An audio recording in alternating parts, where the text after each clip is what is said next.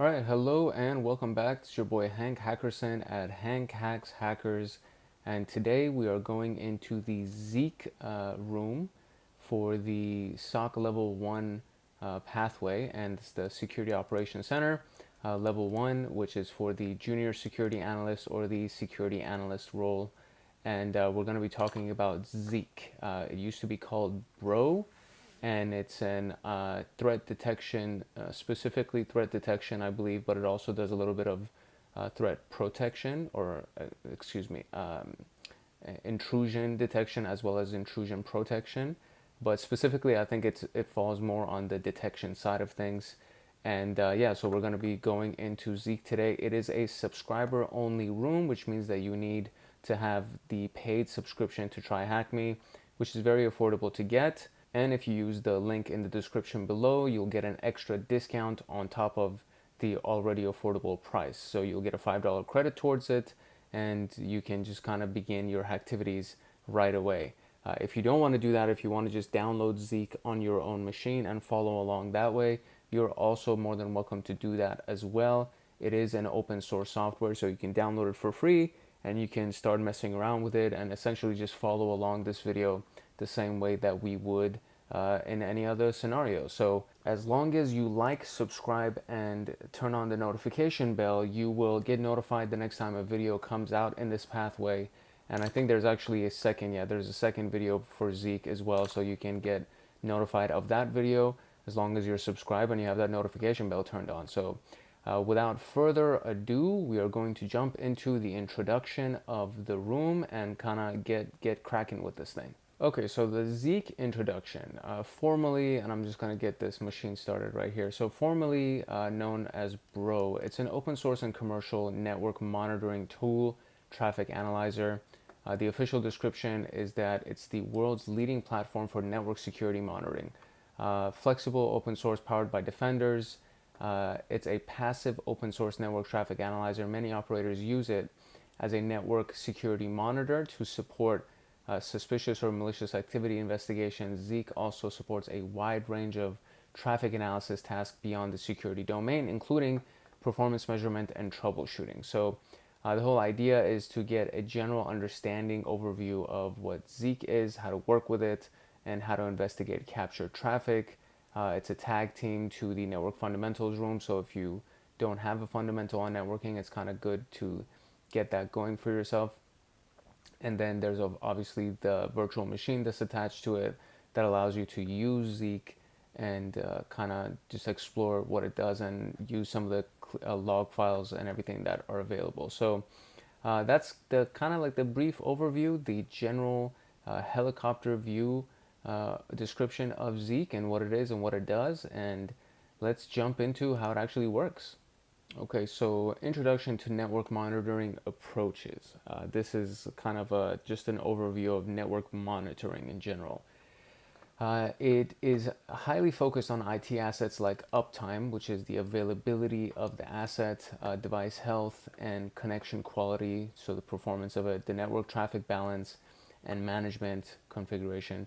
So monitoring and visualizing network traffic, troubleshooting, and root cause analysis are also part of network monitoring. This model is helpful for network administrators and usually doesn't cover identifying non-asset in-depth vulnerabilities and significant security concerns like internal threats and zero-day, so on and so forth. So network monitoring is not within the SOC scope, the Security Operations Center scope. It is linked to the enterprise IT and network management team. Network security monitoring is focused on network anomalies like rogue hosts, encrypted traffic, suspicious service, port usage, malicious suspicious traffic patterns, and an intrusion anomaly detection and response approach. So monitoring and visualizing the network traffic and investigating suspicious events is a core part of network security monitoring. This model is helpful for security analysts, incident responders, security engineers, threat hunters, covers identifying threats, vulnerabilities, and security issues with a set of rules, signatures, and patterns. Network security monitoring is a part of SOC. So network monitoring is not, network security monitoring is, because it's Security Operations Center, and so SOC, so on and so forth. And they're separated between tier 1, 2, 3 analyst levels. So this is kind of the beginning of IT help desk type of a world is when you kind of get into it. They want a tier 1, tier 2, or tier 3 help desk person, or a tier 1, tier 2, tier 3 analyst person. So Zeke is an open source commercial passive network monitoring tool, as we already discussed, and it's supported by several developers. There's enterprise-ready fork of Zeke, therefore it is both open source and commercial, and it differs from known monitoring IDS IPS tools by providing a wide range of detailed logs ready to investigate both for forensic and data analysis. So it provides 50 plus logs in 7 categories currently. So that is pretty hefty. It's pretty heavy duty. I'll admit that myself. So we have the difference between Zeke and Snort, right? So we've done several videos. I think I did 3 videos on Snort already. So they have both their pros and cons essentially, and this is a side-by-side comparison. I am not going to read all of this for you, but it's good for you to know. So if you're more than if you want to read it, you're more than welcome to just pause the video and read it. But the main different purposes for this is network monitoring, in-depth traffic investigation, intrusion detection in chained events, and for Snort, it's intrusion detection and prevention, and stop known attacks and threats. So the Zeke architecture looks like this. It has 2 primary layers, the event engine and the policy script interpreter. So we have event engine, policy script interpreter. So the network feeds packets into the event engine. The event engine use the policy script interpreter to create some kind of an output, and it either logs everything for you or it gives you a notification right away. Some of the frameworks that we're going to be looking at right here are the logging, logging, notice, input, configuration, intelligence. Which direction does this go? Okay, so let's see. Logging framework for all cases, having IDE on, or having IDE. This I feel like is a misspelling on each framework's functionality can help users quickly identify an event of interest. So I don't think these are any I thought that it was like a category type of thing, or like each column was something else, but I think this is just a bunch of different versions of frameworks that are available for Zeke. And then of course we have the Zeke outputs that typically goes into the Zeke logs in the opt folder. The logs are covered in task 3, so we're going to go more deeper into that later. And it is a command line tool from what I understand. So there are 2 operating options. The one is running it as a service, and the second is running it against the PCAP. So before working with it, let's check the version of Zeke instance with the following command, Zeke v. So it gives you the version. And then now that we know that it's installed, we can start it as a service. Sorry about that. I don't know if you heard the honking, but people kind of lost their mind over here. So we can start as a service, and we're going to use Zeke control module, which is run by this command, and requires super user permission, so it's sudo. You can elevate the privileges and switch to the super user account to examine generated log files. And here we can manage Zeke service and view the status of the service. Primary management, is done with 3 commands: status, start, and stop. And so you have it here. So Zeke control, status, start, status, stop, status. So when you do Zeke control, you kind of just go into the control panel, and this is the new prompt instead of it being root. And then you do status to give you whatever is going on, and it says it's stopped. And then you start it, and then you do status, and it's running. And then you do stop again, and then status, and it's stopped. So that's basically it. You can also use the control mode with the following commands as well. So Zeke control status, so on and so forth. So you can just immediately do it with this. So meaning you press this, and then you type this, and then you do stop to stop it or to start it, instead of doing it, pressing enter, and then doing start, so on and so forth. PCAP processing mode logs are saved in the working directory, so whatever directory you're actually in, and then you can just do LSL or to show you whatever the the logs are that have been created in our specific directory. And the parameters are as follows. I don't think this is all of them, but it's just a few. So you have R to read, so read and process a PCAP file, -C to ignore checksum errors, -V for version information, and Zeke control to get into the control module. So investigating the logs will require command line tools such as cat, cut, grep, sort, and unique. And there's a Zeke cut that is proprietary or unique to Zeke, and we're going to cover them in the following tasks. So what is the installed Zeke instance version number? So we actually have to now open the split view to run some of these commands and see what versions of Zeke we got installed and all that stuff. So we're going to open up the terminal because it is a command line tool, and I think I can I'll just go back and forth with my two different monitors and just give you a full screen the entire time. So we will do this. We're just going to open this in a full screen, and hopefully this will be working perfect. So we have that. So we're going to zoom in here, and okay, so the first one is, what is the install, right? What the question is, yeah, what version of Zeke do we have? And so the simple way to do that, and this is like this with a lot of tools, it's just -V. So it shows you the version installation, and for us it is 4.2.1. There you go. What is the version of Zeke control module? So if we do the Zeke control module, as soon as we type it, it should come up. So Zeke CTL. So new version detected. But right now it's 2.4.0. That's the one that we're on right now. So even though there's a new version, we're currently on 2.4.0. And so investigate the sample PCAP file. What is the number of generated alert files? And so the exercise files is probably what we need to do. And where is it? Is it? Oh, I see. So it needs to be for task 2. So it's inside task 2, and there's a PCAP file. So I think exit probably gets us out of this. Yep. And so ls, we're right here. So cd desktop / exercise files / task 2.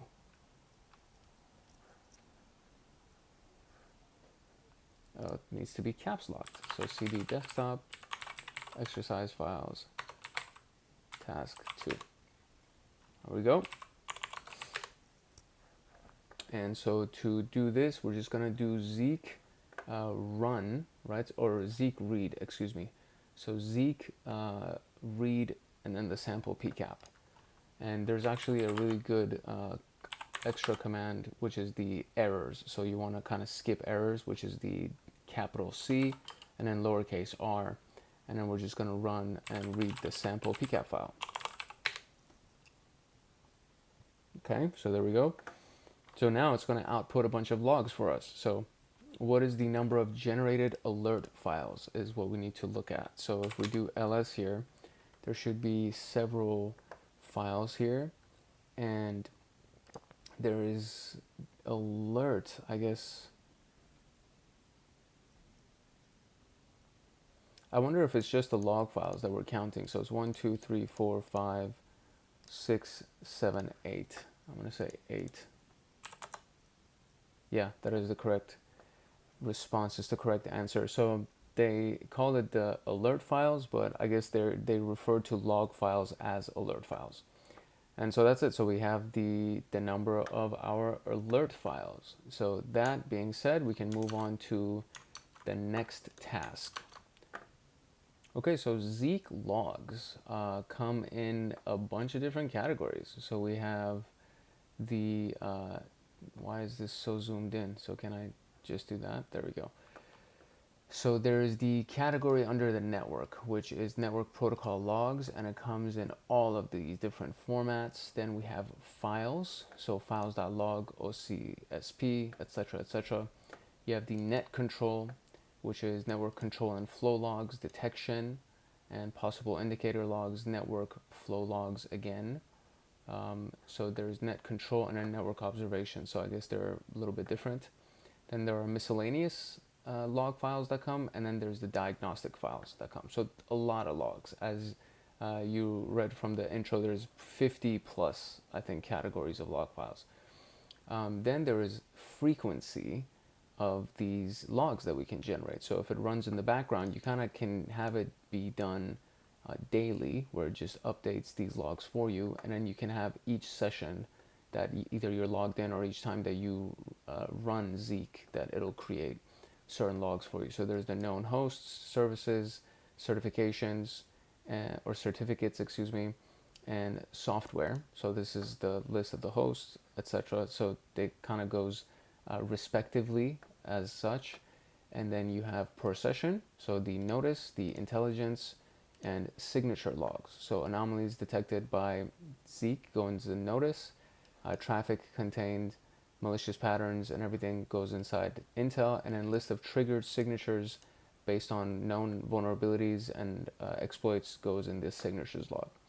Then you have brief log usage primer table. So the overall information goes in these things, and I think we had a few of these already. Protocol based will go in these, and then you'll see it's as the name of it implies, and you kind of see if it's protocol based or not, or what protocol would probably be logged in there. Then the detection, so notice signatures, PE, trace route, and then known host, known services, software, and weird.log is based on observation and I guess patterns of activity and things like that. So you can categorize them before starting an investigation, therefore finding the evidence anomaly will be easier. So the given table is a brief example of using multiple log files.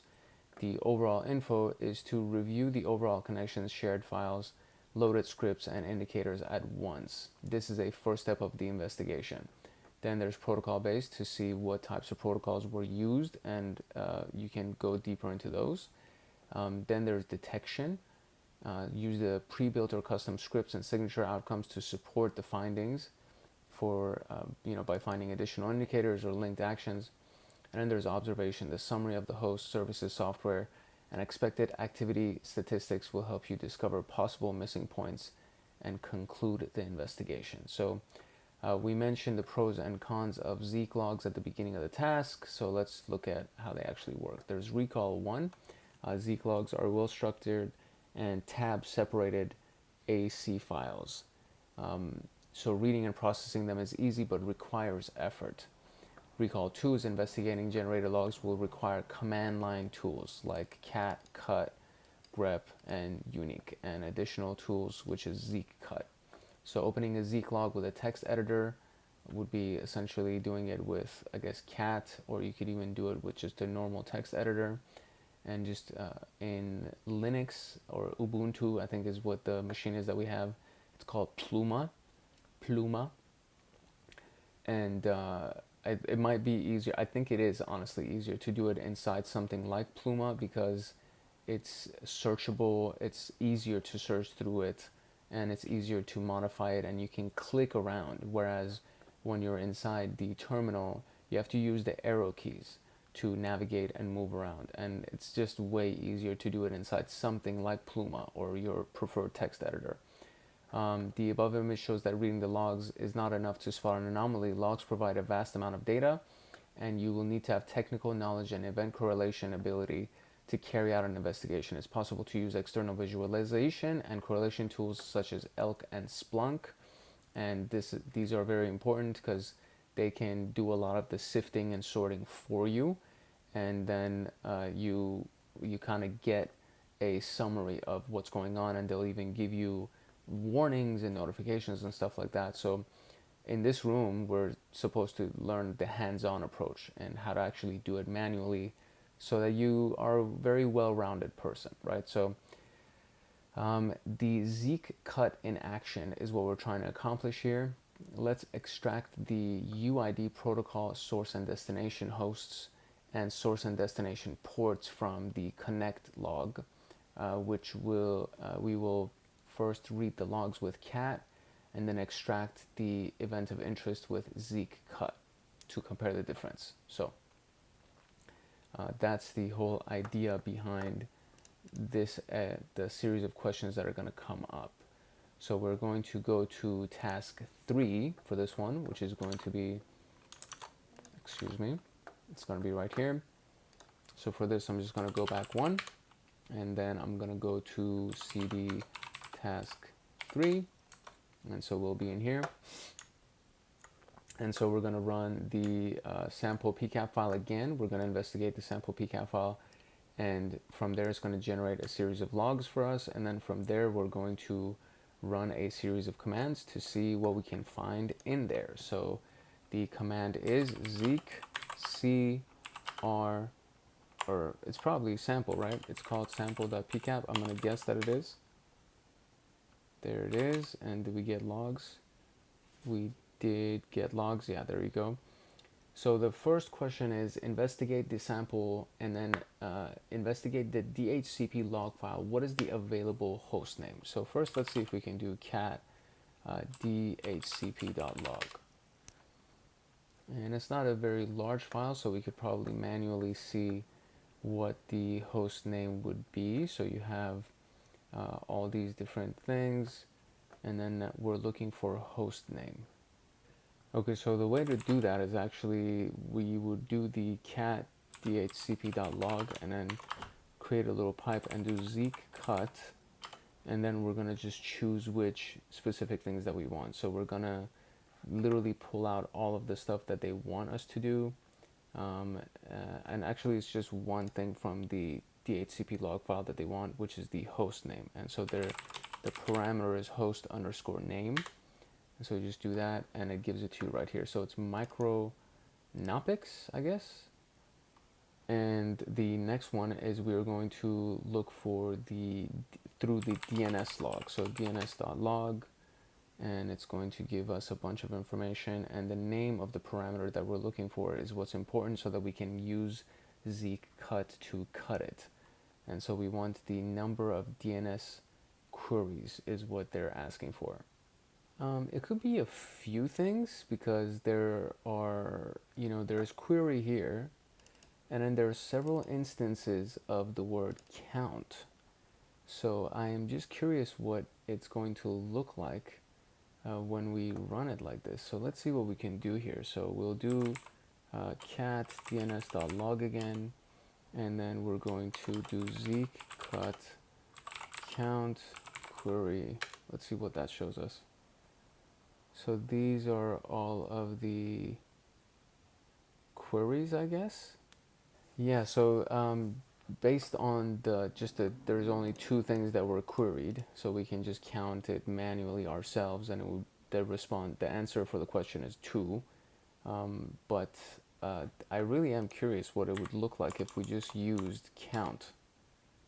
Yeah, it's not even going to show us anything. It's just a bunch of blank spaces. So, okay, moving on then. We're going to now investigate the con.log file to see what's in here, and it's also a bunch of information. And so what is the longest connection duration? That's what we're looking for, so something that has to do with duration. So let's see what options are available here. Oh, there's something literally called duration. So we're going to do the same thing, cat con, and then Zeke cut duration. And the longest one is 332, I think. 325, no, 332 obviously is higher. So 332, I believe, is the longest one. Yeah, it's the longest query is 332. So let's copy that and see if this is the actual right answer here. Yep, that is the correct answer. So Zeke cut is the new command that we've learned to use, and it is pretty useful, honestly. When you kind of figure out what you're searching for, it's pretty useful to be able to parse through the log files using Zeke cut. So moving on to the next batch, or the next task, excuse me. Okay, so it's called Command Line Interface Kung Fu Recall and Processing Zeke logs. And basically, there there's a very interesting series of commands. It's almost like a big cheat sheet of what you can do in Linux to try to find these things. And so the critical point is, what if there is no function button feature for what you want to find and view or extract, right? So that's a key element here. Is what if there was no specific title or something that you for the thing that you want to find? So having the power to manipulate the data at the command line is a crucial skill for analysts, not only in this room, but each time you deal with packets, you will need to use command line tools, Berkeley packet filters, which is, it was an interesting thing that I found in the snort room. That was the first time I encountered that. And regex, or regular expressions, so to find, view, and extract the data that you're looking for. So this task is a cheat sheet to help you write command line queries for your event of interest. And there's a lot of stuff. So, history, not 10 is execute the 10th command in the history. This is typically used as not, so the exclamation mark is execute is being what's done here, but typically it means not something. Then you have reading the file, then you have finding and filtering, advanced search stuff, then you have special commands, so cat signatures, Zeke cut, UID, such and such and such, then the use cases for certain things, right? So print line 11 for advanced. This is important to note. Print between these lines, print below line 11, print so on and so forth. Read the sample text file, read the first 10 lines of the file, read the last 10 lines of the file, cut the first field, first column, filter specific keywords, sort outputs alphabetically, sort outputs numerically. This would have been useful in this last thing, so let's actually do it one more time. And we're gonna use this thing that's sort -n. Okay, there you go. So this is the actual command. So you have to do it in 3 parts. You have the cat log, then Zeke cut duration, and then another pipe, and then you do sort -n, and then it'll sort it for you numerically from smallest to largest. So that's very useful. And let's see, there's a bunch of stuff here. So use case, so sort and unique, remove duplicate values, sort unique C, remove duplicate values and count the number of occurrences for each value. Very useful. Sort and R, sort values numerically and recursively. Rev is reverse string characters. Cut F1, so cut field 1 out. Cut D, dot F12, split the string on every dot, and print keep the first 2 fields, and basically a bunch of other stuff. So we need to refer back to this more and more. I'm not going to remember all of this until I do very many versions of this exercise over and over and over again, until it actually becomes second nature to me and it becomes like a second language. And I'm guessing it would be the same thing for you too, unless you have a photographic memory, which if you do, then I am super jealous. But yeah, this is kind of a cheat sheet for us to refer back to as we go through the rest of the room. So, all right, here we go. Zeke signatures whoa, what just happened? Zeke signatures have rules and event correlations to find noteworthy activities. So it's basically using, I'm guessing, several databases to try to find the signatures of any of the packets or any of the frames that are of importance that should be noticed and paid attention to. So the unique signature could all either fall under condition or it could fall under action. And the condition would be the header, so filtering the packet headers for specific source and destination addresses, protocols, and port numbers, and then of course content filtering the packet payload for any specific value or pattern. And then under the action is create the signature log file in case of a match, and then trigger a Zeke script if necessary. So those are the basic things that would happen if it noticed certain types of signatures and what it would do. Then you have the conditions that would elicit the action, essentially, right? And so then these are the condition fields, right? So the header, and then this is how it's the syntax looks like inside the filters, and then the content, the context, the action itself, comparison operators, so is equal to, is not equal to, is less than or equal to, greater than or equal to. Filters accept string, numeric, and regex values. So Zeke, read the sample and then use the sample signature. So it can use the sig extension. So it says use signature file right here. So it can use the extension. It's going to ignore checksum errors, and it's going to read the PCAP file. So view signature, this is the signature itself.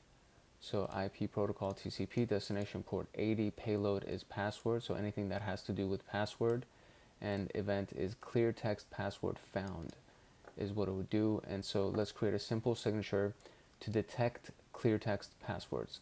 So it's kind of similar to writing Yara rules or snort rules, right? So remember, Zeke signatures support regex, which means something like this, matches any character 0 or more times. The rule will match when a password phrase is detected in the packet payload. Once the match occurs, Zeke will generate an alert and create an additional log file, which is called signature log and notice log, right? So if you run it, same command that it was before, I think. Is it reading the previous one? No, it's reading a different one. So it's reading the HTTP PCAP, and then it's looking for the stuff that's inside this signature file for HTTP passwords, I'm guessing. And then when you run it, you're going to have the password sig, you're going to have the notice log, and you're going to have the signature log output. And then you read notice log and cut, originating ID and response and the message. And so originating ID, the response, and the message, right? So the signatures log will read, so you can do the source address, destination address, signature ID, and event message. Source, destination, I'm guessing that this is the signature ID, and the event message. So we can go through the signature log and cut whatever the message would be. And in this particular situation, what is it looking for? It's looking for everything, I think. This is kind of the whole event that just came out of that signature. So it's a post request that was sent to this particular file on the server, and this is the protocol. I don't think HTTP is a protocol, I'm sorry. So that is the protocol, and the host is this whole thing. Excuse me. The host is this, and the user agent is this, right? So the notice log, etc. So yeah, these are just sample outputs, and I'm pretty sure we're going to have to run our own commands to try to find certain things.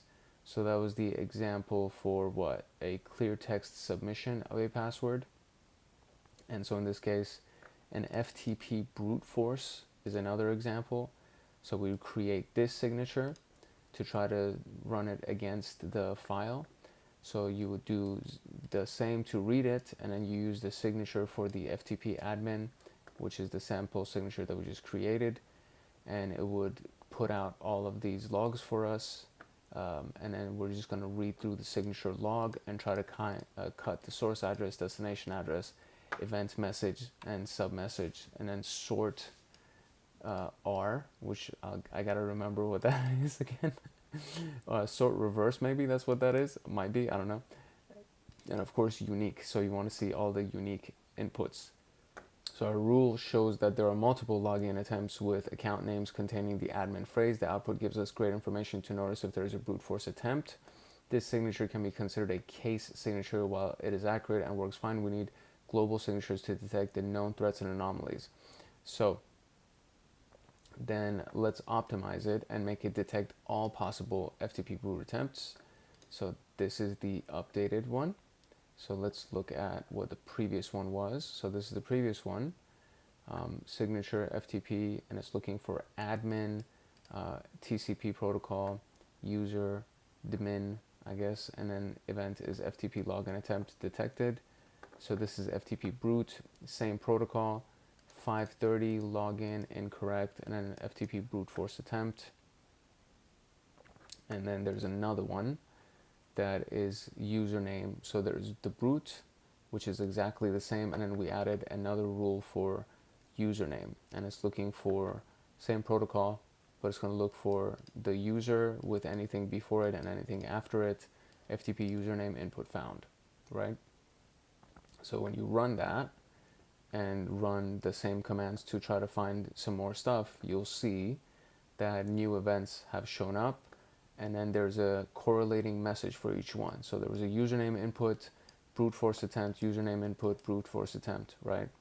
And that is the case. And if I remember correctly, we actually ran some snort rules, and the snort rules required to find things by event code or event, basically the number for the event. And so the event 530 means that they attempted to log in, but they failed the login. So it's not going to say failed login all the time. It's going to say login incorrect or something like that.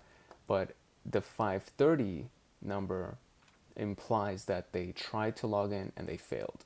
And that's a code that you can search for that's going to be consistent across most rules, if not all rules. So we are going to now go into task 5, the exercise files for task 5, and we're going to investigate some of those things, and hopefully we can find some good answers. Hopefully we can find them quickly. How about that? Not with too much trial and error. How about that? So let's jump into it and see what we can find. Okay, so we got to go into the task 5 file. And what we got here, there's the FTP and there's HTTP. So there's an HTTP PCAP file. We're going to create the HTTP signature that's shown in the task that we just were at, and then we're going to investigate the PCAP file. So first and foremost, let me go find that HTTP signature, and then from there we're going to try to find some stuff inside the actual PCAP file. Okay, so for this one, I'm going to go inside the actual HTTP PCAP file. I'm going to do nano, I guess, what is it? HTTP password.sig is what they called it, so we'll call it exactly that. And it's right here. Oh, I mean, maybe it was already created for us, huh? I think that's what it was, because I didn't even have to type anything, and as soon as I did it, yeah, it's already in there. So I didn't even have to do anything. So since it's already made for me, I'm just going to run the Zeke against that signature file so that I can try to see if I can find anything of note, right?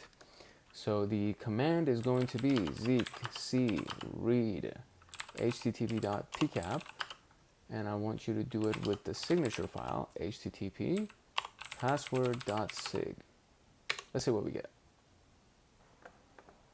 Oh, you know what? My mistake, because I just assumed that it was good. I didn't even verify that the lines of code or the lines for the payload and everything are literally left blank. So there's no information in here, and I should have verified this. So this is my bad.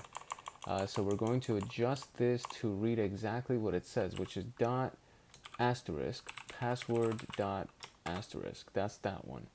And then the next one is going to be clear text password found is basically what we want to type for the message, and that should be good. So clear text, whatever, it doesn't need to be perfect, password found, exclamation.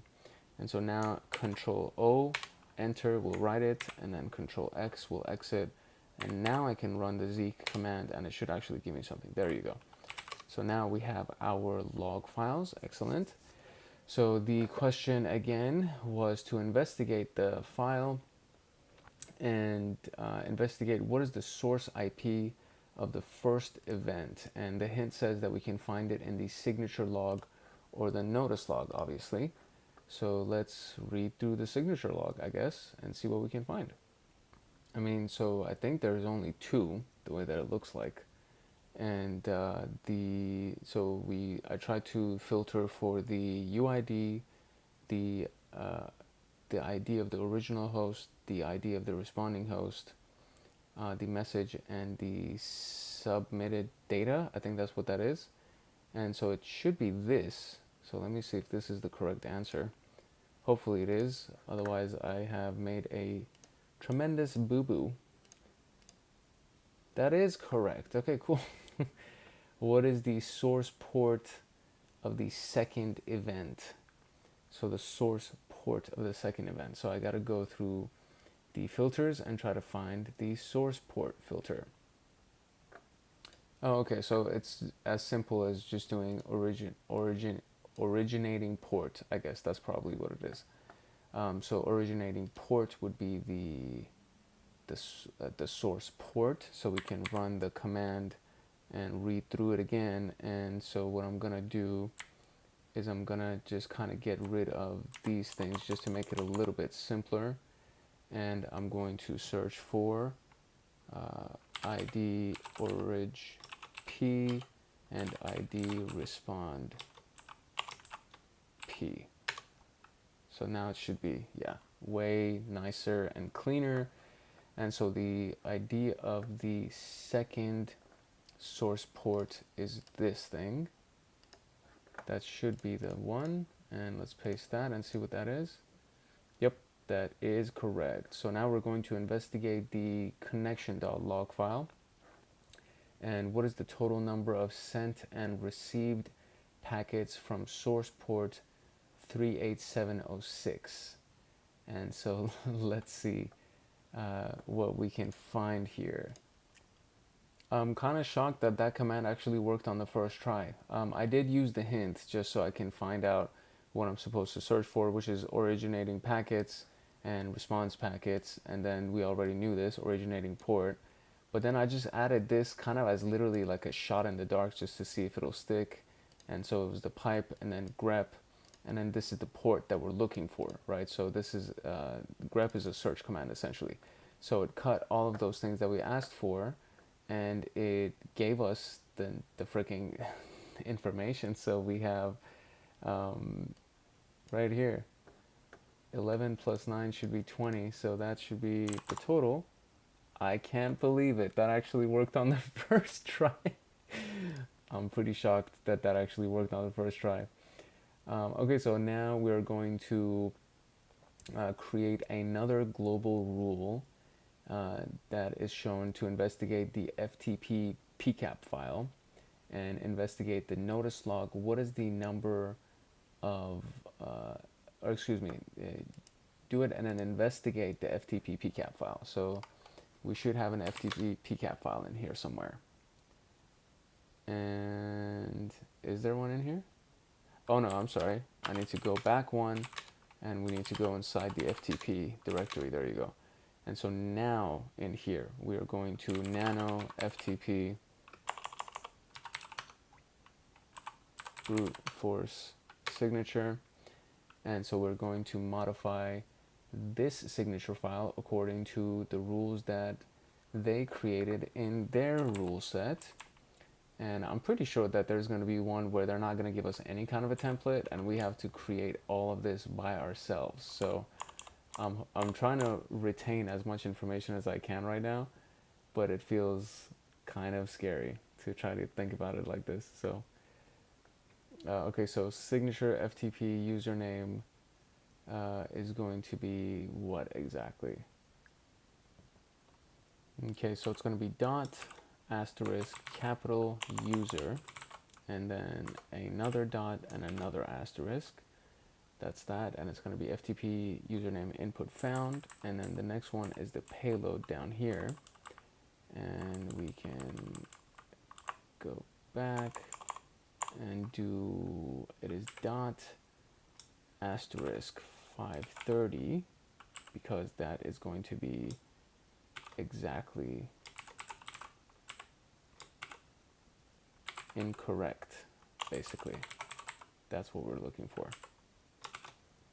Like so. And so brute force attempt, I think that's pretty much it. So now I'm going to Control O, enter, and Control X And now we're going to run Zeke against the ftp.pcap, and we're going to use the signature file ftp brute force signature.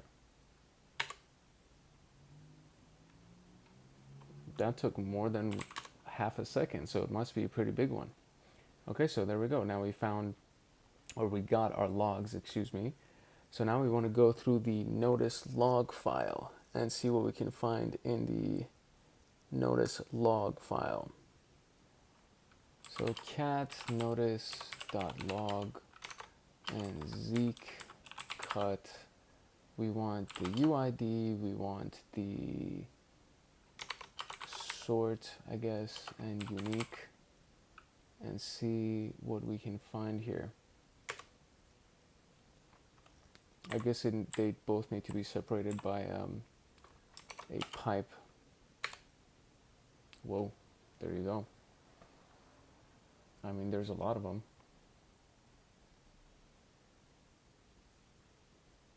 There is a lot. I can definitely not do this by myself. So I know that got the results. Now I need to find a count for this. So I'm gonna go refer to that kung fu list of things that it gave us to see if I can find a count. Okay, so we're gonna try one of two commands. The first one is going to be WCL.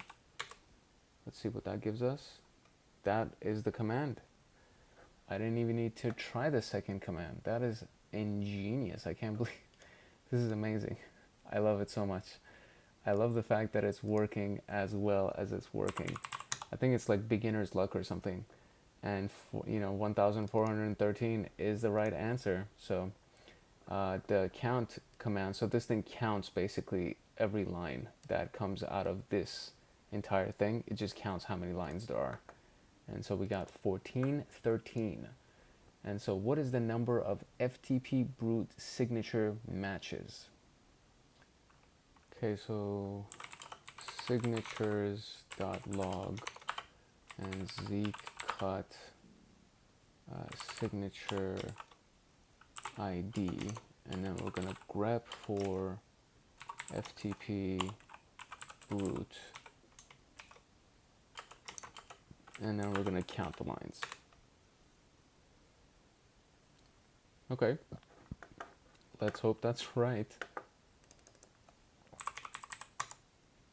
Okay, cool, that is right. So we had to look through the signatures log, we cut the signature ID, and from the signature ID we grepped, we searched for FTP brute basically, and then from that we counted the lines, and that gave us 1410 as a total. And that's it for task 5 actually. So we are wrapped with this. I do need to make sure that this gets edited and put out. So what I'm going to do is I'm going to cut this right now. We're going to cut the recording. We have gone through the first 5 tasks of Zeke, and then what we're going to do is come back tomorrow and record the remaining 5 tasks. Well, actually it's only 4 tasks because there's a conclusion. And so I'll kind of just show you where we're at right now, just to refresh the page. So we have our answers in here. So we just did Zeke signatures, and we went through all of these exercises, and we got these answers for ya. And so now we got 6, 7, 8, 9, and then the conclusion. And so there's the fundamentals of Zeke, which is Zeke scripts, excuse me, fundamentals, and then Zeke scripts with scripts and signatures. And then these are pretty hefty tasks, so this is going to be fun. We're going to learn a lot, and Zeke is a very, very powerful tool. It's one of the foremost tools. I love it because every company that creates a tool is like, we are the foremost of yada yada yada yada. So we are going to go through all of this stuff tomorrow because it is kind of running late right now, and I need to make sure that I actually edit this so that it's ready for your viewing pleasure and for your learning pleasure. So yeah, we're just gonna call this, and this is gonna be part 1 of the Zeke video, the Zeke Bro Room. If you like and subscribe and turn on the notification bell, you will get notified when the next video comes out tomorrow. And or you know, if you're not a subscriber and you find this later, then you can just go and find part 2, so it's not going to be hard. But if you are a subscriber and you're watching this and you want to make sure that you get access to it right away, then make sure you like and subscribe and turn on the notification bell so that you get notified as soon as the next video comes out. And if you're not a subscriber and so on and so forth, just make sure you like and subscribe and turn on the notification bell, because the video will come out at least once a day. And this last week it was kind of hectic, so I'm trying to kind of rearrange my schedule and get back on the multiple posts per day. But at the very least, you will get one post per day, one new video per day. And I'm going to do that for as long as I possibly can. The link in the description below will give you access to the subscriber only rooms of TryHackMe, because this was a subscriber only room and it does require a paid subscription with TryHackMe to do it. And it's only $12, but if you use the link in the description, it ends up becoming $7, so you get a nice little discount on top of that. And you can just run the exercises, or you could always download Zeke Bro on your own computer and go through the video and the exercises like that. So whatever you want to do is totally fine with me. Just wanted you to know what your options are. This is your boy Hank Hackerson at Hank Hacks Hackers, and I hope you found some use in this video. You learned some good things about Zeke, and we will continue pick up from where we left off tomorrow. And yeah, that's pretty much it. If no one else loves you, Hank loves you. Peace, love, and chicken grease. I will talk to you soon. Bye. Hey, thank you for being here with me again today. Before we jump into today's video, I wanted to make a quick little disclosure / announcement. Today's session was not recorded in my normal studio recording type of an environment, and so I had to jump around from place to place as I literally recorded piece by piece of this particular module. And you might hear some background noise and stuff like that. I've tried my very best to cut it out to make it so that it's not too distracting or too annoying or anything like that, but you might end up hearing some, and if that is indeed the case, I really do apologize, and I hope you still get a lot of value from this video. And yeah, that's pretty much it. So let's jump into the actual contents of the video, starting with our very classic introduction. Okay, hello and welcome back. This is your boy Hank Hackerson with Hank Hacks Hackers, and we're going to do part 2 of our Zeke room. We did part 1 yesterday that included, of course, the intro, the basic monitoring with Zeke. We went through some Zeke logs. This particular task was actually very useful because it covers a lot of commands that you can use in general when you're parsing through files or you're searching for things. So this one was a really good one. And then the last thing that we did was Zeke signatures. And we created some signature files and used those signatures files to analyze some PCAC files. And then from there, we found the answers to the questions that we were looking for. So it's been a pretty nice experience so far. I learned a lot. I hope you learned a lot as well in the last video. And so we are going to jump into the next few tasks here and try to wrap it up today in this session. One thing is that this is a subscriber only room, so you would need a subscription with TryHackMe, and it's only $12. But if you use the link in the description below, you'll get a $5 discount on it, so it'll end up becoming $7, and it becomes even more affordable. And yeah, you can pretty much run it and gun it. If you want to do this on your own machine, of course, you're more than welcome to do so.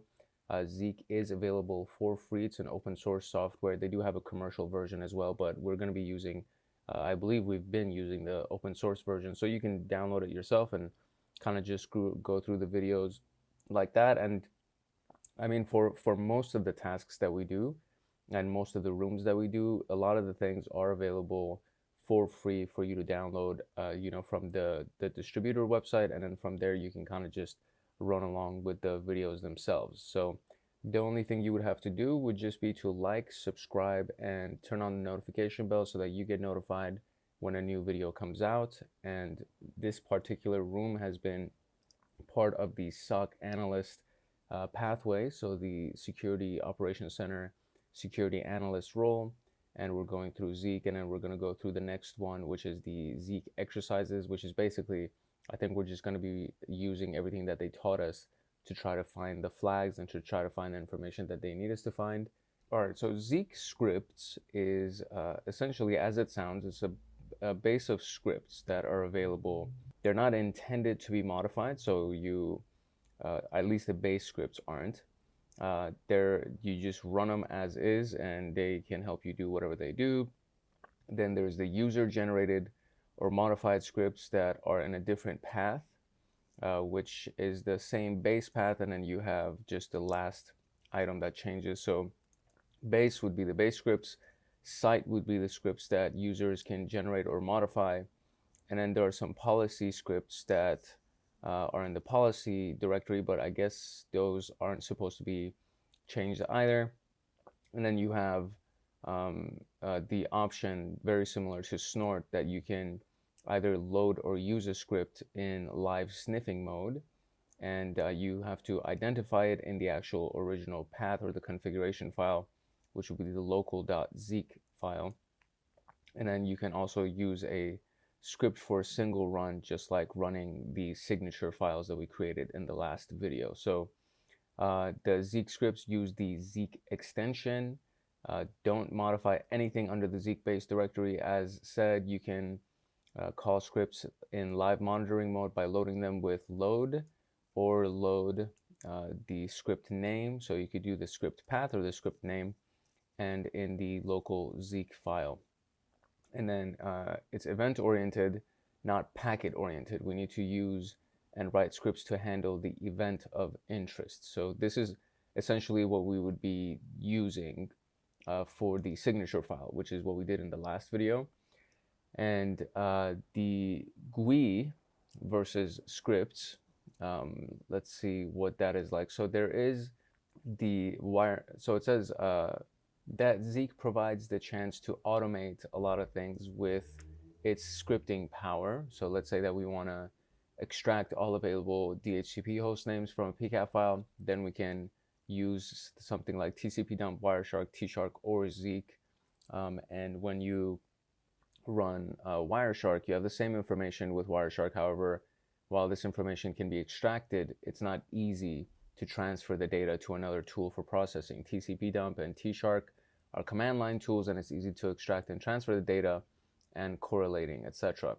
And so you would be able to run something similar to a sudo command, which is the root permission command for TCP dump, and then you run the rest of it for it to actually run the scan on the PCAP file, use whatever you want for the ports that you want to extract, then you grep and search through that results to try to find something, and then you essentially sort it and find any unique items, etc., etc. And so this was basically the result of this entire command right here.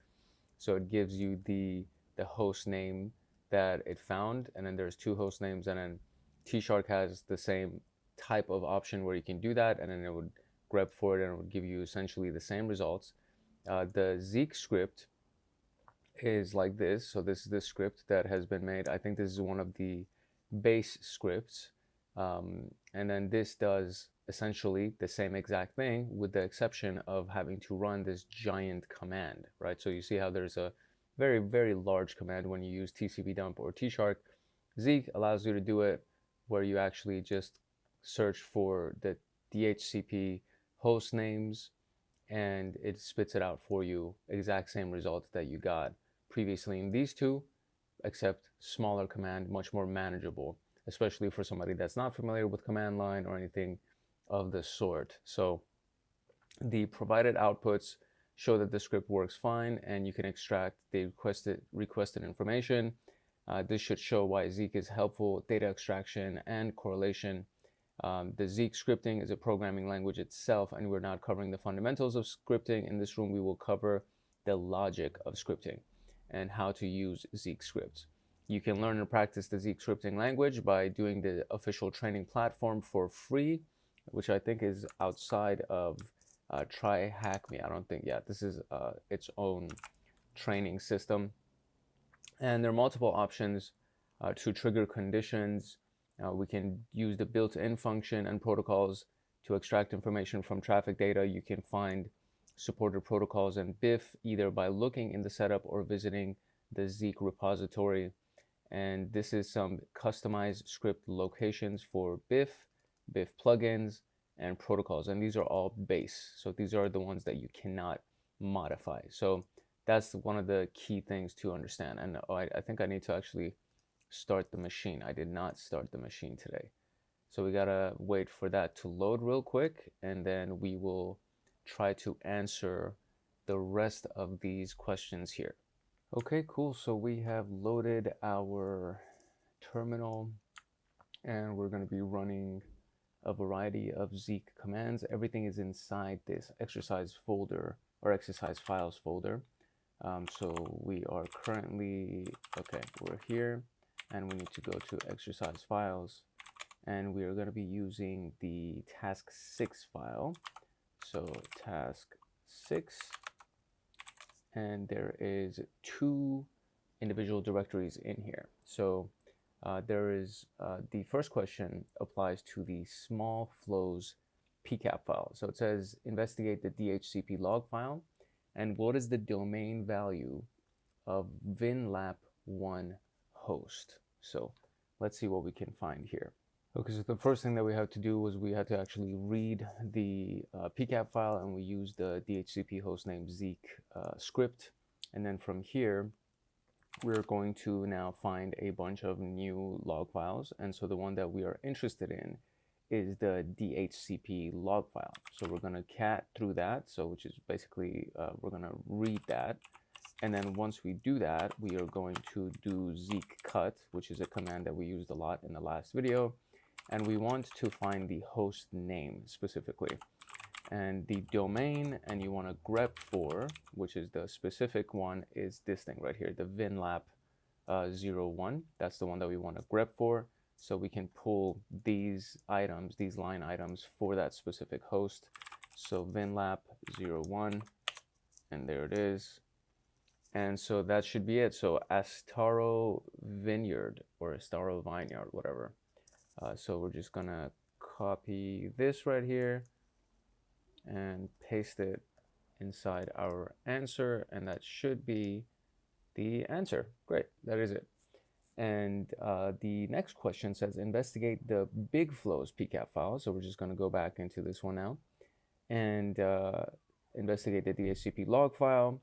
What is the number of identified unique host names? Okay, so that one is also a similar command to what we ran before. So we're going to go back one, then we're going to go into big flow, and we'll do an ls, and these are the files. So we're going to read it first. So Zeke C, read the big flows PCAP, and then we're going to use the DHCP hostname .zeke. So it's going to find that for us. And so there we go. So it has finished. It actually was a lot of stuff that came out of this. So now what we want to do is we want to find the number of unique host names. So we're going to do cat dhcp.log. We're going to cut with Zeke, and we're looking for the host name again. And we're going to sort this time. So sort nr, and then we want the unique files.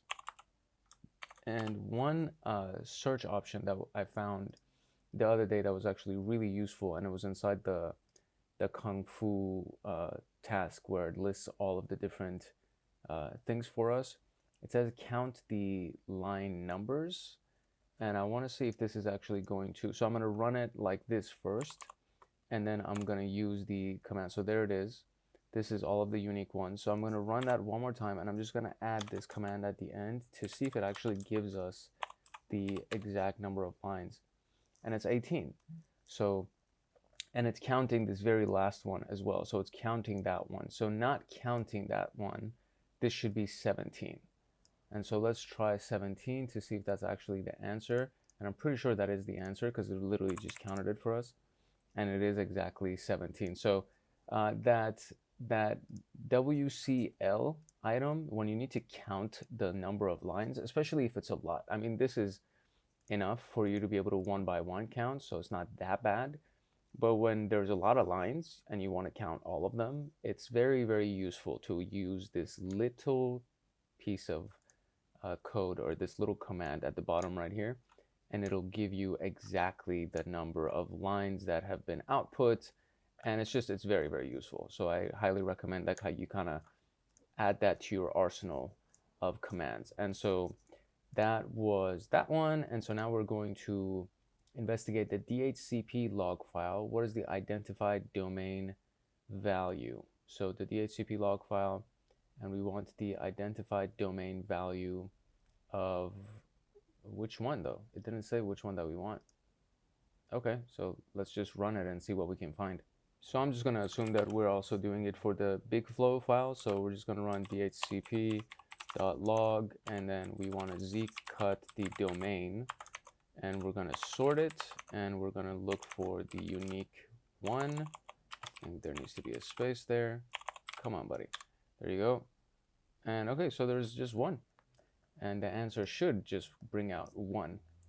And so that's it. It is jalam.net. I think that's how it is. So jalam.net should be the response, the answer that we're looking for.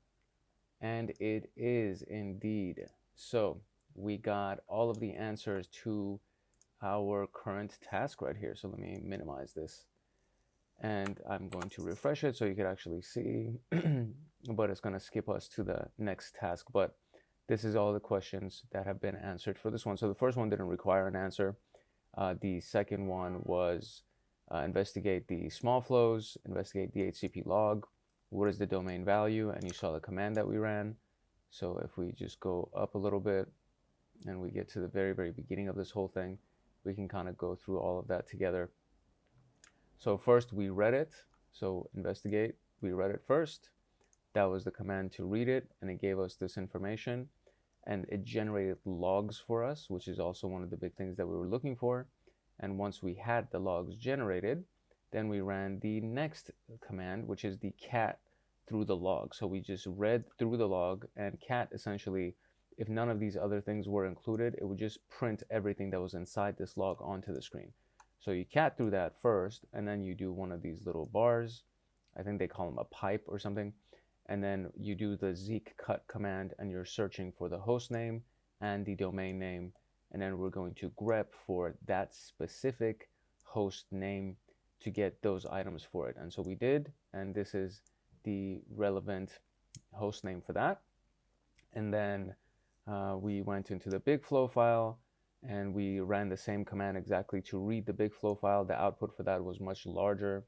And once we had the output for this, we just had to, again, read through the DHCP log that was generated, and we cat through that, and Zeke cut the host name, sort NR, and unique, and it gave us all of the stuff. And all I did was I just added the WCL at the end of that same exact command, and it gave us the number of lines that came in, and it included this dash right here. So it included that line as one of the counts. So if you just remove that, it would be 17, right? So that was the answer for that. And then we just wanted to see how many unique domains were available through this thing. So we cut for the domain, and we sorted, and we found the unique responses, and there it is that. So that was fairly straightforward, and we are done with that particular task. So we're gonna move on to the next one.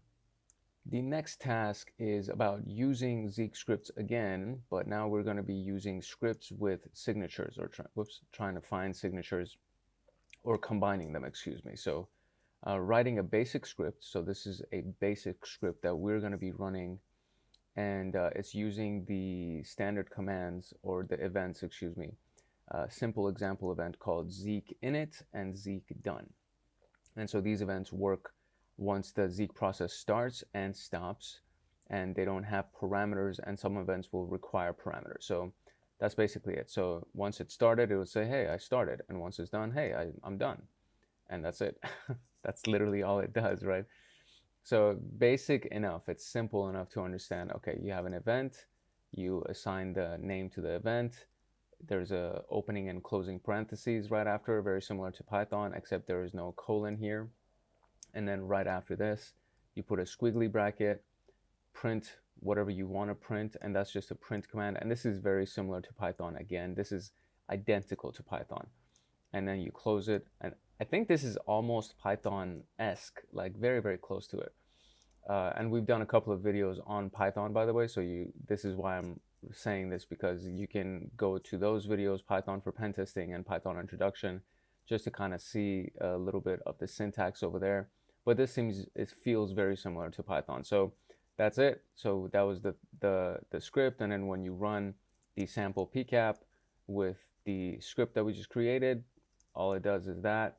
And then when it's done, obviously, it's going to have all of the log files in the working directory that you were just in, right? Then there's the new connection parameter that we can use. And so what it does is we're going to print the packet data to the terminal and see the raw data. In this script, we are requesting the details of a connection and extracting them without any filtering or sorting. To accomplish this, we are using the new connection event. This event is automatically generated for each new connection, and the script provides bulk information on the terminal. We need to get familiar with Zeke's data structure to reduce the amount of information and focus on the event of interest. So we need to investigate the bulk data. So when you create a new connection event, the category, I guess, is connection, and it's going to print C. Or no, I'm sorry, that's a variable. It sounds like it's a variable that we just created. So new connection, the variable is going to be the connection, and then print the variable. And so you run it, and this is bulk. This is what they mean by bulk data. And it just all came out into the screen. And so you have the originating IP, the originating port, and the protocol, then the responding ID, the responding port, and the protocol. And then you have the size, the state, the number of packets, number of bytes, flow label, the L2 address, and the response right here. And that also closes out with the L2 address. And then you have the start time, the duration, the service, the history, the UID, the tunnel, VLAN, and the rest of these things are blank. There's nothing associated with the rest of these specific variables or parameters. But it seems like one giant packet was read, or not one, excuse me, one giant response was created for one singular packet. And for that packet, we got all of this data. And it kind of looks intimidating at first, but when you just look between these square brackets, you kind of can see that, oh, this is what they're actually doing. And it's fairly simple if you know how to kind of decipher some of this stuff. So it provided bulk data for each connection. The style is not the best usage, and in real life, we'll need to filter the information for specific purposes, especially if you're on a time crunch because you're doing threat hunting, right? So you can't like go read word for word, line for line. So if you closely at the output, you can see that there's an ID and a field value for each part, which is true. So to filter the event of interest, we're going to use a primary tag. In this case, C comes from connection. So that's what that variable was. And ID value comes from ID and the field name. So you should notice that the fields are the same as the fields in the log files. So the new connection, it's C, again, is going to be the variable.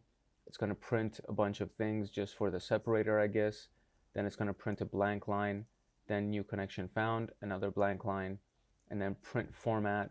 You're going to have the source host, and it's going to print the source information, including the C ID and origin H, and then the C ID and original port, right? So originating host and originating port.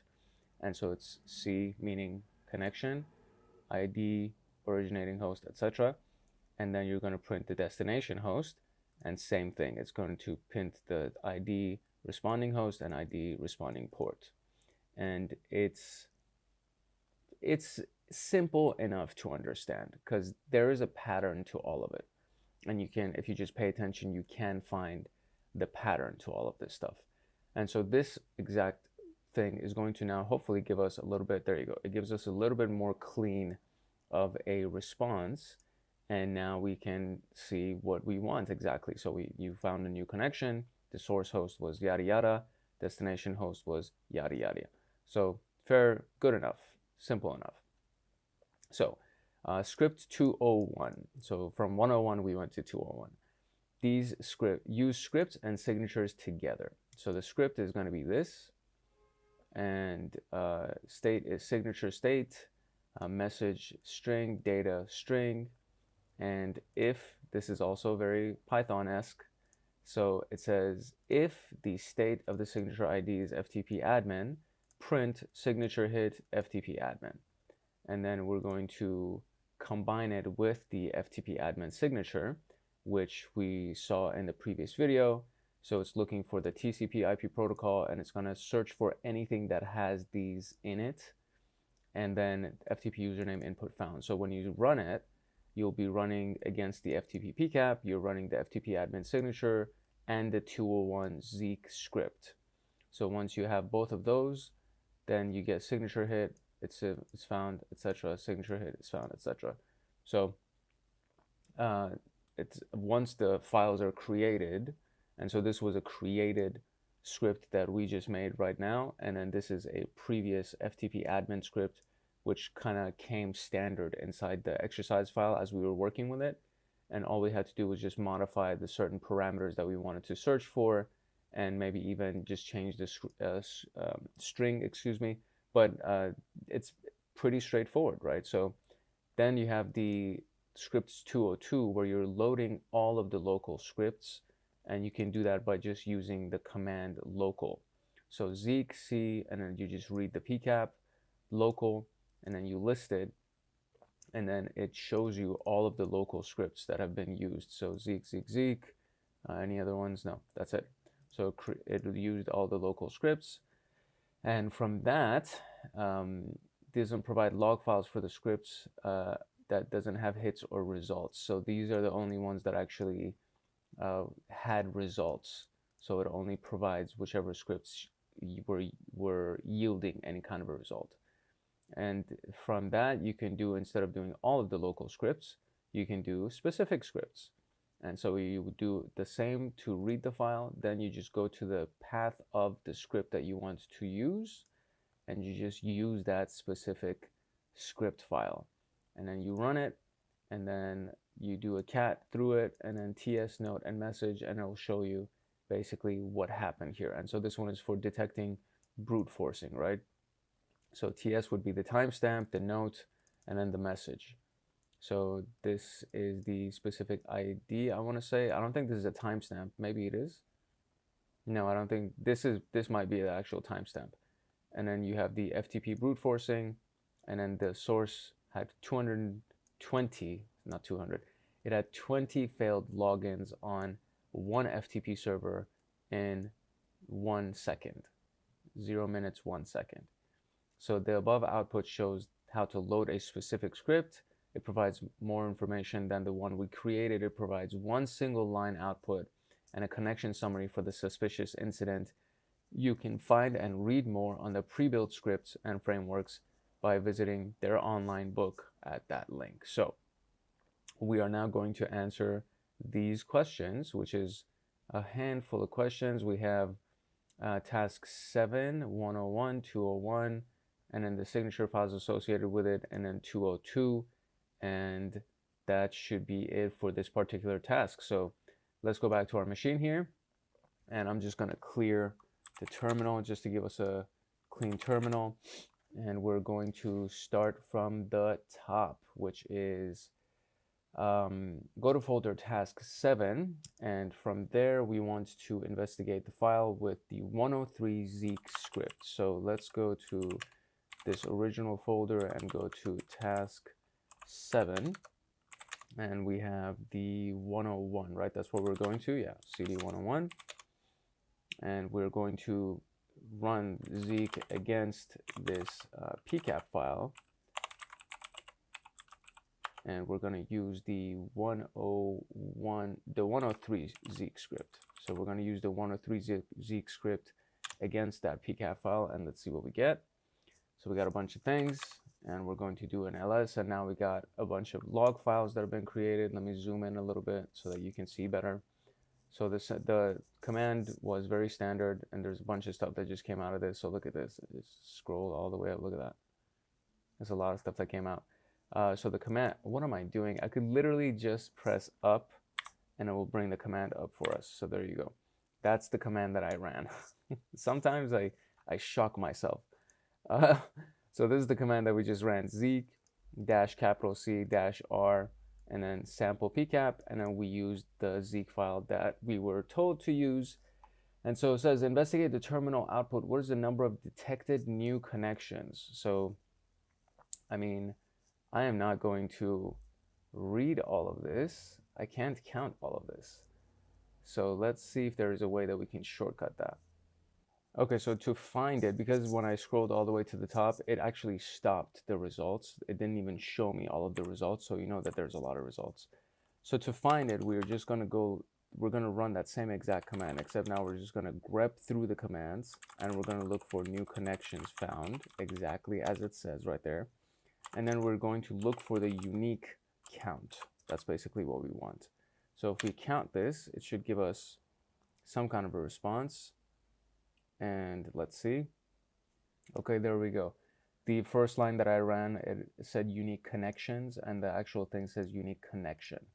And so there's it. So unique count, it says 87 new connections found. And so the answer to that question of how many are there should be 87, and it is 87. Great. So now we are going to go to the task folder 201. So we're just going to go back one, and we're going to go into 201. And from 201, we want to investigate the FTP PCAP file, which is right there. And we're going to use the 201 Zeke script, which is right there. Investigate the signature log file that comes out, and what is the number of signature hits. So here we go. So we're going to run Zeke again. And when that's done, we're going to now investigate the signature log file, is what they're telling us to do.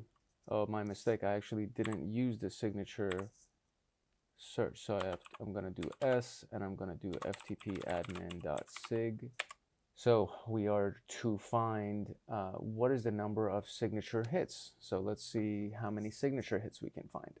Okay, so when you do cat signature.log, it gives you a bunch of things, and I was trying to find the individual parameter, or I guess the ID that we're supposed to be looking for to find it. And I believe it's actually called sig ID, sig_ID. And so we're going to just run the same cat command, except now we're going to use Zeke cut to find the sig ID. And then, as you already know, we're going to do unique, and then we're going to count the number of unique, and it should give us a number, and that's the number. So 1401 would be the number. And so let's see if that is indeed the answer. And that is also the answer. So okay, go now investigate the signature log file. What is the total number of administrator username detections? So we're going to go and search for that, and we're going to be grepping for that. So the command is going to be pretty simple. First, we need to find the actual columns, because it's kind of tough to notice without actually being able to see everything. So when you do less, it allows you to scroll through this whole thing. And can I do, there we go. Oh, whoops, went too far. That's the one that we're looking for, is user admin is what we're trying to search for. And so you click on the arrows to the right until you get here, and you would find that. And so that's where we're at. And then so from here, we're going to press Q to quit and just get out of that. And then from there, we're going to be able to now grep, or actually run the following search command, which is what we need to be able to find the answer to the question. So from here, now we can actually write our command to search using Zeke cut. So we're going to cat through the signatures log again, except this time I'm just going to do Zeke cut at the end, and we're going to search for sub message, and we're going to sort it, and we're going to find the unique count. And there you go. So you have user admin is 670, and then user administrator is 731. So we're going to go here, and we want administrator. So 731 is going to be our answer, and that is the right answer. Great. Now investigate the FTP PCAP with all local scripts, and investigate the loaded scripts log file. what is the number of loaded scripts. So the local command is going to be what we're going to use to run the read of the PCAP with all local scripts, right? So very, very simple command. It's going to, first and foremost, let me just make sure that I'm in the right place. It is in 201. Yeah, very good. And so we're going to read the FTP PCAP again. So it's going to be Zeke CR FTP PCAP and local to use all local scripts. And it's going to go through it. So now if we do ls, there should be something that says loaded scripts. And there is right there. It says loaded scripts. So now we want to read through the loaded scripts and see what we can find here. So loaded scripts, there you go. And then we're going to do the same strategy of less to see what shows up and how many potential items we can find. And so it's basically the ones that are inside the opt-Zeke base BIF file directory, right? So since we know what we're looking for, it's going to be this particular set of characters, I guess, or we can call it a string probably. So we can grep for this, we can search for this, and then we can do the command that we had last time to count the number of lines that come up. And then from that, we'll hopefully be able to find, because there's a lot of them, and from that, we'll be able to find how many there are in here. So we're going to press Q to quit, and now we're going to go through the thing one more time, and I'm just going to do up to do that, and now I'm going to grep through the results. And what I want to grep for is /opt ****, because it's a wildcard character and it shows everything after that. So it counts basically any line that has those characters plus whatever comes after it.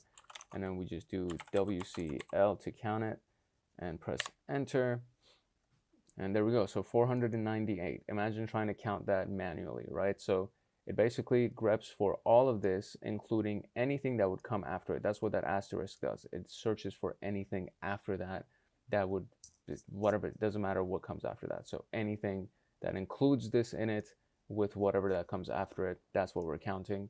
And the response would be 498. So let's make sure that that's actually right. That is indeed correct. Very good. So 498.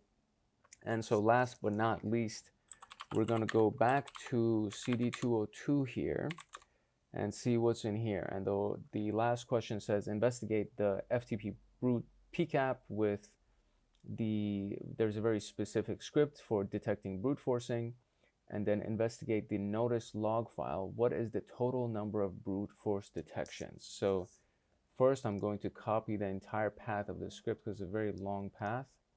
And then we are going to investigate the PCAP file with this script and see what happens here. So here we go. It is ls. I did already, so I'm going to do Zeke CR FTP brute PCAP, and we're going to use this script here. That whole thing. So run that, and that should give us a log file, which it does. So now what we want to do is we want to go through this specific log file to see what is the total number of brute force detections. Let's see how many we can find. So with this one, just by running cat notice.log, it's not a really large result, and the only instances of FTP brute forcing that I see are 2. So there's only 2 that show up here. Apart from that, I don't think there's anything else really. So I think the answer is 2. So let's click on the thing, and is it 2? Oh, it's 2. Okay, great. So yeah, that is the answer. So it wasn't really a really large output that came out of this. So all I had to do was just run cat just to print the contents of the notice log file. And this is the entire content of the file, and you can eyeball it and find it very quickly. If this was not the case, we would have to create some kind of a search string and account and so on and so forth. But thankfully, this one was fairly simple and straightforward. So that is that one. And so now we can go back here, and if I just reload the screen, you'll be able to see all of the the responses. So let's actually go to this one because this is the one that we were just doing. So we got, we went to task 101. We investigated the sample PCAP with the Zeke script and investigated the terminal output. What is the number of new connections? So what we had to do was find the actual string, and it was new connection found. And then we grepped for that, and then we counted how many times that showed up, and that was 87. And for this one, the same thing, but now we did the investigation of the FTP PCAP file with the FTP signature as well as the 201 Zeke script file. And this was in directory 201. And so when we ran that, it said investigate the signatures. What is the number of signature hits? And this was a really big one, so we had to use a count parameter, and that helped us find the 1401 number. And then investigate the signatures log file. What is the total number of administrator username detections? And this was another one that we had to go and try to find. We did less, the command. So we read the file, we did cat, the name of the file, signatures.log, and then we did the pipe, and then we did less. And it shows us everything towards the top of the screen, or towards the top of the file, which includes the specific column that you're trying to search for. And so we found it, and I think it was sub message or something, sub underscore message, something like that. And so we grepped for that. We searched for that using Zeke cut, and then we counted the number of instances that it showed up, and it gave us two different results. It was user admin and user administrator, and we wanted to find the user administrator count, and we got it that way. And then we did the FTP PCAP with all local scripts, and then there was a loaded scripts file that showed the number of loaded scripts, and it was basically done by the path of the script that was used. And so we just had to search for that entire the entire file, but we did it with the grep /opt/* so that we can find everything that had that specific string in it. And there was 498 instances. What's the hint on this? The hint is local commando, local, to be able to just run all local scripts. And then we went to the last file, or the last directory folder, and we investigated the brute force PCAP with this particular script, and then the notice log. We just printed it onto the screen, and there was only 2 instances of FTP brute force showing up, and that was that. So that one was a little bit of a longer one, but it ended up working for us, and we found all of the answers to the questions. So there we go. Moving on to the next one. Okay, so Zeke has frameworks that you can use, and instead of using individual script, you can use a framework of scripts or potential modules that are available. And the first one would be the framework for hashes. And out of the 15 plus frameworks that are available, and there's a lot more information on this, but you can, we're just going to work on some of the basic ones today. You would use it using the load command, and then you go to the path of the actual framework name, and then it'll give you access to it. For the first one, we're going to use a pre-built function of the framework and have the hashes MD5, SHA1, and 256 of the detective files. We'll call the file analysis framework hash all files, and to accomplish that. And so before loading, we can just look at how it works. So you just use the cat command, and it'll show you the hash demo Zeke script. And then you have the cat command to show you the hash all files Zeke script that's inside the frameworks. So when you do the hash demo Zeke script, it loads that framework for you, and then you can just do the cat command to see what's actually inside this framework file, and it shows you. So it loads the base files hashes, and then it goes through the analyzer and analyzing MD5, SHA1, and 256, right? When you execute the script and investigate a log file, this is what it looks like. So you would do the zcap, or the Z command, excuse me, against the PCAP, and you use the script for hash demo, and then you use it against the thing, again, just using the hash all files framework, and it puts everything onto the screen for you. So you do the log, there's going to be a log file created called files log, and then you just use the cut command to do MD5, SHA1, and 256, and it gives you all of the hashes for this. So when you look at the output, you see that both scripts provide the same result. The preference is up to the user. Both of the usage formats are true. Pre-built frameworks are commonly used in scripting with the load method. Specific scripts are used as practical scripts for a particular case. So the file framework can extract files, and this is another one that we're going to be using. We can extract the files that are transferred, and so you again just run the command, you read the PCAP, and then you just use the specific framework that you want to use, and this one is extract all files. And then when you run ls, it'll show you everything that has been extracted, and there's going to be an extract files file, and we extracted the file successfully. There's a new folder called extract files, and it automatically is created, and all the detected files are in it.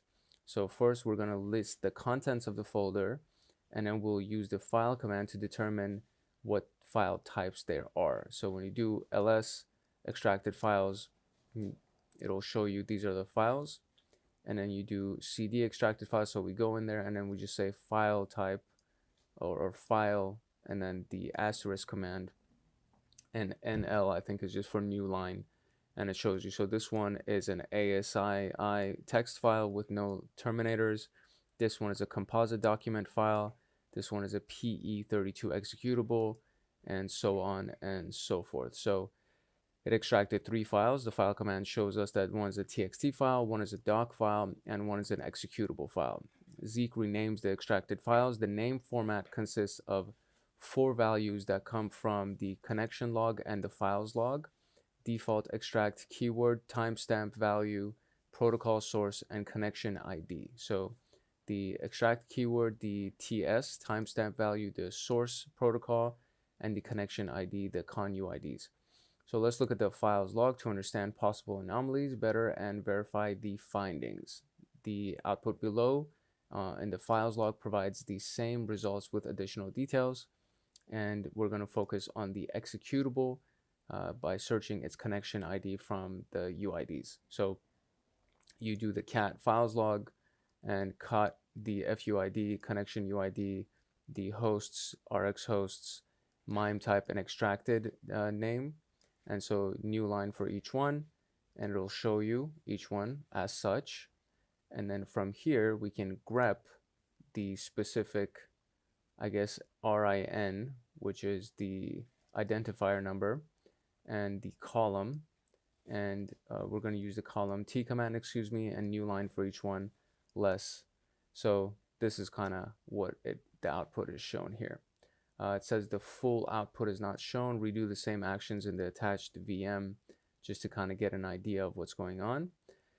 And the grep tools help us investigate the particular value across all available logs. The above terminal output shows us that the connection ID linked with exe appears in the connection log, files log, and HTTP log files. The given example demonstrates how to filter some fields and correlate the findings with the rest of the logs. We have listed the source and destination addresses, file and connection ID numbers, MIME types, and file names. Up to now, provided outputs and findings show us that the record number is an executable file, and other files provide additional information. So now we have the notice framework for gathering intelligence. It can work with data feeds to process and correlate events and identify anomalies. The intelligence frameworks requires a feed to match and creates alerts from the network traffic. So if we demonstrate a single user-generated threat intelligence file and let Zeke use it as a primary intelligence source, the source location would end up being this particular case, which is the intelligence text file. And there are 2 critical points that we will never forget, which is the source files has to be tab delimited, and you can manually update the source, and adding extra lines doesn't require any redeployment. However, if you delete a line from the file, you will need to redeploy the Zeke instance. Let's add the suspicious URL gathered from case 1, and see the feature in action. So before executing, we're going to look at the intelligence file and the script contents. So you would use cat for that, and it would show you the intelligence, the Zeke Intel TXT. So there's field indicator, indicator type, the meta source and meta description. And so smartfacts.com, domain, and this is the meta source and the source description. And then you would run the same cat command against the intelligence demo script, and that'll show you what it's loading as far as the frameworks are concerned, which is the scene and the do notice, and then it's going to read the files according to whatever is the pathway of the file, right? So the final extracted value is going to be the final command. Once we actually want to run it against the PCAP, is going to be running the Zeke regular reading command against the intelligence demo Zeke script, and that will pull up the associated frameworks. And then once you have a log generated, which will be the intel.log, we're going to cut the UID, the originating host, responding host, and scene indicator, and the matched command. So the UID, the host number, the receiving host, and the indicator, as well as the matched command. And so there we go. So what we're going to do is we're going to actually go through the task 8 exercise files, and we're going to run some of these commands using the specific frameworks just to try to find the responses, as always. So let's go into our virtual machine and see what we can find. Okay, so the specific task that we're going to be working in is going to be task 8. And so we want to get into that task file as usual.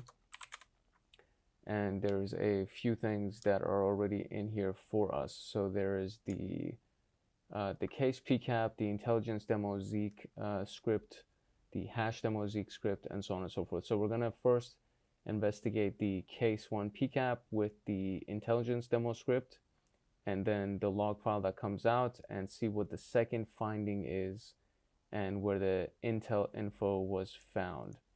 And so in the hint, it just says read on the Zeke and the script if you don't see the intel log file. That's the only hint that we get. So first, we're just going to run Zeke and see if we get a log file.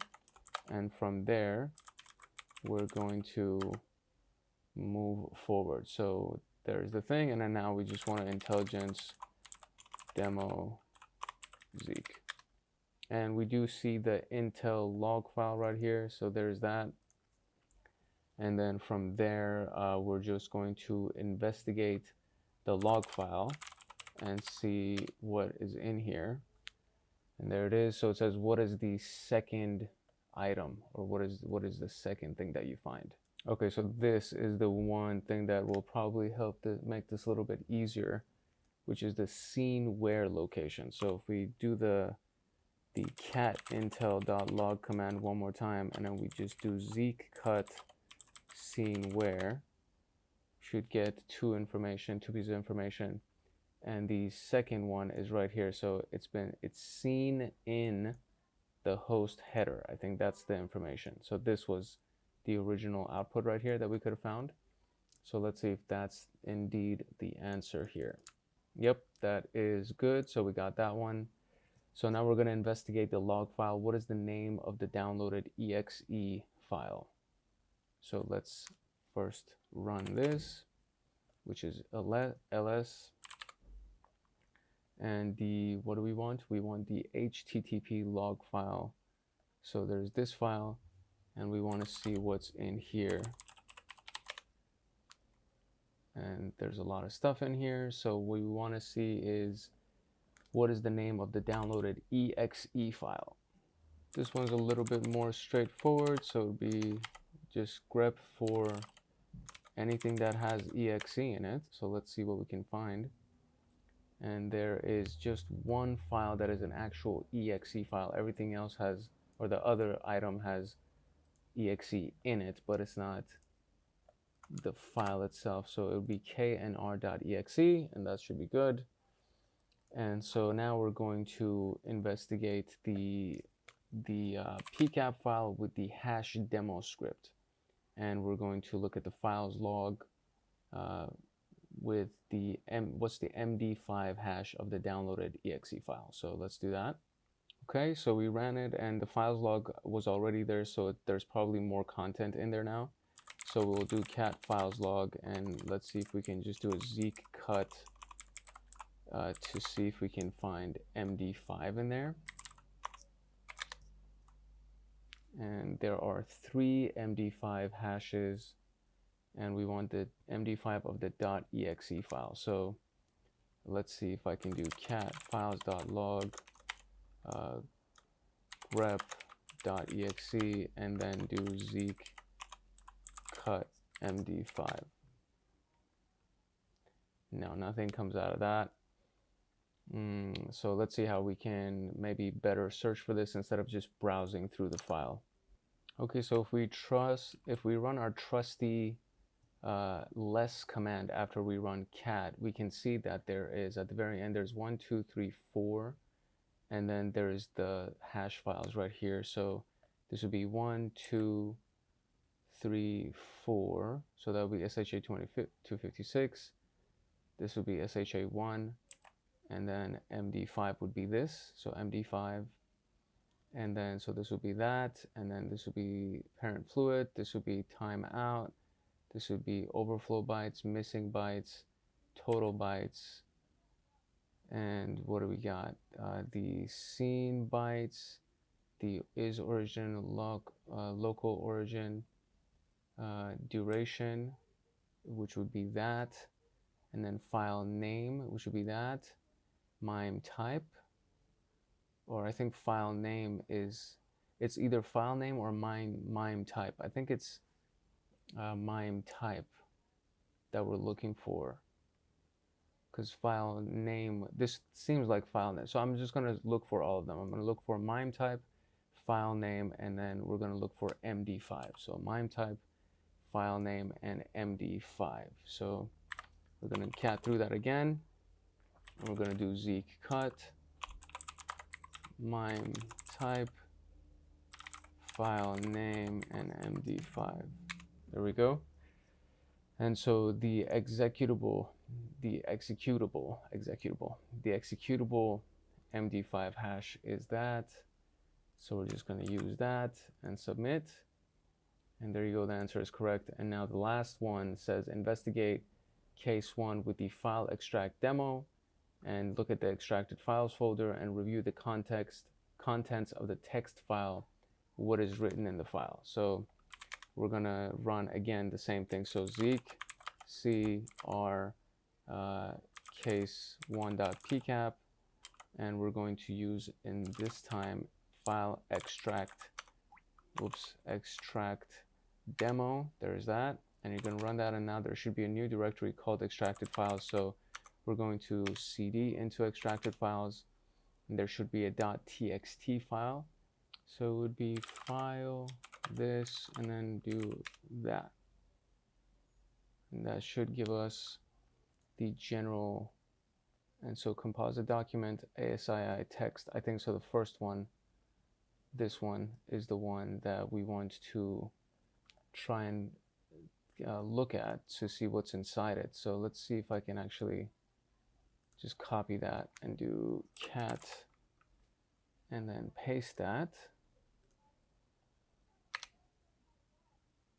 And it says Microsoft NCSI. That's all we got in here. So copy, paste, and that was the correct answer. So it wasn't bad. It was fairly easy to do.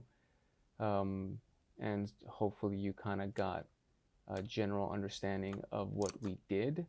One of the things that has served to be pretty useful has been the less command after running cat on a file, so that we can kind of just see what the top section of that file is, especially if it's a really large file. You can run the less command to see what the top section is, so that you can see what these various columns are, so that when you're trying to search through it, you know what to search for. And that has been very, very useful. So running less on a specific log file just so you can see what's inside it ends up being pretty darn useful.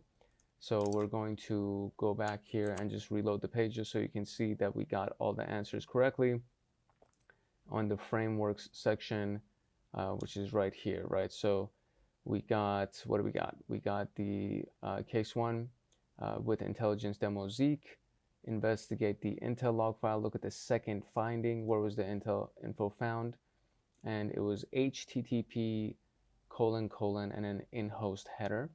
So specifically, we just wanted the in-host header part. And all we did, we used Zeke cut to find scene.where. So where was it seen, basically? And that's the information, or that's what the specific answer. Then investigate the HTTP log file. What is the name of the downloaded exe file? And all we had to do was grep4.exe, and we found there was two items. One of them said exec, so obviously it has exe in it, and the other one was literally .exe, so that was the answer. In this one, when we ran the hash demo script, we were able to find the hash values, but we just had to find the specific name of the file, or the column that included the name of the file, which was either, I think it was either MIME type or file name. It was one of those two. And so I just used both of them, and then I used the column for MD5, and it gave us the MD5 hash values for each one of those files. And last but not least, we did the file extract. We went inside the file extract files folder, and we did file type just to see what kind of file it was, and then we found the one that was a text file, and we just ran cat against it, and it gave us the contents of it. So pretty simple, fairly straightforward to do. And now we can move on to the next section. Okay, so moving to our last task here, it is the Zeke scripts packages task. And so package manager is something that helps us install third-party scripts and plugins to extend Zeke functionalities, and it's installed with Zeke and available with the ZKG command. Users can install, load, remove, update, and create packages with the ZKG tool. You can read more on it and view available packages here and here, which is basically two separate outbound links, external sources. And you would need root privileges to use ZKG, so keep that in mind. So the basic usage of ZKG would be to install a package, to install a Git if you wanted to use a Git URL, if you wanted to list the packages, to remove one, to refresh the list of installed packages, and of course to upgrade a specific package, or just, I guess, all of the installed packages. As it says right here, I think it just upgrades everything. So there are multiple ways of using packages. The first approach is to use them as frameworks and then calling specific package path or directory per usage. The second most common approach is calling the packages from a script with the load method. And the third and final approach is using the packages, calling the package name. Note that this method works only for packages installed with the install method. So here we go. We got the clear text submission of a password. So we're going to install a package first and then demonstrate the usage in different approaches. The package is already installed in the given virtual machine that we have right now, so we don't need to reinstall it. But this is basically how you would do it. So you would just go ZKG install, and that's the name of the specific thing that you're trying to install. The following package will be installed, and then you just kind of go through the prompts, and then when you do list, it should show you that it's actually been installed, and it's right there. Then we have the, so now we can successfully install a package. As the description mentions, the package creates alerts for clear text passwords found in HTTP traffic. Then you call the script. So calling with script, you would be Zeke CR HTTP PCAP, and then sniff mode Zeke. And then, oh, I think you can actually combine. That's what that looks like, because previously I did -C-R, and I think you just do, you could combine the two options together, which is now useful to know now that we're at the end of the friggin' room. The next part is to view the script contents, which we would just do as such. This is just kind of just showing us the process. I don't think we need to do this every time, but it's just showing us what's going on. So when we look at the script, it just says that it's going to load this particular sniff pass or sniff package, and then calling it from the path. So you would just read the PCAP and then call it from the path. And then from here, we would call it with the package name itself. So you could do that as well. In either case, you can call it with a few different ways, specifically with the, so that it exists within the sniff demo Zeke script that calls on it. Then you can just call it directly from the path, or you could just call it with the package name. Either way works. The above output demonstrates how to execute packages against the PCAP. You can then use the best one for your case. The Zeke sniff pass package provides additional information in the notice log file. So let's view the logs and discover the obtained data using the specific package. And so we have the notice log. We did Zeke cut, the originating host, their responding host, the protocol, the note, and the message. So originating host, responding host, protocol, that's the note, and that's the message. So clear text password supposedly has been found. So it found clear text passages, provided notice, and grabbed the usernames. So I guess, yeah, there you go. So we found the usernames. Remember in task 5 we created a signature to do the same action. Now we can do the same activity without using a signature file. This is a simple demonstration of Zeke scripts and the flexibility of packages and all this different kind of stuff. So the next one would be to find geolocation data, and that's another script which is geoip con, or package, excuse me. And so this geolocation found in the what is it? It says it provides geolocation information for the IP addresses in the con.log file. It depends on the GeoLite2 city MMDB database created by MaxMind. This package provides location information for only matched IP addresses from the internal database. And from here, so we would just run the Zeke command to read the file and then just use the geoip con. And then once you have that, you would go through the con log file and cut whatever you would need from it. And in this case, there's been a lot of stuff that's been cut out. Specifically, there is the UID, the originating host, responding host, originating country code, originating region, originating city, and latitude, longitude, the responding country code, responding region, and responding city. And so you get the UID, the hosts, and I mean, all the other stuff was empty with the exception of getting United States, California, Los Angeles, which is for the responding country code, region, and city. So we've covered what the Zeke packages are and how to use them. So there's much more to this, obviously, and there's a lot of reference links that they gave us, so we can go to that.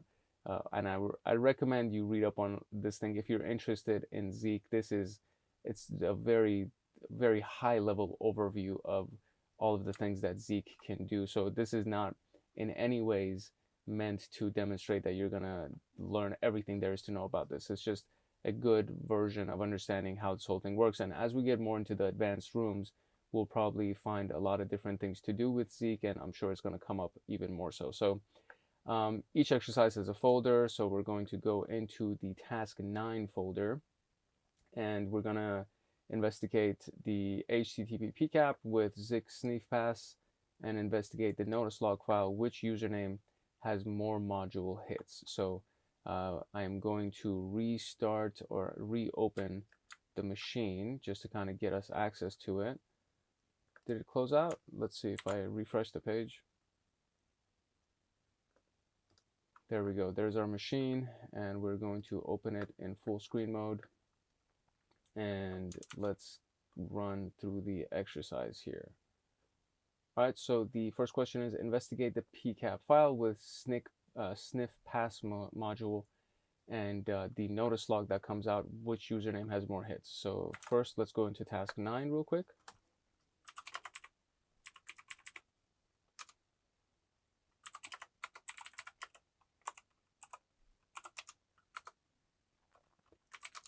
There we go. And clear text pass is the one that we want. Let me just zoom in for you a little bit. And so in here, there should be a few things that we need to do. So we're going to do Zeke CR. Now that we know how to do that, HTTP PCAP, and the specific one that we want is Zeke sniff pass module. And as we learned here, we could just refer to it by name, right? So we could literally just take the actual name of it and just refer to it as such. So I'm just going to do that. I'm actually going to go here, I'm going to paste it in here, and we're going to run it, and it should give us a couple of log files here. And we do have it. So now we want to look at the notice.log file and see what we can find. So cat notice.log. Let's see what shows up. Obviously, a lot of good information. And so specifically what we want is they said a username, right? So it says which username has more module hits. So let's see if we can find a column for username specifically. Okay, so we actually, just did the same command before with was less. So we did cat, the notice.log file, and then a pipe, and then just the word less, and it gave us all of the information. And it's just more organized this way. And so when you kind of click right long enough, you'll get to a section where it says password found for user, so on and so forth. And there's literally only 5 lines that say that. And out of those 5 lines, the one that shows up the most is Bro Zeke. So this is the guy that shows up the most. And so that would be the answer for that. And you would press enter on that, and there it is. And now we're going to investigate case 2 PCAP file. And with the GeoIP con module, and investigate the con log file. What is the name of the identified city? So case 2 log file. Let's quit out of this. So we're going to go back here, and we're going to go into the GeoIP specifically here, and there's case 2. So we're going to Zeke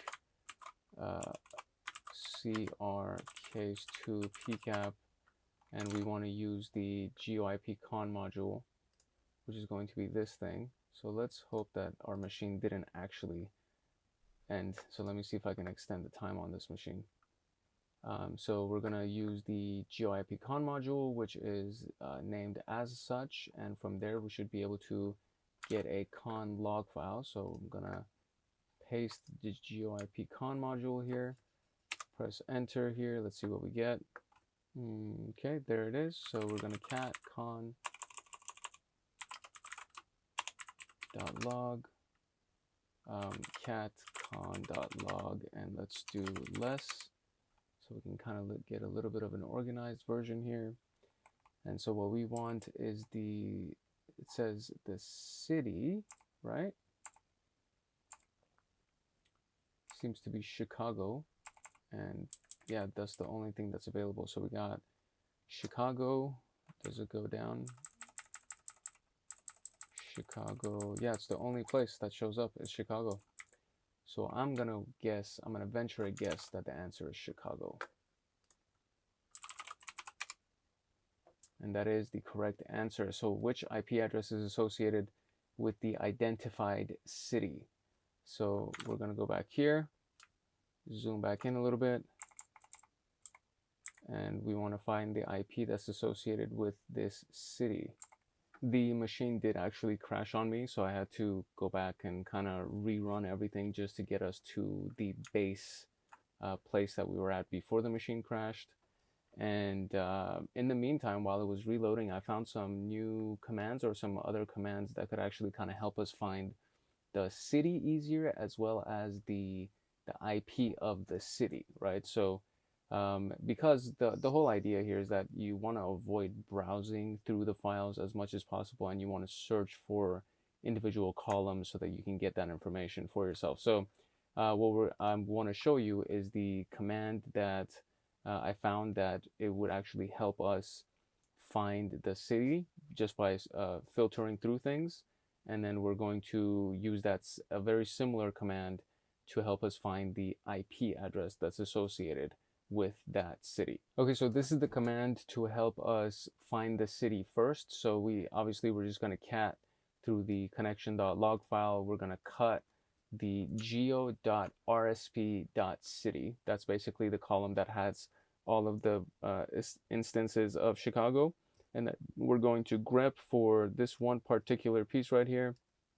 And V, I think it means that it's just going to not include it. Let me just run it and make sure. Yeah, so it removes all of the instances out of this whole thing that is just a dash, and then it only shows up the unique responses that came out of that, which would be Chicago itself. And so to be able to do this and to actually get the host ID as well, all we need to find is the response, the ID response host, or hold on, I'll find out. Hold on one second.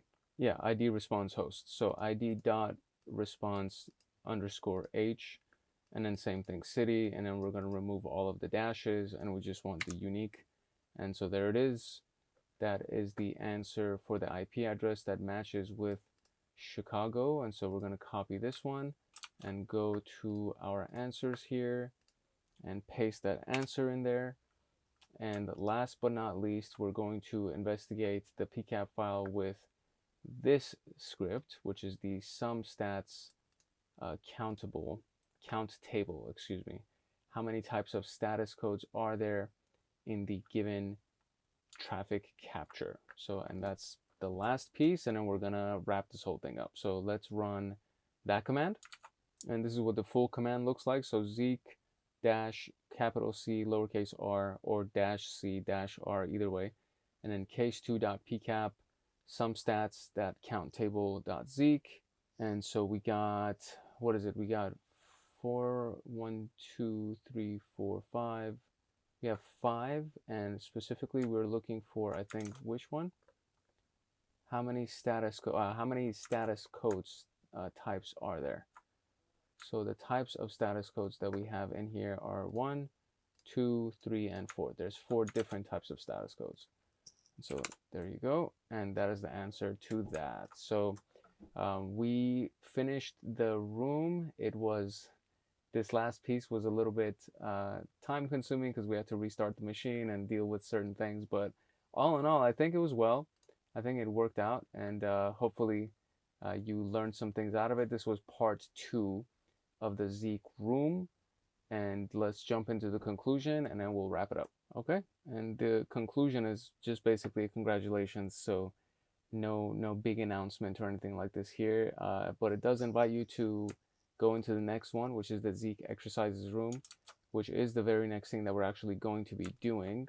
It is part of the SOC level 1 pathway, and let's see if this is a paid room. It should be a free room. Let's see. No, this is also a paid room. So as you can kind of see down here, the screen recording is cutting off a little bit, so maybe I can.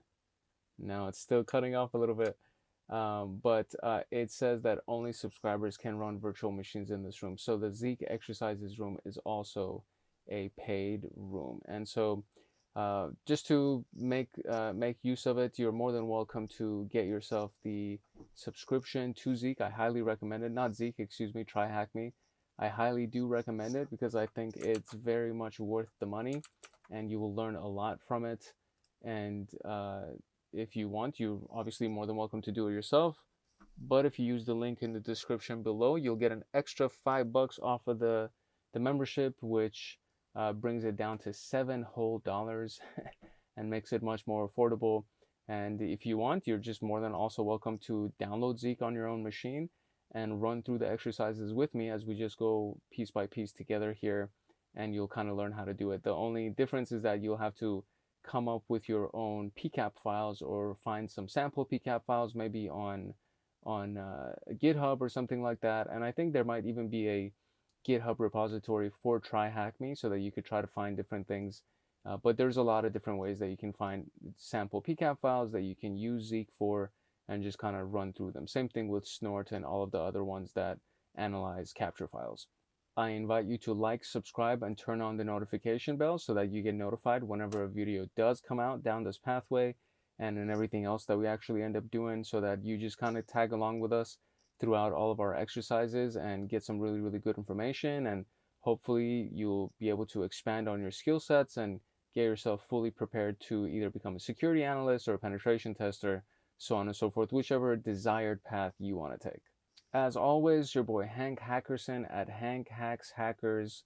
I do apologize if there were some background noise in this particular recording. Not in my usual studio setup, and I was kind of moving around as I was getting certain things done, and there was a lot of commotion and stuff going on in the background. So I tried to cut it out as best as I possibly could in the edit, but I really do ask for your patience and your forgiveness and your kindness as we try to make this whole thing happen. So hopefully the information still was useful. Hopefully you learned a lot from it. And yeah, so if no one else loves you, Hank loves you. Peace, love, and chicken grease. And I will see you in the next video. All right, hello and welcome back. It's your boy Hank Hackerson at Hank Hacks Hackers. I got a new pair of headphones to try to make this a little bit more of a smooth recording process. So hopefully these will do well. They are wireless, so so they should no longer have a scratching noise or anything like that. And yeah, just I did this with the intention of trying to make it better sound quality as we go through the recording. We are going through the Zeke exercises room that is available through TryHackMe. This is one of the subscriber only rooms. And this is, I guess, a continuation of the last room that we did. That was just an introduction to Zeke and some of the basic the scripts and everything else that we were running. So I just started the virtual machine, so which means I'm going to be using the VM in this room, and you're more than welcome to get your subscription to TryHackMe so that you can go ahead and follow along with me in this process. It's only 12 bucks to start it. And if you click the link in the description below, you'll get a $5 discount towards the subscription. So it will be $7 to start. And if you don't want to do that, you're more than welcome to just download Zeke on your own computer and just follow along with our videos. Everything that I do on TryHackMe is accessible as well on your own computer. You could just go download the software and play along with it the way that I would, and we just kind of follow along with the exercises together. The only thing that you would have to find would just be some practice files, because TryHackMe gives us a lot of practice files on top of the actual virtual machines that they give us, as well as the software, so on and so forth. So all you got to do is like, subscribe, and turn on the notification bell so that you get notified the next time that a video comes out. And that's it basically, and you'll get the notification, you'll get a new video, and then we can just hack along together. So this machine has already started, and you should already be aware of what Zeke is, so I'm really not going to spend too much time on the introduction. And really the introduction is just the fact that we're going to be running a bunch of Zeke exercises together, so it's kind of just skipping through the whole introduction itself, and we're just going to jump right into the first set of exercises. All right, so basically the first set is for an anomalous DNS activity. It was assigned to us, there's a case, and we gotta inspect the PCAP files that are connected to the case and retrieve the artifacts to confirm that it is a true positive, so not a false positive, it's an actual positive anomalous DNS activity.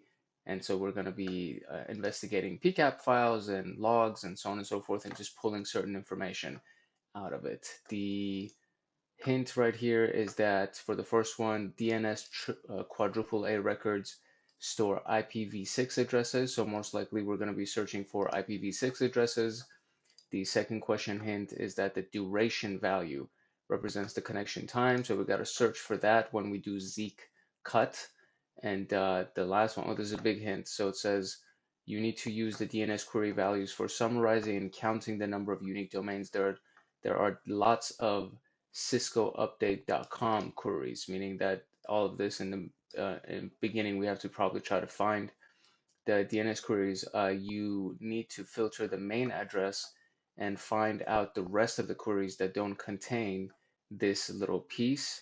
You can filter the main Cisco update DNS pattern as a ciscoupdate.com with the following command: cat DNS log Zeke cut query rev, which reverse, and then you're gonna cut that out of it, and it's a pretty nice filter. There was a entire section that we did on filtering and everything else that is going to be available in the other two Zeke videos that are going to be linked in the description below, as well as in at the end of this video. You're going to get links to it. So if you want to go do those videos first, just so you can understand what the basic commands are and how we're going to do these filterings, I would definitely invite you to do that.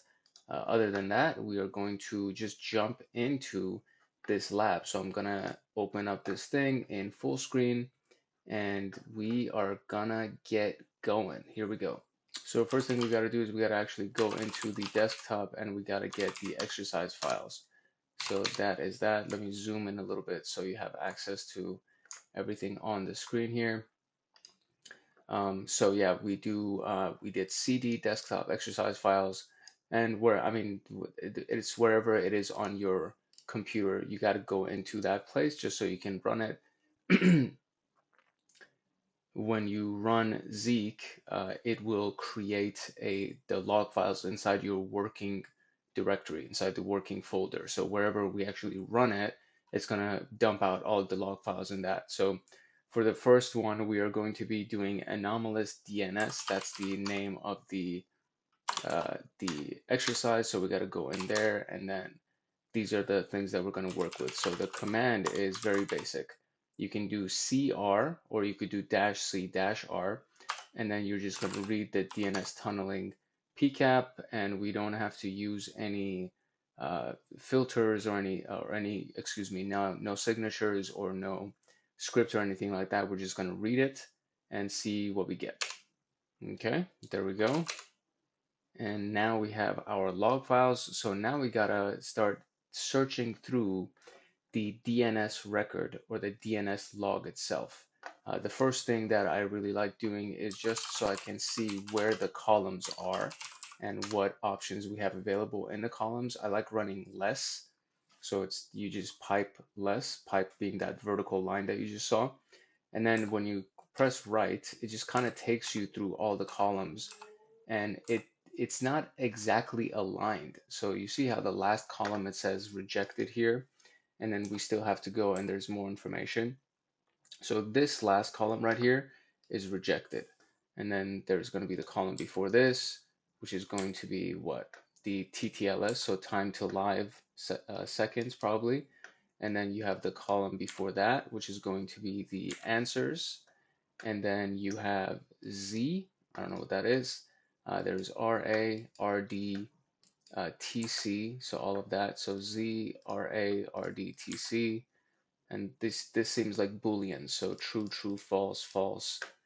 And then we have no error as far as AA is concerned. Then you have the R code name, which would probably be 0. You have the R code, which is MX, CNAME, so on and so forth. And then we have the Q type name. Then we have the Q type, and then Q class name and Q class. And so it said in the first sentence that we're supposed to be looking for the quadruple A. So I think the R code name, I believe, was this one. And then you have the R code, which is 15, and then Q type name is this. So it could be Q type name, that is quadruple NA, and then there is Q type as well. So it's probably one of those two that we are looking for. So I'm going to search for that. So now we're going to do Q to exit out of that. And now we're going to run our cat dns.log command with the Zeke cut option. And we're going to actually trying to cut out the Q type name for ourselves. And so we're going to grep through that, meaning we're going to search through that, and we're going to search through all of those things for the quadruple A. And then we want the unique count. That's what we want. So we want to see how many times that thing shows up. And that's it, basically it. So we're going to go through that entire column, because if you remember, there was a lot of different results that came through that column. So we're going to go through that entire column, We're going to grep for quadruple A, and then we just want to see how many counts there are. And so it says 320. So let's try it. So if we went over here and did 320, that should be good. Okay, great. So moving on to the next question, which has to do with the con.log file. What is the longest connection duration?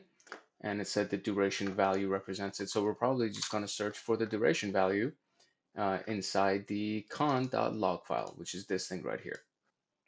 So we're going to do the catcon.log, and then we're going to do Zeke cut for the duration, and we're going to sort through that. Let's see what shows up, and it's right here. So the longest one is 9.420791 or 9.420. Yeah, no, whatever. That's the number. So we're gonna paste that in here and submit that, and that should be the correct answer. Great. So now we're gonna do the DNS log file. Filter all unique DNS queries. What is the number of unique domain queries? And they actually gave us a sample command here. So I'm just gonna copy this right here, and we're just gonna test this out to see if this is a good command. So we're going to just paste this here, and it's gonna Zeke cut the query in reverse order and cut all those things. So let's see what shows up. And it says Cisco update. Is that the name? No, it just says what is the number of unique queries. So 1 would be the answer, right? 1 does not seem to be the answer. So that can't be it. So let's see what happens. Okay, so obviously, because of the fact that I didn't even use because in the hint that they gave us, they didn't even sort and they didn't even look for the unique. So I'm gonna kind of use this differently, and we're gonna run. There you go. That makes more sense because this was all the same result. So it's like, well, it can't just be one option or one answer for this. So we sorted it, and so 1, 2, 3, 4, 5, 6 would be that thing, and then there's another option as well that we could always add to the end of this, which is I think it's WCL, and it should also it's gonna count the lines basically, and the answer for that would be 6. So now we can go back and try 6 and see what that does. And that is the correct answer. Great. So now there is a massive amount of DNS queries sent to the same domain name. This is not normal. Let's find out which hosts are involved in this activity. Investigate the con.log file. What is the IP address of the source host? Okay. So from previous tasks, I know that we're looking for the ID origin host as well as the ID of the responding host. And we're going to cut literally ID origin host like that, and then there's the ID respond host like that.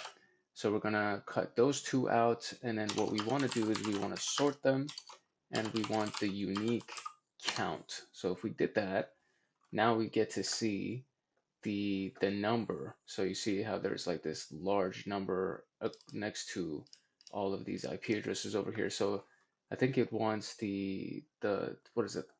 I mean, it's the same IP address anyway. So it's the 10.20.57.3.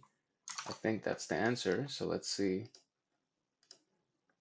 And that is indeed the answer. Okay, that was pretty good. That was an easy one, or at least an easy series of questions. So now we are going to move on from anomalous DNS to phishing.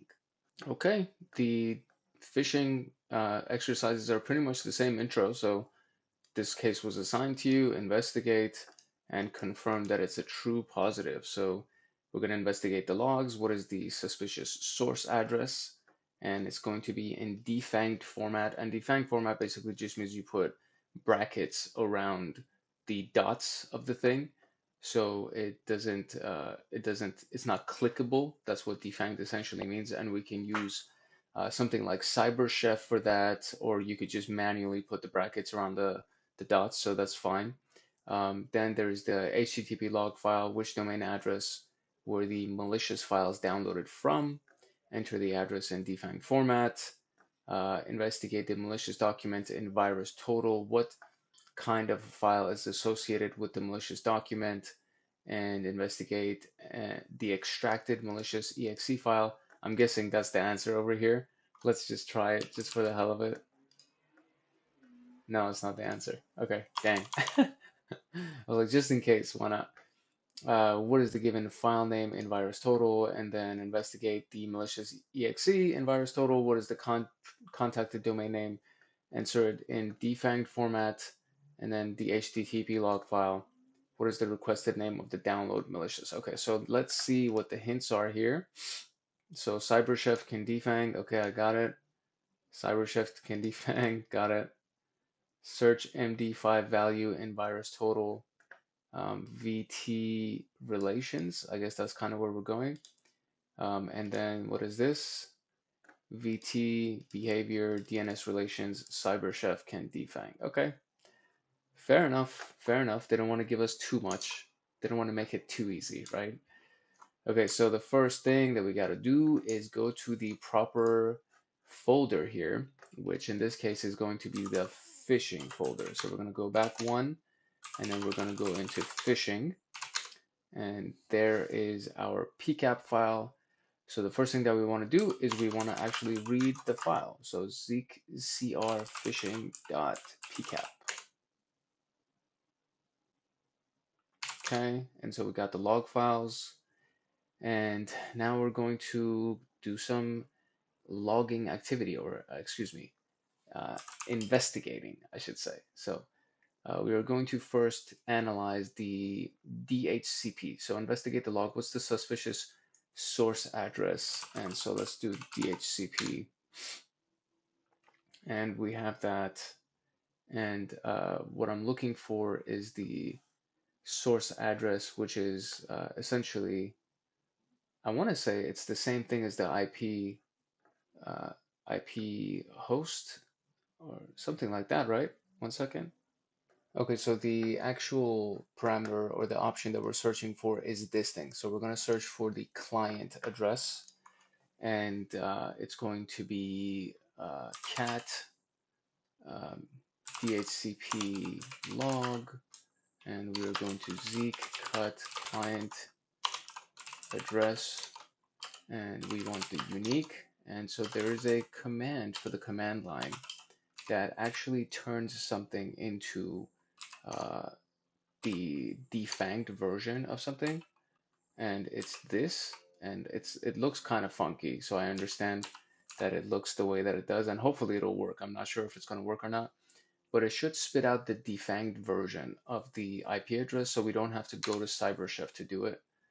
And it did not work, it seems like. So let's see. I used this part wrong, so it's supposed to be this version. So it's going to be forward back dot forward square bracket. So that should work. There you go.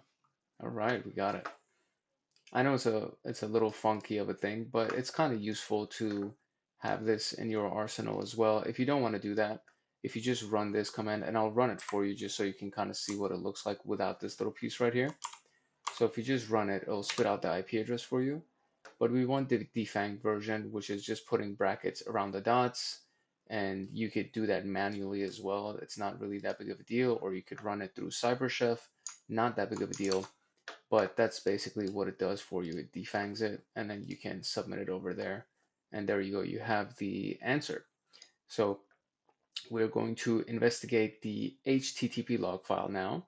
Which domain address were the malicious files downloaded from, enter it in the defanged format. So we're going to go back here, and we're going to investigate the other file. So same thing. So we're going to first do cat http.log, and then we're going to do a less command just to bring everything onto the screen.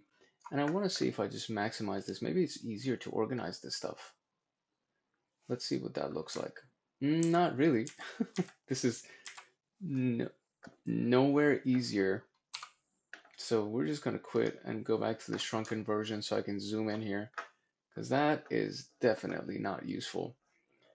So we're just going to cat http.log and let's see what shows up. We have a good amount of stuff and everything's at the top right here. So you can kind of just go through these things. And let's see, we're looking for, what's the question again? We are looking for which domain address were the malicious downloaded from. So enter your answer in defanged formats. So which domain address was it downloaded from? I'm gonna say that it's host, or I'm gonna guess that it's host. So let's see if it actually is host. Okay, so when we run cat http.log and then we do zcut host, we get two options basically. We have two different options here. And so smartfacts and then www.msft and CSI, so on and so forth. And though just by the way that this has been given away, it doesn't look like it's the www dot because the syntax right here is kind of also a hint. And we could always just try both just to see what's available. But it's saying what it was downloaded from. And so there's another option that we can search for, which I believe is URI, which is the kind of like the actual link that was accessed. So if I run that, let's just run that real quick, and just so we can see what else comes up. So if I do that, it actually shows us which one was the exe. So this one, the smartfacts.com, is the only one that actually had the exe, the executable, Jesus, the executable file attached to it. So now we can run the command again, but now we're going to run it with our little defang code so that it can just defang it for us, right? So it's going to be this.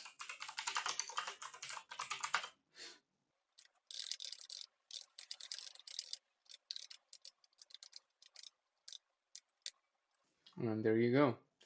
And it's, I mean, it's so easy to just defang it by yourself, literally, because all you have to do is just put those brackets around the dot. But it's good to learn certain activities. So that's it. So the command cat http Zeke cut the host and grep smartfacts, because that's what we got out of here. And then we want the unique, so just basically the one version, and then we add this to it at the very end just to turn it into a defanged domain. And so now we're gonna go here and paste it in here. That should be all good. There we go. Okay, so investigate the malicious document in VirusTotal. What kind of file is associated with the malicious document? And the malicious document is this thing, so knr.exe. So if we copy that, and let's see what we can get if we actually went to VirusTotal. Okay, knowing that VirusTotal requires either the actual file itself or the hash of the file, we need to get one of those two. And I actually don't know how to download files out of PCAP files, or log files, I guess. So there's a script that comes inherent with Zeke that allows us to try to find the hash of the files that are attached to it. And the script is called the hash demo.zeke. So all the Zeke scripts end with .zeke. So if we just run this, it says, I messed up the spelling of that. So it's not phishing cap, it's phishing pcap. So phishing pcap, there we go. And so now we should have it, and now there should be a files log. There we go. So there's a files log here. And so now we can kind of run through the files log and see what we can find. And what we're looking for is the MIME type, M-I-M-E. So the MIME type, and inside the files log, there's going to be MD5, SHA1, and SHA256 hashes. And they're asking for the MD5. So we're going to go through the log file, and we're going to cut the MIME type as well as the MD5 value of it. And I guess we want Word, MS Word, application, okay. So let's copy this, and I'm just going to open up a new tab, and I'm just going to go virus total and search for it by the hash and press that in here. And it gives us a bunch of stuff right here. And so what we're looking for is the file type. And at the top right here, the very first thing is DOC. So I wonder if the answer is DOC. It is not DOC. Okay. So let's see what we can get as any other potential answer here. Okay, under the Relations tab in VirusTotal, if you scroll down, there's a file type right here, and it's VBA. So VBA. Okay, that's a good one. Okay, fine. So now investigate the extracted malicious.exe file. What is the given name in VirusTotal? So we're going to go here. We're going to run a very similar command to the one that we just ran right here. And it's going to be the command to search for the file that is exe instead of Word. So essentially, same exact command, except that what we're doing is we're changing this to exe right here. And so now we're going to get a new hash. I'm going to copy that hash, and we're going to go into VirusTotal, and we're going to search for that here. Okay, and that, whoops, wrong place. We're going to go here, and we're going to paste this in here. There we go. Please wait window.exe is the answer to that one. And so investigate the malicious.exe file in VirusTotal. What is the contacted domain name? Enter in defanged format. So we want the contacted domain name of the .exe file, and we want it in defanged format.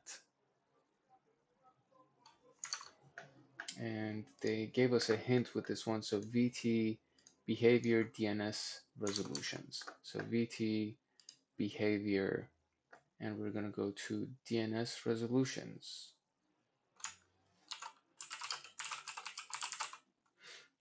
And I just searched for it, literally Control F or Command F, depending on where you are. And so it says you want the, what do we want out of this? We want the contacted domain name. The contacted domain name, gonna drop down some of this stuff right here. So I mean, because there are so many of them, honestly, it could be any of these things really. I don't think it was like Bing or Microsoft or anything. I noticed this piece right here, where it's an IDS rule that is crowdsourced, and it says hop2.org. So I'm gonna say it's hop2.org, and we're gonna go back to our little file right here, and we're going to just run hop2.org through our little code, right? So it's going to be echo hop2.org, and we want to do the SEDES forward back dot forward, and then brackets, and then forward G. There you go, and there we got it.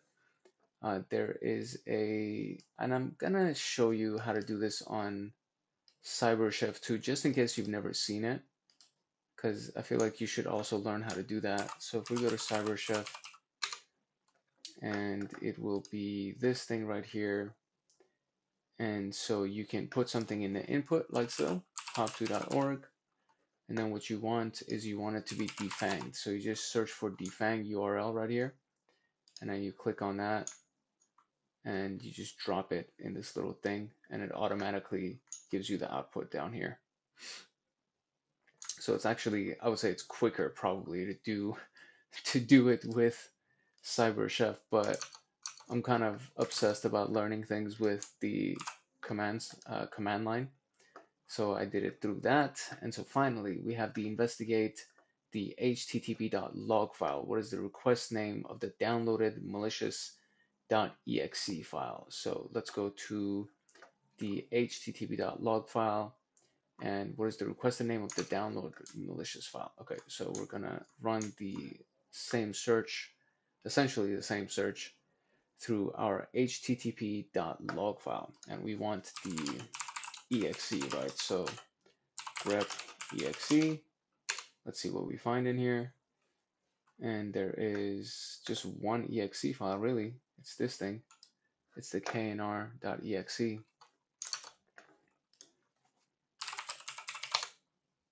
There you go. Got it.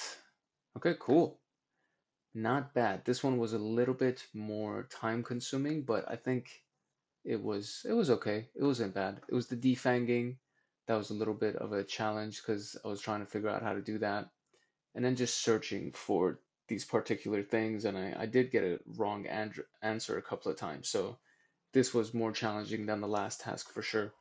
But hopefully you actually learned what we did. And if not, you can just go back and review it, and I will try to be better at explaining things. And yeah, all right, so now we're going to move on to the next task. Okay, so the last one is the log4j exploitation. So log4j is an actual exploit. It's like a vulnerability that exists, and it's relatively well known, I guess, among the cybersecurity community. So what we're trying to do is we're trying to see if this was the actual attempt, right? If there was an actual log4j exploitation attempt done. So we're gonna investigate the log4j PCAP using the detection log4j script. So I guess hopefully that's one of the pre-made ones and it wasn't like written by somebody, because Zeke has a lot of scripts.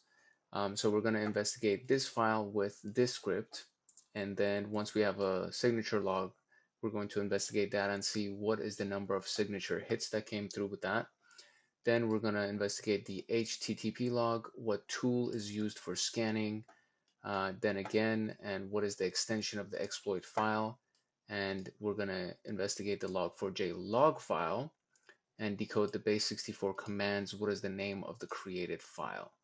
So the hint right here is user agent info can help for the first one, and URI info can help for the next one, and then we have the echo base64 data, base64 decode. It's a very simple but extremely useful command inside the terminal for Linux, Unix, that can decode base64 data, which is, I mean, just super freaking useful. So, okay, so that being said, we are going to now jump into the very last task here, our very last task to get this freaking thing done. Here we go. Let's jump into it, and we got to go into the log4j folder. So there we go, and we're going to go to log4j, and we are here. So we're going to run the Zeke against the, which one? The log4 shell.pcapng, and then we're going to use the detection log4j Zeke script. Okay, so now there we go.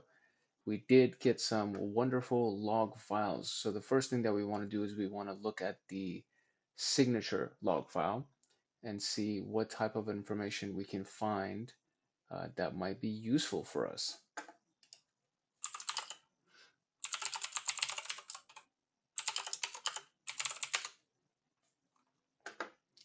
Okay, so we got it. And so let's click through and see what is over here. I think the note is useful. This is very, very long. So 1, 2, what is this? This is like, this all seems to be one thing. So the host count, what? So how many columns? There's 2 columns at the end. And then there is, so host count, signature count, sub message, which is that long thing that we just saw, event message, which is this, signature ID, and then you have the note. I think it's this, right? What does it say?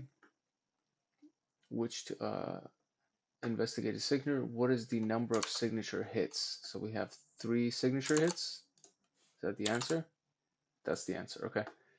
Investigate the log file. Which tool is used for scanning? So let's go out of here.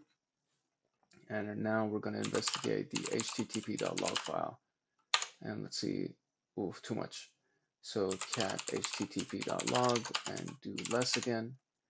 And so which tool is used for scanning? And the hint said the user agent info can help. So let's go see what we can find under user agent info. Okay, so user agent is typically here, and Mozilla is a user agent. So I know that Mozilla can be the user agent. It's Nmap scripting, so maybe Nmap is the word. Yeah, Nmap is used for scanning too. So I think it might be Nmap. Yep, very cool. And so investigate the log file again. What is the extension of the exploit file? Oh, it's right in front of us. So exploit yada yada yada dot class. So we're gonna say dot class. Cool. And the log4j log file. Decode the base64 commands. What is the name of the created file? So let's go into the log4j log file. Where is it? It's right there. So cat log4j.log. What does it show me? Oh my god, it's a lot. Okay, so we're gonna, as always, run less, and we're gonna try to find the base64 command to try to decode it. Here is the base64 command, it seems, and it starts from here. So I wonder if I could just do this. I can't do that. Can I? I can't do that either. Wait. Oh, this is the full command. So, okay. But which one is it supposed to be for? Because there's several base64 commands. Decode the base64 commands. So all of them. I gotta decode all of them. Alright, so the first one is this command right here. So we're gonna copy this, and we're gonna open up a new terminal, and we're gonna use the hint that they told us. So echo base64 data, and then base64 decode. So we're gonna do echo base64 data, and then base64 decode. So touch TMP pwned, and what does it say? What is the name of the created file? I think it's pwned. Oh, it is. That was, okay, that was quick. Touch is a Linux command to create something, and the TMP folder is a folder. And so this was the file that was made, which is pwned. It's pronounced pwned. I know it's PWND, but it's like, it's a hacker thing. I don't know why the fuck they came up with that, but they came up with that. So, and that was it. That was it, guys. We just wrapped the Zeke exercises module. So that was fairly quick, honestly. I kind of expected it to be a little bit harder, but it was nice. It wasn't bad. So hopefully you learned something from it, and we're about to wrap this mofo and jump into the conclusion and be out. All right, in conclusion, so we just finished Zeke exercises, snort challenges. We've already done all of this, and there's videos attached to all of those. Let me see if I've done challenge 2. I think I have. I just want to double check and make sure that I have. I have done challenge 2 as well. So I've done challenge 2. I know I've done challenge 1, and then I've done the basic module as well. So all of these videos for this is already on the channel. All you got to do is search for snort or just browse through them. The thumbnail is a pig, a pig security guard basically, are the thumbnails for snort. Then we did Wireshark. We've already done Wireshark and Network Miner. So I feel pretty accomplished at the end of this room because we've done videos for all of this stuff, and all of that stuff already exists, and we can click complete and be happy that we can move on with our lives when it comes down to this thing right here. So the next one is going to be Brim, and we're going to end up doing a video on that as well. So definitely make sure to stay tuned. If you like, subscribe, and turn on the notification bell, then you will get notified when the Brim video comes out, and then you can follow along with that video and learn some cool things as well. And I don't know if it's going to be a subscribers only room or if it's going to be a free room, but just in case, I would recommend you get your subscription so that you're just ahead of the game, and we can make sure that you have no problem accessing any of this stuff, including the task files and the exercise files and things like that. So the subscription itself is 12 bucks. It's pretty cheap in my opinion, but if you wanted to make it even more affordable for yourself, you can click the link in the description below and you will get an extra $5 off of your subscription. And yeah, then we can begin our hacking journey together. It'll be super fun and super exciting. So I hope you do it. But in either case, it doesn't matter as long as you followed and you have the notification bell turned on, then you will just get notified, and then you can do it on your own computer. It doesn't really matter. So just make sure that you join the community. It's going to be fun to have you as a part of the community. It would be an honor. It would be a privilege. And I would love to hear from you in the comment section. So definitely let me know if you have any questions or if any ideas come up, if you want to learn something, so on and so forth. And I will do my very best to cover it in one of the videos that comes out in the future. It's your boy Hank Hackerson at Hank Hacks Hackers, and I had a blast going through this room with you. I hope you enjoyed it as well. And if nobody else loves you, Hank loves you. And yeah, just peace, love, and chicken grease. I'll definitely see you in the next recording. Bye. All right, hello and welcome back. It's your boy Hank Hackerson at Hank Hacks Hackers. And today we are going through the Brim room on the SOC level 1 pathway inside TryHackMe. The Brim room is a subscribers only room, which means that you need a TryHackMe subscription to go through it. And it's only 12 bucks to get the subscription. But if you use the link in the description below, you will get an extra $5 towards your membership, and it'll make it even more affordable to get along with us and start hacking and start learning and doing all those great things.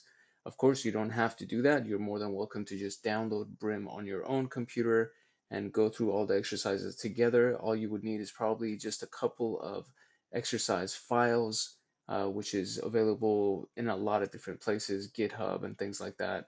So if you want to just follow along in the videos, of course, you're more than welcome to do that. Just make sure that you like, subscribe, and turn on the notification bell so that you get notified the next time a video comes out, and you'll just be able to tag along and enjoy with us. So without further ado, we are going to go into the introduction of the room.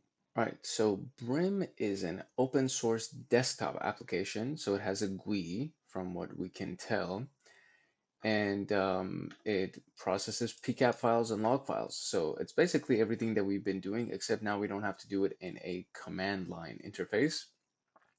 The primary focus is search and analytics. We're going to learn how to use it, how to process files, investigate files, yada, yada, yada. We should have a basic understanding of network fundamentals and to kind of understand how the Zeke room works. So we just finished doing the Zeke modules. So if you haven't seen them, go watch those videos as well. Network fundamentals is just something that's super basic. I don't think I've done, and I don't know if I have actually. I should verify if I have or not, but I don't think I've done a network fundamentals room, or at least the recording of the room. I've done the actual exercises in TryHackMe. I just haven't recorded it. So if you go there, it might even be a free room that's available at yeah, there's a couple of free rooms, and then there's a couple of VIP rooms, so the OSI model, but then you can always find videos on the OSI model and what packets and frames are and extending the network and firewalls and stuff like that. So this is just, again, the basics, the network fundamental, and it's always good to do. I think I might just do it anyways, just to have the video up for everybody to have access to later, and then we can kind of refer back to it in future videos because they keep talking about that network fundamentals room for pretty much everything that we do. So I think I'm just going to do a video on that just to make sure you guys have access to it. So a VM, a virtual machine, is attached to this room. You don't need SSH or RDP or anything like that. And this is the virtual machine that has already been started up for us. So we're going to jump into that in a little bit and process some PCAP files and see what we can find. So what is Brim? Let's try to find that out. It's an open source desktop app that processes PCAP files and with a primary focus on providing search and analytics. It uses the Zeke log processing format. It also supports Zeke signatures and suricata rules for detection. It can handle two types of data as input, which is PCAP, packet capture, PCAP files created with TCP dump, Tshark, Wireshark, etc., and then log files, structured log files like Zeke logs. Brim is built on an open source platform. So Zeke, the Z language, ZNG data format, and Electron and React. And apparently, PCAP files bigger than 1 GB are cumbersome for Wireshark, and processing big PCAPs with TCP dump and Zeke is efficient, but requires time and effort because it's literally just a bunch of data that's dumped into the screen and you have to try to decipher it, and it's not really organized very well. So if you don't know certain search filters or how to sift through all that raw data, it does become pretty cumbersome, as they say. Brim reduces the time and effort spent processing PCAP files and investigating the log files by providing a simple and powerful GUI. And we love a good GUI. Brim versus Wireshark versus Zeke. So this is kind of what it looks like, right? So Brim has PCAP processing, event stream, and log investigation. Wireshark sniffs traffic, PCAP processing, packet and stream investigation. Zeke does PCAP processing, event, stream, and log investigation. So is there a GUI? Zeke doesn't have one. Is there sniffing? Brim doesn't have one. Log processing, Wireshark doesn't have it. Packet decoding, Brim doesn't have it. So you could just kind of analyze and see what all the different features are that who does have and who doesn't have, so on and so forth. And it just says the ease of management is 4 out of 5 for Wireshark and Brim because obviously they have GUIs and Zeke isn't, but it has, it has great or good performance compared to these two guys right here because it is pretty robust when it comes down to analyzing PCAP and log files and stuff like that. And it's pretty quick. That's the thing. It's like it works very quickly in comparison. I haven't used Brim, so we're about to find out how good it is. But in comparison, based on what TryHackMe is telling us, these are the pros and cons of these things. So let's actually jump into it and see what the whole thing is and how it works and what it does. The basics. I'm going to start Brim up while we're going to read this thing right here. So this is basically what the interface looks like. So this seems to be pretty interesting actually. So there's pools, queries, and history. So pools and log details. So you open the PCAP and that's what the name is right here.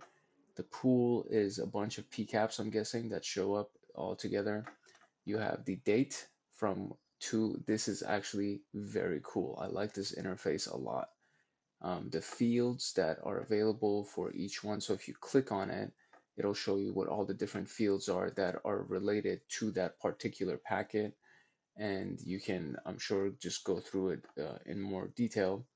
You have a timeline that provides information about start and end dates. There's information fields. You can hover over fields and have more details on the field. The above image shows a user hovering over Zeke's con file, con.log, and UID value.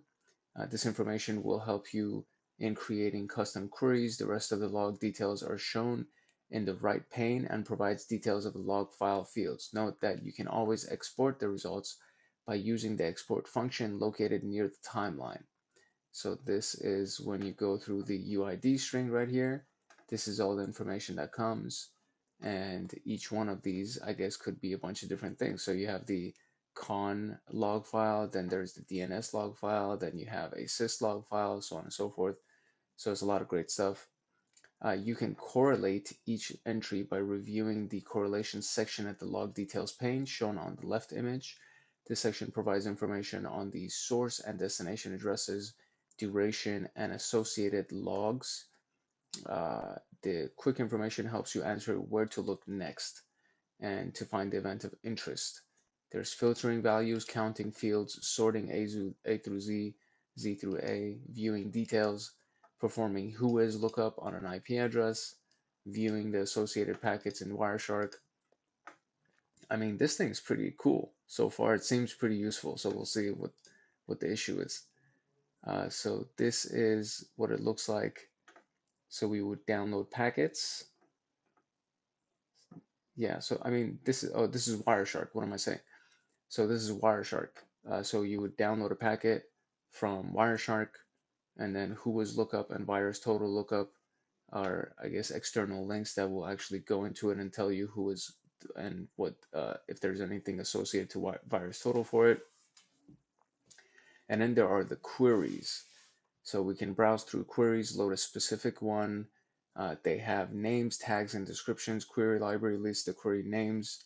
And once you double click it, it passes the actual query to the search bar.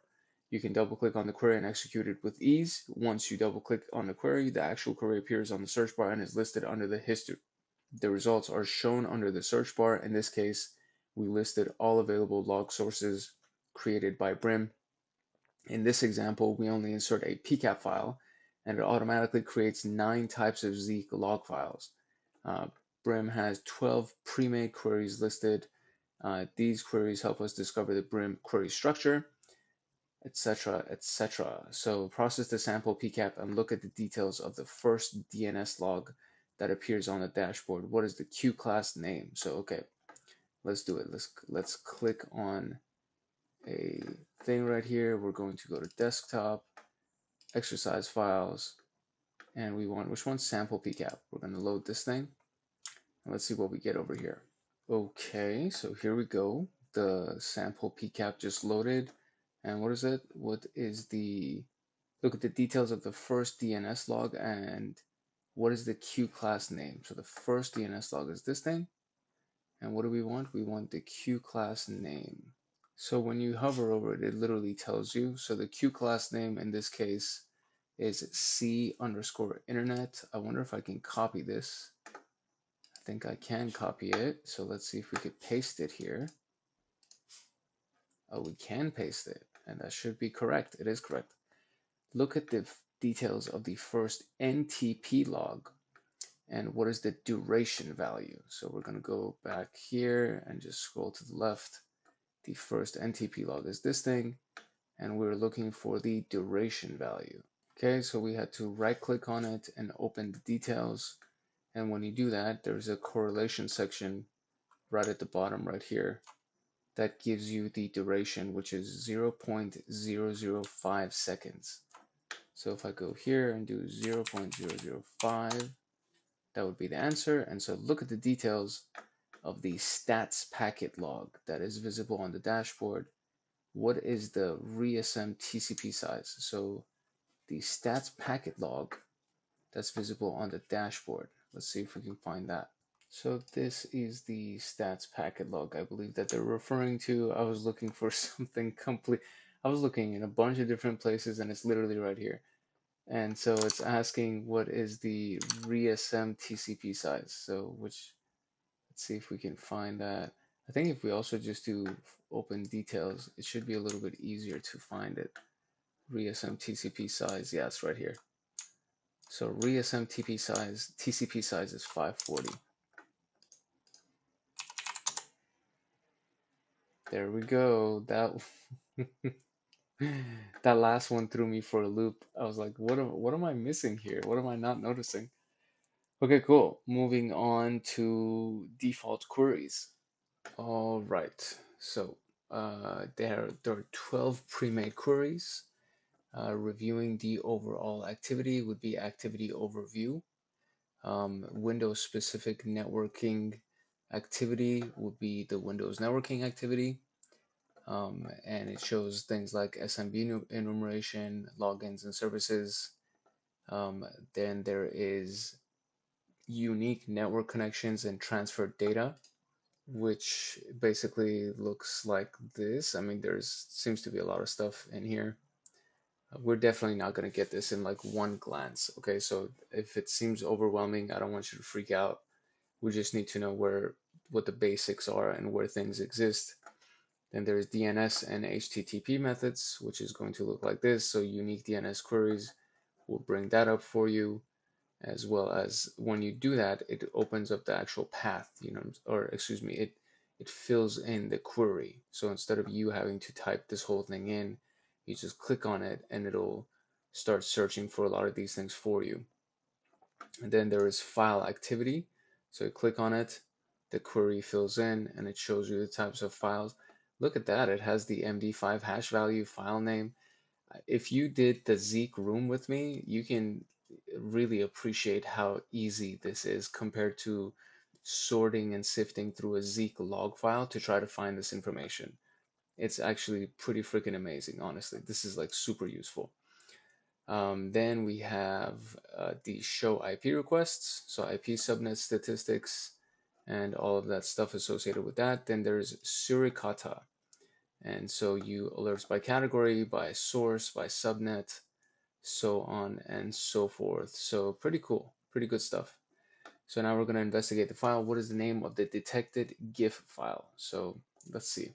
Okay, yeah, there is a task 4 sample PCAP. So let's open that up, because when I went through the first sample PCAP, there were no files. There are no file, and I'll show you, because I'm pretty sure I'm gonna edit that out. So when you load the sample PCAP, and we'll wait for it to load real quick, and here's the sample PCAP, and then we just go right here and we click on file activity, and it says no results. So which means we have to go here, and we're going to open a new one. I can just do this. Click that, choose a file, and we're going to use the one for exercise 4, for task 4. And so we're going to give that a second to load, and then we'll come back and try to find the file that they're talking about. All right, cool. Here we go. We got this. So now we're going to click on file activity, and there it is. And so it wants the, what is it? The GIF file. So it is cat01 with hidden text. That's the name. So boom, submit, and that's it. Investigate the con log file. What is the number of the city names, identified city names? And there are several con log files. So what do we want here? Let's see what the hint says. You can filter the con log file and then view the available sections by scrolling the horizontal bar, path con cut, country code, etc. So I'm just going to take this little piece of query that they gave us, and I'm going to paste it in here to see if it's going to give me anything, but it's going to be on, I'll just do on this con log file and see what this says. Can I paste in here? I can paste in there, press enter. What is the number of the identified city names? So we got 1 city, 2 cities, let's try 2. That's the right answer. Investigate the suricata alerts. What is the signature ID of the alert category potential corporate policy violation? So suricata alerts. We're gonna go down here. Suricata alerts by category, by subnet, by source, and it wants the signature ID of the alert category potential corporate violation. So suricata alerts by category. Okay, so it's actually a lot simpler than I thought it was. So we're going to click on the first suricata alert, and then it shows us the query at the top right here. And so all we got to do is just delete this whole thing, because those are all the extra options and parameters. And so when you do that, it just shows you the alert, right? So event type alert. And so if we just scroll to the right, then we'll see that it says alert category, potential corporate policy violation. And then right there, there's something called a signature ID. And so we can copy this, and this is going to be our answer. And when I pasted it, it pasted without the commas, and that gave me a wrong answer notification. So make sure that you use commas when you try to submit your answer, because the commas apparently are important. Okay, so there we go. We finished the default queries section. And so let's move on to use cases. So use cases have a bunch of different, I'm not going to read through all this because this is a lot of stuff, but I will read through the purpose of them and what they're supposed to be for. So the purpose would be, so basic search, you can search for any string or value. So files and logs containing any value, you basically just type that in and that's it, right? Logical operators, or, and, not. So 192 and NTP. Filter values. Filter name equals the value. So filter name would be this equals the value, which would be that. So ID originating host. You should be familiar with that if you saw the Zeke videos. And this is, I understand now why they say that you need to know about Zeke queries and Zeke processing and so on and so forth, because a lot of this is from Zeke. So list the specific log file contents. And so the path would be log name. So con, for example, count field values, count by this, sort findings, cut specific field from a log file. And that's very similar to Zeke cut.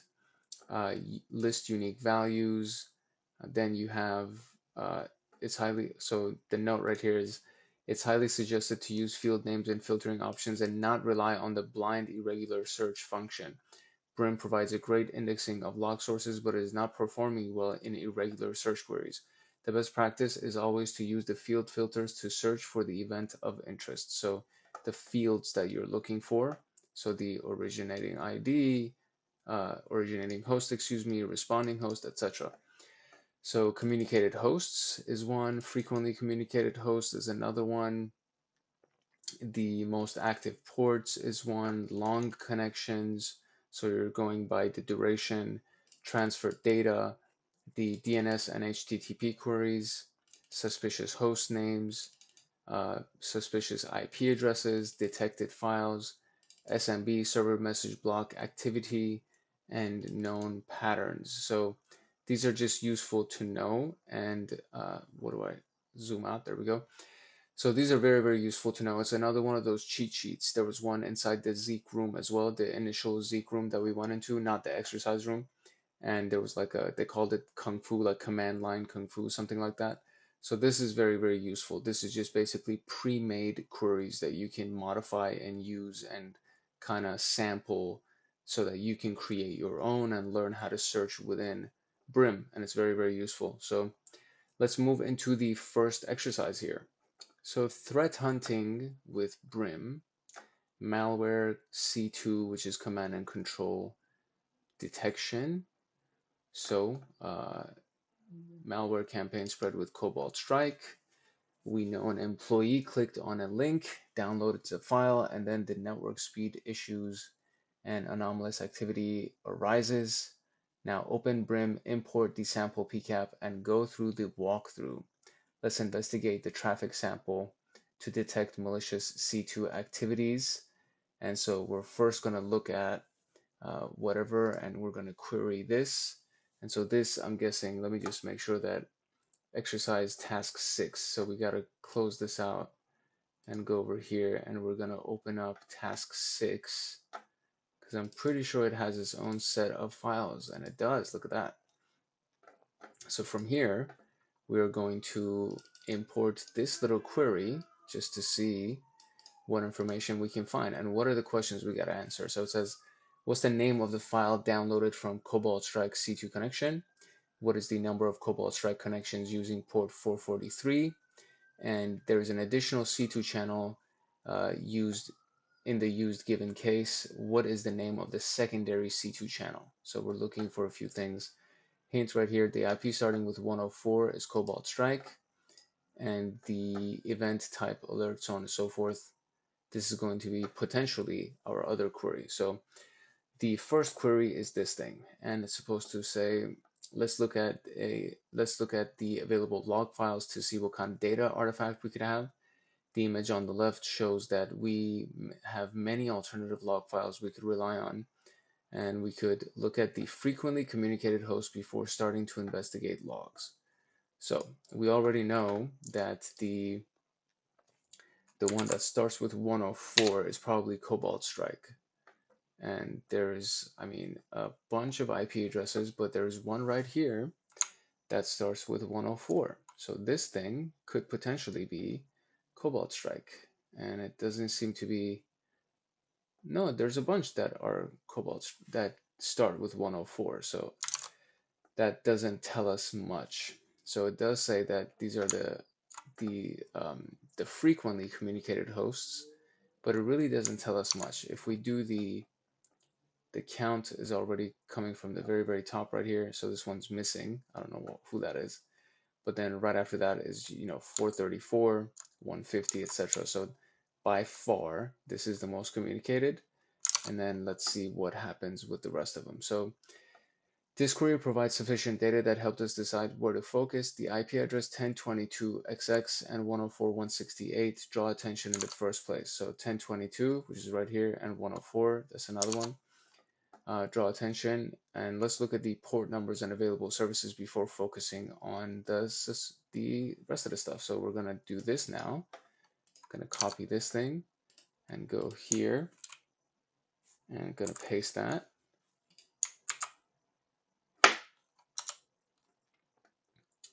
Okay, there we go. Now we have our port numbers by count. So 443, 184, etc. So that's the number of counts, and then so port 443, which is SSL or HTTPS, gets 367. DNS, which is 53, gets 184, so on and so forth, right? So 443 has gotten a lot of activity though. It's showing up a lot. So let's see what else is going on here. Let's see the image, and it shows us right here. So nothing extremely odd in ports, but there's a massive DNS record available. Let's have a closer look. So now we're going to search for DNS and see what we can find in DNS.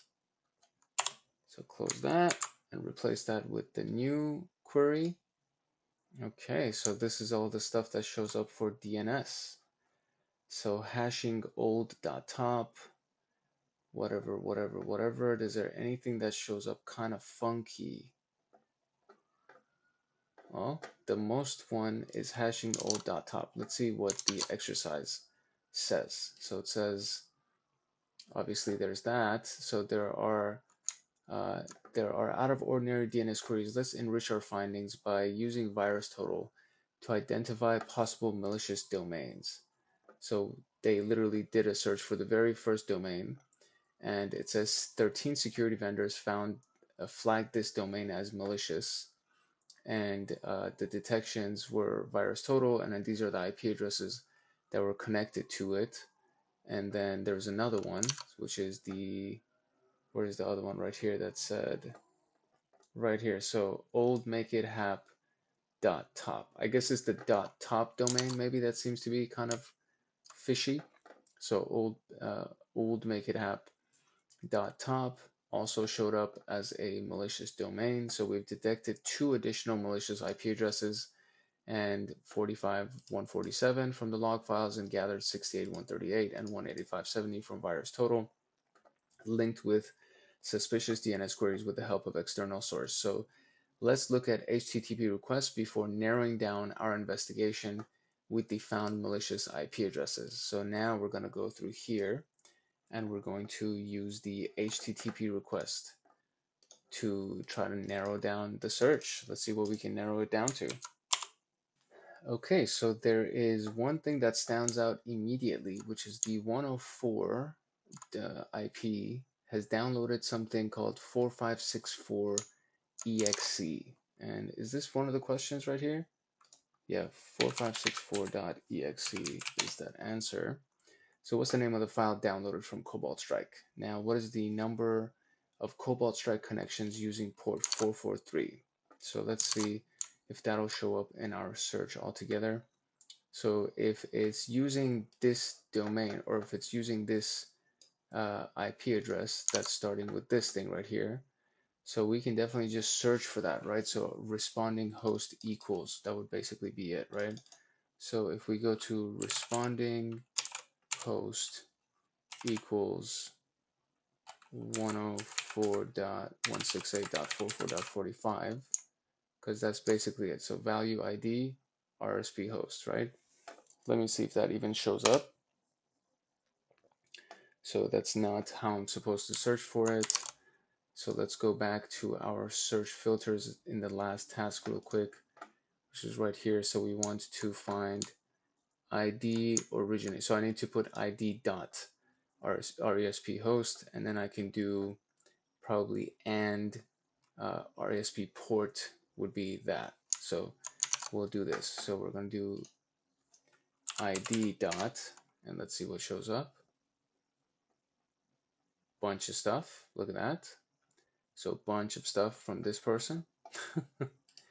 And what was the other one? ID dot RESP port equals 443.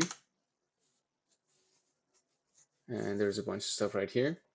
And so now we could do wc.l, maybe if that would work.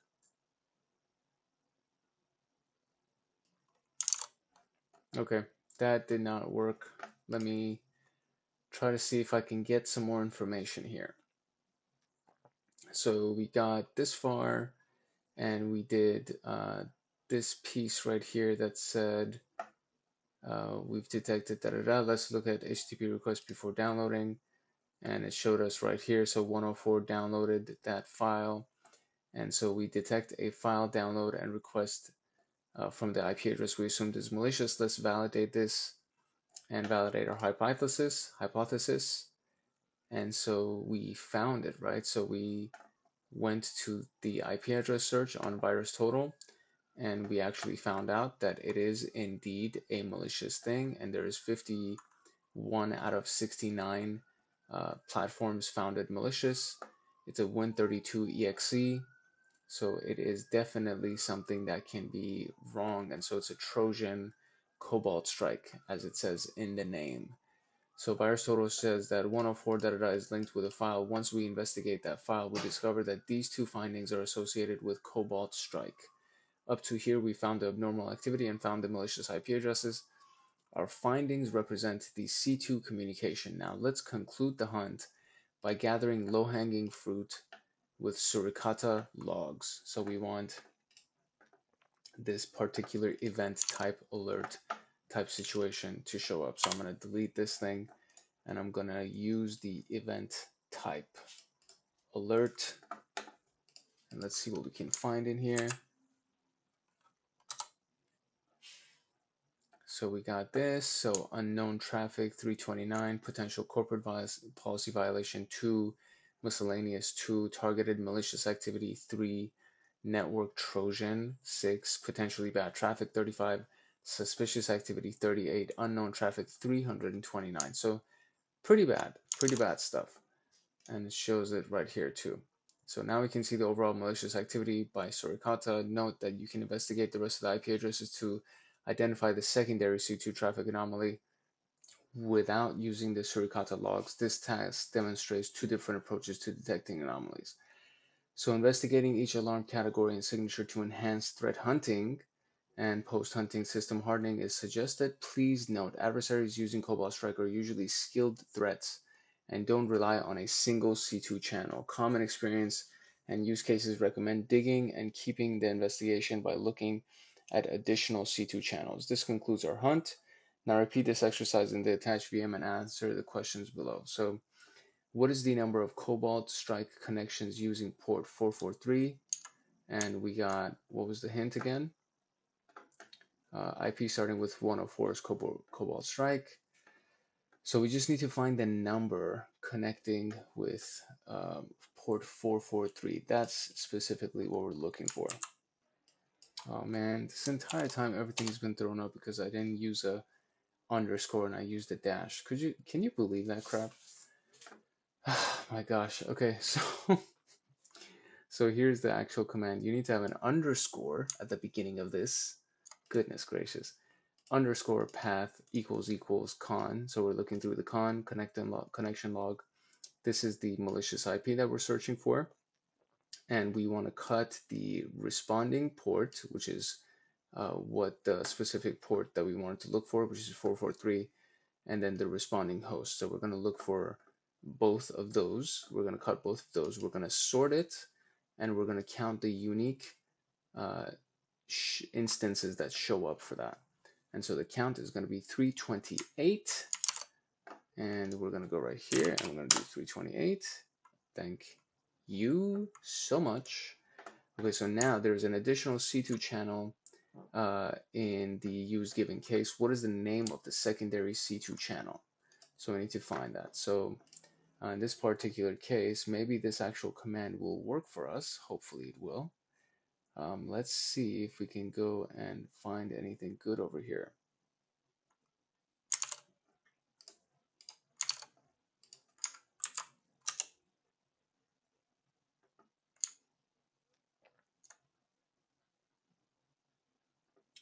So when we ran the virus total, or when they ran the virus total search earlier for us, and they found that it was a Win32.exe right here under relations, it is potentially possible that this thing right here, which is a Win32 thing, this ICE ID request cookie, that could be one. And it could also be the Drydex, because I've actually heard of Drydex before as well, and it shows up under the abuse.ch database. So it could be a couple of these things right here. So let's try Drydex, and then we will do, what was the other one? Iced ID. So Drydex and Iced ID. So Drydex, that's not it. So Iced ID. That's it. Cool. So there we go. We got the answer to those, and now we're going to move on to task number 7, which is going to be threat hunting for crypto mining is what we're going to be looking for here. All right, so here we go. We're just going to follow along with these instructions and try to hopefully find as much as we can with the basic instructions that they give us, and then we will have to probably come up with our own queries and our own commands and stuff like that. So this particular case is a crypto mining scenario, and we're just going to go through the traffic and try to investigate some traffic. I already loaded the file, so there we go. We already have task 7 crypto mine loaded. So let's search inside here and see what this brings up for us. Okay, so here we go. So there is this missing thing right here that has 948 counts, and then a lot of these things are just 4. The ports might be kind of interesting. So there's port 80, and then there's 6666. This seems to be kind of suspicious here. And we have 8080, which is usually a web server, more 6666. There's 8888. Yeah, so the port seems kind of fishy. So let's see what they're saying over here. So the query provided sufficient data that helped us decide where to focus. The IP address 192.168 draws attention in the first place. Let's look at the port numbers and available services before focusing on suspicious IP address and narrowing down. So 192.168. Why is that? Oh, because it's literally, look at this. It's all of them. It's all of them. Holy shit. So I'm looking at the port when all of these things are generated by one freaking IP address.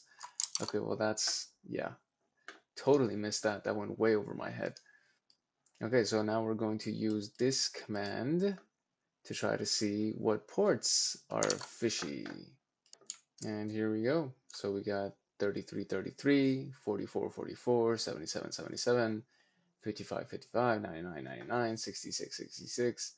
all these things. This resembles Metasploit activity in my experience because we used to do stuff like that all the time.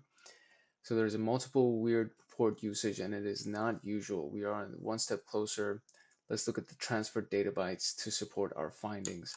By the way, what questions are we answering here? So how many connections use port 1999, 99, 6666?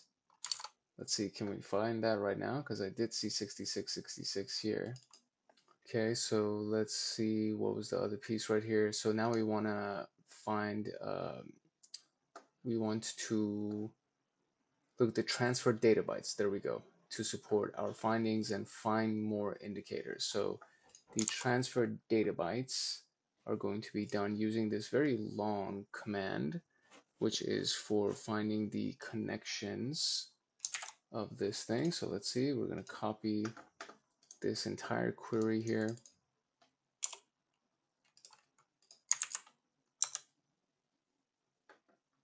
Okay, so transferred bytes, total bytes 36,000.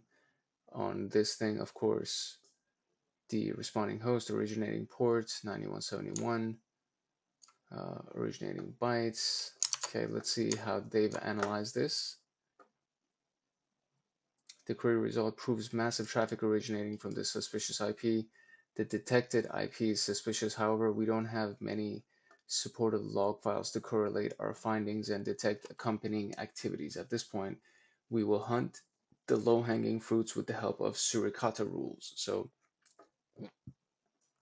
let's investigate using this particular rule, which is sort count.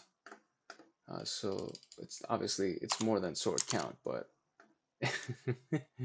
it's this whole shebang. So event type is an alert, and alert severity and alert category is what we're looking for. So potential corporate privacy violation and cryptocurrency mining activity detected. 944 cryptocurrency mining activities detected. Okay, that's pretty in your face. So the alert tells us that we're investigating cryptocurrency mining, and if we dig deeper, we discover which data pool is used for the mining activity. First, we will list the associated connection logs with this suspicious IP, and then we will run a VirusTotal search against the destination IP. So it's going to be this just to run against that suspicious IP address.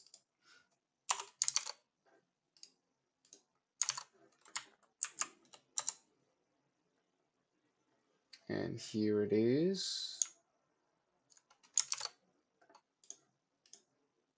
And based on the image, it has told us a very many things. For the responding ID, seems to be, yeah, there you go. There's several instances, 9999, all these guys right here that we're trying to find out what it is. And 6666, there was a question that was associated with that. So it says, name of the service used by port 6666. Can we find that real quick right here? If we just scroll all the way to the side. No, unfortunately, I cannot.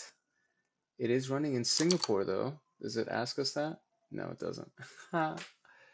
Okay, so we found some interesting information, all right? And so if they run that IP address, the 103.362.64, it does show that it has been flagged by two security vendors. This is their domain name, and nanopool, etc. So we find that there's a mining server. In real life cases, you may need to investigate multiple IP address to find the event of interest. Now let's use suricata logs to discover mapped out MITRE attack techniques. Wow, look at that. That is pretty amazing that that exists. So we're going to go do this, going to copy this, and we're going to paste our code in here. Hopefully you can't hear the sirens in the background because apparently somebody's killing somebody or somebody's jacking somebody or somebody's just dying for the hell of it. So that's not funny. I'm not laughing at that. It's just there's shit going on all the time, man. It's pretty crazy. So, okay, so mining activity, resource hijacking, T1496. That's the technique ID, and the impact is the tactic name is impact. Okay, so it says the same that we just noticed. So we can identify the mapped out MITRE attack details as shown below: cryptocurrency mining, resource hijacking, etc., etc. So now repeat this exercise and answer the questions below. So how many connections used port 1999? So we're going to use the connection received data query as our base query to modify. And we're going to change a few things after this cut data right here, just to be able to find what we actually need to find. So what we're going to do is we're going to add responding port, and then we're going to sort it, and we're going to look for all the unique ones, which is 1999, one more nine, four nines, I think, right? Four nines, yeah. And so let's see if that actually works. Okay, so there you go, 22 counts, unique count. This is the thing that helps us greatly. So 22 counts of that IP showing up, and that should be hopefully right. Okay, great.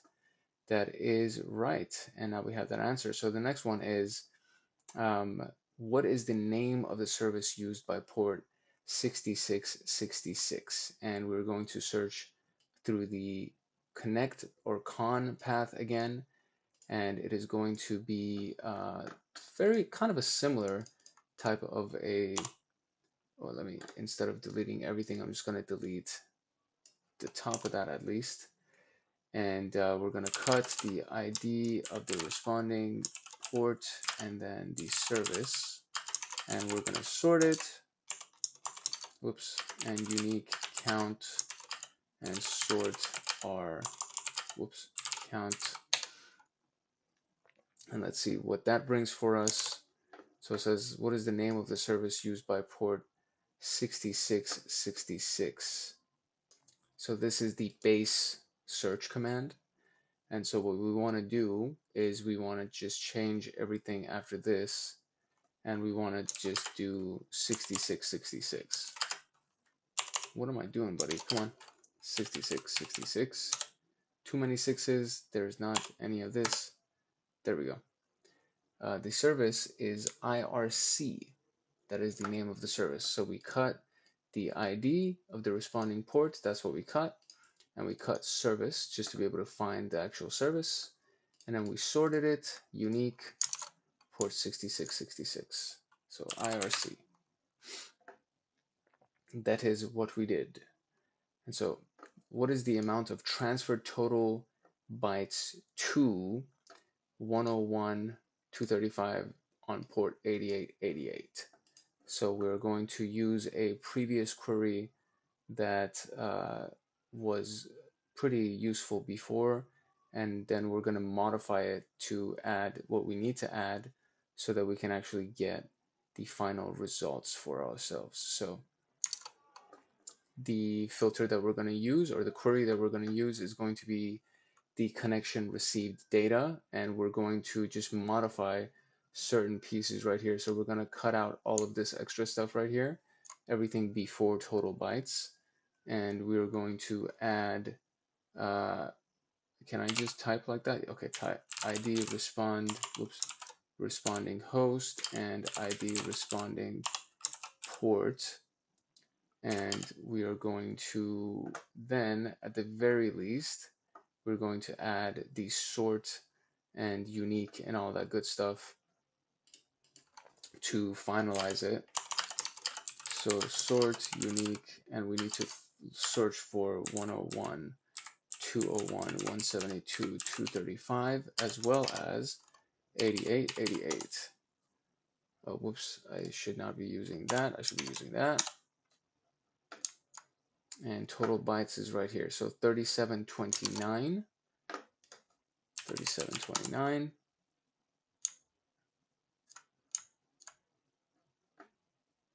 Use a comma.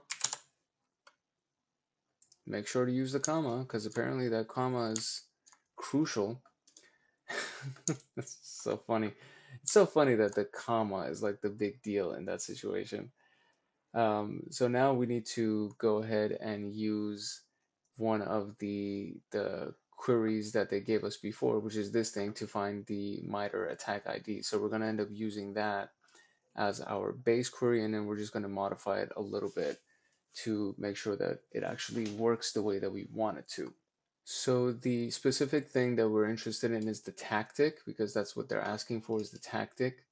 So we're going to use this specific part of the filter. So we're going to do the event type alert, and then we're going to use this part that has to do with the MITRE tactic, but then we're just going to change it from tactic name to tactic ID, and then we're going to sort, and then we're going to unique, and it should give us exactly what we need. So I'm going to just copy this part right here, and usually when I do this I have to copy it twice for whatever reason. It won't paste it in here. So I'm going to copy it again, and we're going to come back and we're going to paste it in here. Okay, very good. So we got that, and then what we want is the other portion. Hopefully it'll let me actually do this. So I'm going to take this and we're going to copy that, and please paste it. Please paste it. Okay, very good. It pasted that. So now I'm just going to change the last part to ID, because we don't want the name, we want the ID. And then we're just going to sort, and we're going to look for unique, and it should give us some kind of data here. I forgot to put cut, my bad. So we're going to put cut over there. There you go. So we got it. So event type alert, cut, the metadata ID, sort unique, and this is it, TA0040. And that should be it. Oh, I don't think we need this. So we need to get rid of those and submit that. And that is indeed the answer. So this is actually super useful. This tool is very useful, especially when you learn how to mess around with these queries and how to search through everything. And they give you a lot of pre-made filters, like beautiful pre-made filters that you can kind of modify and mess with. And things like the connection receive data, and then it kind of just shows you how to go through it and then cut from it, right? So it's very, very useful, very, very useful. I highly recommend that if you're interested in defensive security, if you're interested in using Zeke or uh, uh, previously known as Bro or Snort or Wireshark or any of these types of services, I highly recommend you get good at these queries. This is going to be something that I'm going to revisit multiple times in the future, because it's super freaking useful. Honestly, it's very, very useful, especially for just searching and trying to find things. It might not be fully robust in the sense that you can find a lot of in-depth information or something like that, but it's just extremely useful, very easy to use. There's a lot of pre-made queries that you can use, and that's just always, always, always helpful. So that was it for this room. We're just gonna wrap it real quick, and yeah, I'll see you in the next one. So the congratulations part, it's very, it's like a very basic finished congratulations. There's no extra stuff. There is, however, an invitation to go into the other room, which is the Brim Challenge room for masterminds. So if we go back to, where is it? I clicked on this twice, this thing right here. So there's the masterminds room that is for Brim, practicing analyzing malicious traffic using Brim. This seems like it might be a little bit out of my depth, so I don't think I'm going to jump into it right now, although I just might, I don't know. But I'm very, very happy that we were able to finish this. So if you don't have access to TryHackMe, you can go ahead and get your subscription, and then you'll be able to use all of these amazing rooms with all of their amazing tools, and just get to hacking, get to analyzing and securing and all that good stuff. The link in the description below will give you a discount on your membership, so that you can get, instead of 12 bucks, it'll be $7 for you. And I mean, it's already super affordable anyway, so that's just one extra benefit for you to use it. And if not, you can always just follow along with these videos and just download it on your own computer, which you're more than welcome to do. And if you want to do that, all you got to do is like, subscribe, and turn on that notification bell so that you get notified the next time that a video comes out. And then we can just kind of do the activities together, and we can learn together and grow together and hack together and take over the world. It's your boy Hank Hackerson at Hank Hacks Hackers. I hope you found this video useful. I definitely did. I really love this freaking tool. So I think I'm gonna try to get really good at it because it's gonna be very useful for the future. And yeah, if no one else loves you, Hank loves you. Peace, love, and chicken grease. I will see you in the next video. Later. The room today is going to be the Wireshark room. Yesterday we did, or in the last video in this series, we were in tools and code and we did the Metasploit introduction in the last video. And then today we're going to do Wireshark, then we're going to do Burp Suite, so on and so forth. We're just going to go down this pathway and then we're going to go to the rest of these rooms as well. And this is all going to be under the Pentest Plus room. So Wireshark is one of the, I think it's actually a standard, kind of the most used packet capture tool that exists out there. And it's also the tool, I mean, they've used it in Mr. Robot, so you can actually see them using this in Robot. It's a packet capture, meaning that it can capture traffic from whatever network you're on, and then you can analyze that traffic. And if certain transactions are done in that traffic, meaning like, let's say you're in a coffee spot like a Starbucks or something, and you connect to their Wi-Fi and you start capturing their traffic. If other people are connected to the Wi-Fi and you start capturing that traffic, you could potentially see the traffic that every other person is viewing on their phone or on their computer. And if somebody logs into their bank account, for example, and you can capture that traffic. And I'm not telling you to do this, by the way, because that's super illegal. And if you get caught, you get, it's a felony and you're screwed and shit like that. But that's potentially it. And then you capture the traffic, and then you can see the packets of that transaction. And in there might be the cookies that have been saved that show the person's username and password. Obviously, it's not going to show it in plain text, but you would see the hash value of those things, and then you can decrypt those things and decode them, so on and so forth. So, not saying to do it, but this is a very useful tool, and it's open source, meaning it's free. And this room, by the way, actually, so as we can see it down here, the Wireshark room is also a free room, meaning that you can actually join without having a full subscription, a paid subscription, and then you can launch this room and go ahead and start the machine right here, and then the machine will allow you to run Wireshark. So it's pretty cool, and there's the machine loading on the side right here. So we're gonna read into this real quick. I'm gonna minimize this so it doesn't mess with me in the middle of the reading. And then once that loads, we'll actually start running some exercises inside of Wireshark so you can see how it works, right? So here we go. The introduction to Wireshark is an open source cross-platform network packet analyzer capable of sniffing and investigating live traffic and inspecting packet capture. So they're called PCAP files. It's commonly used as one of the best packet analysis tools, and we're going to look at the basics of Wireshark. The virtual machine is attached to it. You don't need SSH or remote desktop protocol to do this. So once it's launched, you could just do the split view that's at the top of the screen, so on and so forth. So which file is used to simulate with the screenshots?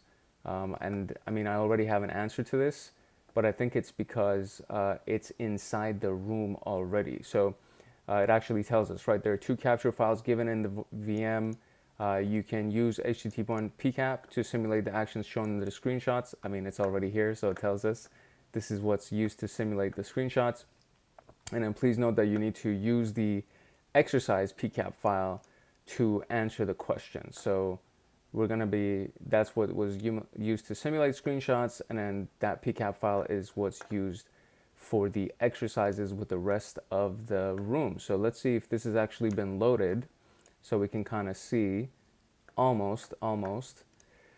So the tool overview, let's look at this a little bit. So it says Wireshark is one of the most potent traffic analyzer tools available in the wild.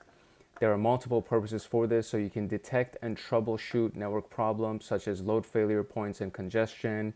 You can detect security anomalies such as rogue hosts, abnormal port usage, and suspicious traffic. And of course, you can investigate and learn protocol details such as response codes and payload data. So it's used for a lot of different use cases. And obviously, since we're in the pen test room, that means that you can probably do pen testing with this thing as well. So you could capture data and you can use whatever information you've captured to use to pen test. And so this thing that we've opened on the side right here, this is the HTML PCAP file that is used to go through. I mean, at first glance, if you don't know what any of this means and if you've never seen anything like this, it can be overwhelming because it's basically just lines of data. But just to kind of, I might be getting ahead of myself. I'm sure we're going to cover this in a little bit as well. But so this is the time of so the number of the packet, the time that it came through, the source IP address, the destination IP address, the protocol, so TCP or HTTP or DNS, right? The length of it, so how many bits, and then the information in the actual file itself. So it's kind of like a snapshot of what's inside the packet. And so it went from port 3372 to port 80, and then this was a response. So it's a SYN. SYN is the first packet that goes on in a TCP handshake. And then you have the second packet, which is SYN acknowledge in the TCP handshake. And then the third packet, which is acknowledge, meaning that it's actually been a completed TCP handshake. And so you can see that it went from 3372 to 80, then 80 responded and acknowledged it, and then 3372 acknowledged that last one, and now they have a full TCP handshake. That's just a sampling of what that could look like, right? So this IP address sent the request to this IP address, that IP address responded back, and then this one finalized that response. And that's very simple TCP handshake. And this is basically just to kind of give you an overview of what this particular file looks like. And then if I go back to the desktop real quick, we're going to be using this file to answer the questions. And so we're going to let that load. And so here we go. So the Wireshark GUI, graphic user interface, with a single all-in-one page will help investigate the traffic in multiple ways. At first glance, it gives you several sections that stand out. There's the toolbar, the display filter bar, recent files, capture filter and interfaces, and the status bar. And so we can kind of look at this right here. So this is the toolbar, the display filter bar, where you can filter out all of these results that came out. On the home page, this is kind of what it looks like, where it says these are the recent files that you used. If you want to capture traffic on a network on the home page, let me actually show you also what this looks like so that you can actually see what's up. So let's just go to, can we close this out? There we go. So this is, right, so this is exactly what they're talking about. This is the toolbar up here. This is the filter bar right here. We have the recently opened files, which were the last two files that I opened. If I wanted to do a capture, I could just do a drop down and it would show me what all network interfaces are available, but this particular virtual machine doesn't have anything connected to anything, so there's nothing here. But whatever network you're connected to, so whatever Wi-Fi network you're connected to or Ethernet network you're connected to, it'll show you all of the machines that are here, and you could just do all interfaces shown, or you could choose one where you want to capture the traffic for that specific IP address or machine. And then whenever you're ready, you just go up here and then you press start capturing, and it'll start capturing packets on whatever machine you've designated. So right here, this is kind of what it looks like, right? So if you click on this section, these are the potential interfaces that you can capture traffic from. And then this line right here, it shows you how busy that interface is. So these three interfaces at the top right here are, there has been no traffic because there's no squiggliness in their line, right? And then so ready to load capture, no packets, this is just the status bar. So if you want to load a PCAP file, we could either just do open right here, where we just go and we do open and we find a file, or if it's a PCAP file, you double click it and the way that we did before, and it will open it for you. And then it just shows us what's inside the thing, right? So we did that already, and we went through the packet list already, and then there, for each whatever one you click on, it'll give you the details for that packet. And then there's another view where it just shows you the byte view, which is, I mean, I still have a tough time analyzing these things. The only thing that I know how to analyze are the first 2 bytes right here, which I know determine what kind of protocol or packet it was. And I haven't memorized it, but I know that it's important if you can understand. If you figure out what the first 2 are, and then you go and you Google what type of packet is this, and then you give it those 2 byte data, it'll say, oh, it's this kind of a packet. But that's basically what I know about looking at these types of information right here. So there's the packet list pane, which we saw, packets details, and then packet bytes by pane. And then coloring packets. This one is kind of important. And so you can establish coloring rules, as it says right here. And, you know, the red ones are of importance. Like, you should know, hey, this seems like shady because Wireshark is flagging this already as something that we need to look at. There is the black. So let's see if it actually tells us what the colors are right here. It does not tell us what the different colors are. I think black is even more crucial or severe to consider. But if we wanted to just see, we could just click on coloring rules. So it just tells us right here. So it says you can use the right-click menu or view coloring rules to create permanent coloring rules. The colorized packet list menu activates, deactivates the coloring rules. Temporary packet coloring is done with the right-click menu or view conversation filter menu, which is covered in task 5. So we'll go through that in a little bit. And this is the default permanent coloring is below, right? So green should be fine, looks normal. Yellow is of a little bit of importance. Red, black, those things you definitely need to pay attention to. So you can use the blue shark button, which we already discussed, to start network sniffing or capturing traffic. The red button will stop the traffic, and the red button is just a big stop button, which, you know, for every platform or every device known to man, if you press the square, that typically means stop. And then in this particular case, there is no green play button. It's just the shark button that starts capturing the traffic. And so it'll start capturing traffic, and then you can merge PCAP files that will look like this. So file and then merge. And the reason for that is to try to see if there's overflow or overlapping in any kind of a packet that's been captured, or multiple packets, capture files that have been gone through. And then so when you do that, you get to see where the overlaps are. And maybe you're doing it through multiple devices or multiple IP addresses. So it's important to know those things. And then knowing the file details is helpful, especially when working with multiple PCAP files. Sometimes you will need to know and recall the file details, which is the hash value, the capture time, the comments inside the capture, interface, statistics, all of these things to identify the file and prioritize it.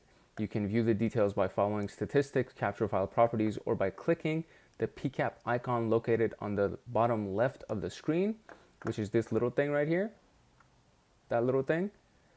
And it'll show you the statistics and the properties of the specific file. And it basically opens up what would be shown down here in a much larger window, and then you can kind of see all of the details of it and further analyze what that packet is. So, okay. So read the capture file comments, and I'm gonna show you what it actually is. So we're gonna kind of go through the thing. So it says use the exercise PCAP file to answer the questions. Read the capture file comments. What is the flag? Okay. So let's open it back up.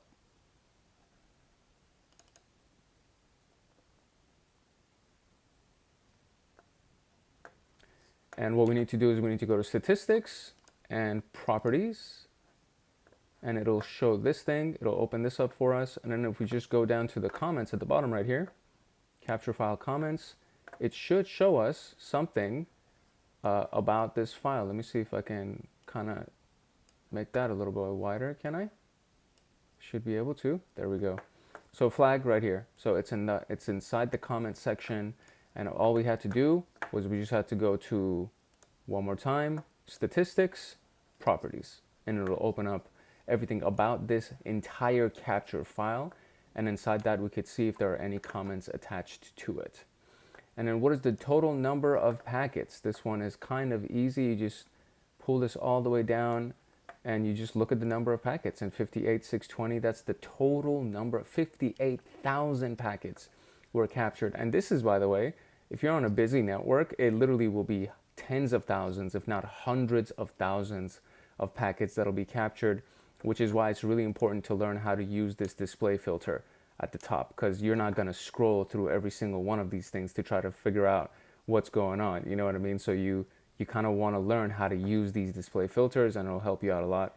So what is the SHA-256 hash value of the capture file?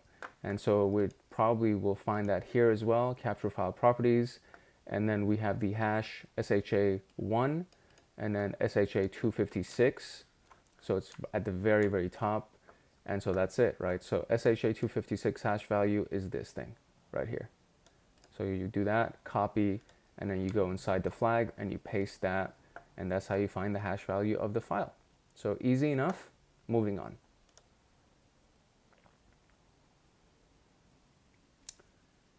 Okay, packet dissection is also known as protocol dissection, which investigates the details by decoding available protocols and fields.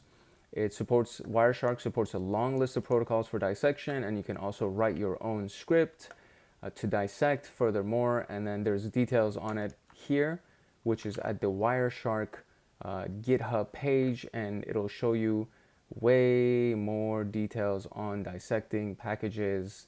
And I'm not gonna go through this whole thing, but if you want to, you're more than welcome to. And Wireshark, again, is one of those tools that if you get really good at Wireshark, you will most likely stand out among all of the other applicants if you're trying to go for a cybersecurity analyst job or a pen tester, offensive security, red team type of job.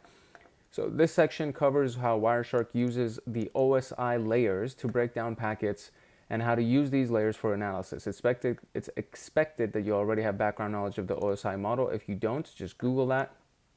Very easy. And we'll just do that real quick. Search Google for the OSI model. And right here, very, very simple. It's a conceptual model created by the International Organization for Standardization, which enables diverse communication systems, whatever. This is it.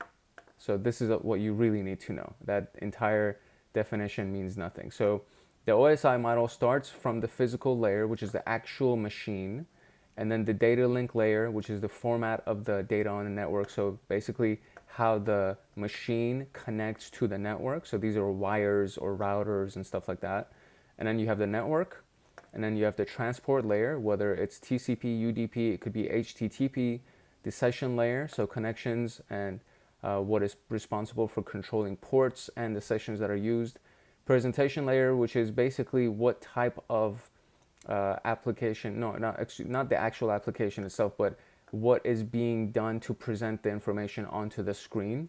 And that layer itself is important. And then the application is the actual application that you're using. So is it Google Chrome? Is it the network? Technically, Wireshark itself falls under the application layer. So that's kind of a very brief overview of the OSI model, but you should definitely get to familiarize yourself better with that. All right, so packet details, here we go. So if we click on a packet, it'll give us the information right here in the packet capture video, section, excuse me. And if you click on the frame, it'll give you these details, and then you can click on that little arrow and it'll open that up for you. And then you can click on any of these other things and it'll open that up for you. And so each time you click a detail, it'll highlight the corresponding part in the packets pane, which is on the right side of the screen. So let's have a closer look at this thing, right? So first and foremost, frame 1, which would be layer 1 of the OSI model, that bottom layer that we saw. This will show you what frame packet you're looking at and the details specified to the physical layer of the OSI model, which is the very, very top thing. So this at the top is for layer 1 of the OSI model.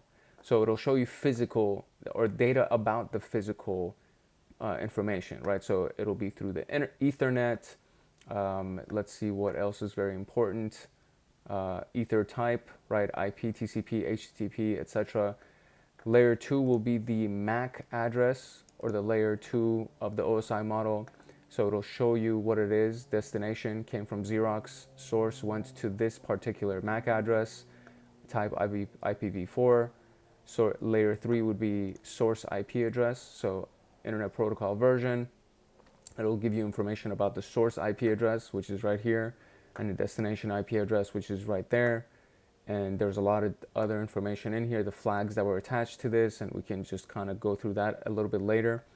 Layer 4 would be the protocol that was used. So it's on the transport layer of the OSI model, so it tells us right here. So this is the network layer, which is layer 3. This is the data link layer, which was layer 2, and layer 4 is the transport layer, which is layer 4 of the OSI model. Transmission control protocol. So it went from port 80 to port 3371, and the source port, information about the source port, any flags that were attached to it, and then timestamps and the sequence, acknowledgement, etc., etc., etc. Protocol errors. This is a continuation of fourth layer showing specific segments from the TCP that needs to be reassembled. And so this is the reassembling of the TCP segments, and it shows you what other packets or what other frames are relevant to the individual packet that you're looking at right now. And application protocol, which would be layer 5. And so this is it. So this is hypertext transfer, so HTTP. And it gives you information about that, right? So where was it? It was going to this IP address, it seems like, and content encoding, content length. The request for this particular one is in frame 18, and this is the HTTP, the URL that it interacted with and it went to. The application data layer looks like this, and whatever application it was using. And now that we understand what a general packet is composed of, let's try to answer these questions. So view packet number 38. So I'm just going to go all the way to the top. Was not trying to do that. Going to go all the way to the top. And I think there's also even the option that if we click on here, if I do Control F, it'll let me do a little find. And if I do 38 find, it'll just bring up packet 38 for me. Or it actually looks up 38 in all of these things, so maybe not. Okay, so here's packet 38. Which markup language is used under the HTTP protocol section? So if I go here, we're just gonna kind of drop that down. So HTTP protocol section right here, and then it says markup language. So let me see if I can, maybe if I do a full screen of this, there we go. Makes it a little bit easier. And the markup language, let's try to scroll through this. It actually is not under that. I should have known this very beginning. It's actually under the extensible markup language, as it says right here. So that's basically it. That's the language that we're using. The extensible markup language under HTTP. That's what I guess the hint was, right? So packet numbers are shown on the left. Well, we already know that. So under the HTTP protocol, so this is it. The answer is extensible markup language. That's the actual answer. And what is the arrival date of the packet? The answer format is going to be this. So to try to find that information, we just need to go look at the details of where it's going to be at.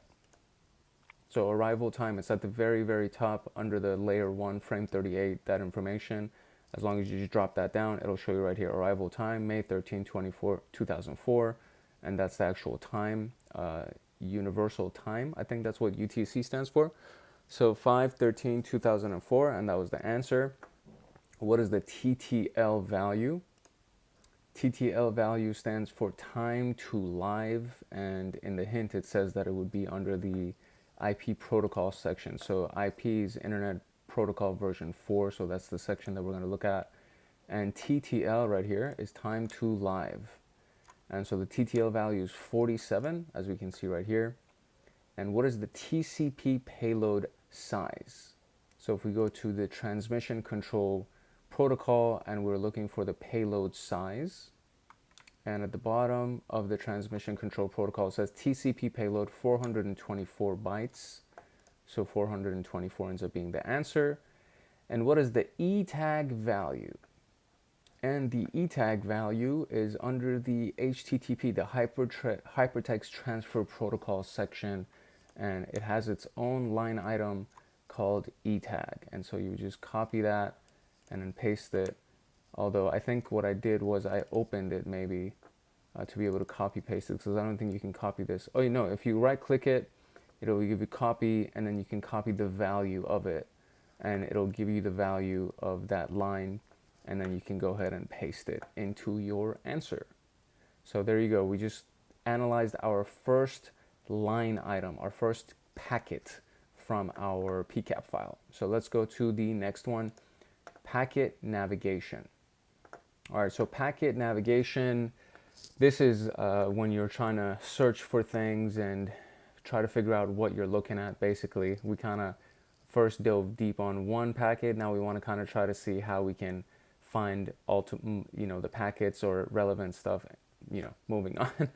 So, okay, so Wireshark calculates the number of investigated packets, assigns a unique number for each packet. So to go to the packet, you can just do Control G, or you could just go and then go to packet, and it'll bring it up here. And then you can do go to packet, and it'll bring up the packet for you. And so I think I did Control F for find. And when I did that, what it did was it found whatever information in this entire series of packets that have the numbers 38 in it. So if I went to go to packet and then actually typed in 38, or well, now it's giving me 3. So if I did 38, go to packet, it went to packet number 3, go to packet 38, do that. There you go. Now it's going to go to packet 38. So we could have done it that way, and then it will bring it up for you onto the screen. And if you want to find packets, so this is the apart from the packet number, you can find packets by the content of the packet. So you could do edit, find packet, and then make a search inside the packets for a particular event of interest. So for example, you could do display filter, hex, string, regular expressions. The second point is choosing the search field. You can conduct searches in 3 panes: the packet list, the packet details, and by packet bytes.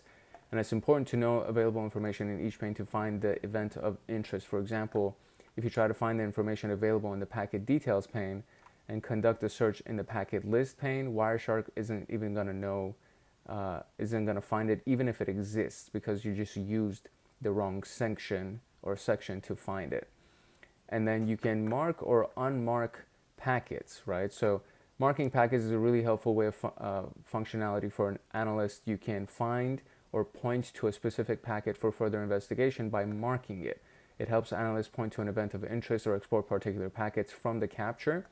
And then you can click on edit, and then right-click menu, either edit or the right-click menu to mark or unmark packets. And then it kind of shows us a screenshot of that. Then you have packet comments. So if you click on a packet, you could either right click or go to edit and then just view on packet comments, and it will show you any comments relevant to that specific packet. And then of course you can export packets. So you can click a series of packets or an individual packet and you can export it. Then you can export objects. So there's specific parts of the packet that you can export. For example, the HTTP portion of that packet, right? So Wireshark can extract files transferred through the wire. For a security analyst, it's vital to discover shared files and save them for further investigation. Exporting objects, which are either the payloads or the actual files that are attached to something, for the stream that you're looking at, so DICOM, HTTP, IMF, SMB, TFTP, etc. You can export those objects. Then there's the time display format. So everything right now I think is being viewed by UTC, but you can, it says date and time of the year of the thing. You could do seconds since the beginning of capture. There's a lot of different things that you could look at, and I think you could even change the time zones. Then it'll change it for you, right? So UTC time display format, it'll actually change the different views for it. So that this one is time, seconds since the beginning of capture, and the UTC time display format. These are the two different ones that it looks like. Expert info, right? So severity, blue, light blue, yellow, and red. So chat, basically, it's a regular conversation. Note, notable events like application errors or codes. Warn, meaning unusual error codes or problem statements. And an error is problems like malformed packets. Those are the types of things that you could look at when you're looking at expert info, which is one of the other details shown in Wireshark. And then you have checksums and comments. So frequently encountered information are listed in the table below, like checksum errors, packet comment section. It could be deprecated or it could be malformed, and that's basically the information of it.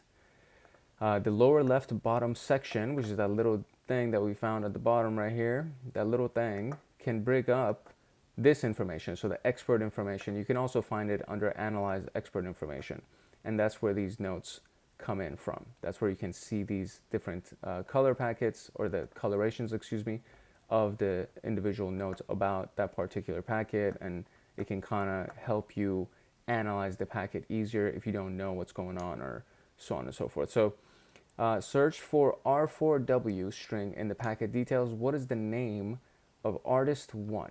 So we're going to go to, what we're going to do, we're going to search for, and it's not go to packet, it's find different details of the packet. So let's see if we could just search for R4W. So if I do Control F and do R4W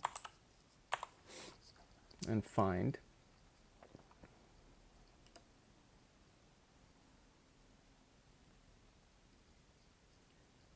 okay, it brought that information for us, and this seems to be the line that it's on, and it says artist 1. So let's kind of zoom in here. So it found the piece of the string that actually is attached to, and it's under the truncated, and this is under what exactly?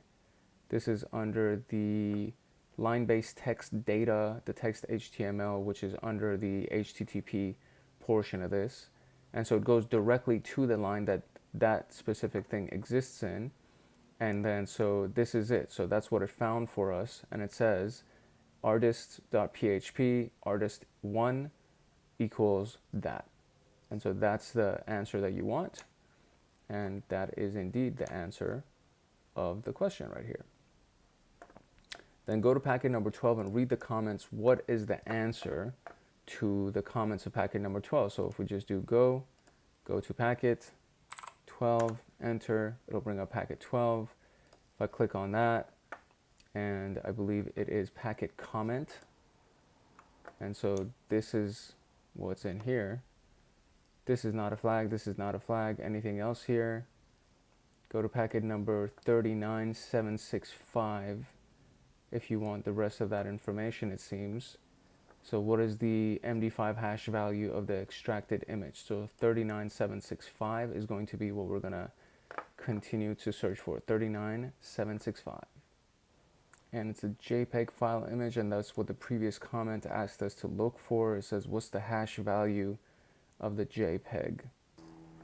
Okay, so we were able to find the packet itself. We know that it's a JPEG that's attached to it. If we go to statistics and we do capture file properties on this packet, come down to the comments section, and at the end it says packet comments. Go to the packet number, look at the packet details pane, right click on the JPEG section and export the packet bytes. This is an alternative way to extract data from the file. So what is the MD5 hash value of the extracted image? So if we do this, right click on this, click on that, export packet bytes, and I guess save it here. So we just do bytes on the desktop, save that. Let's see what we get. Go here.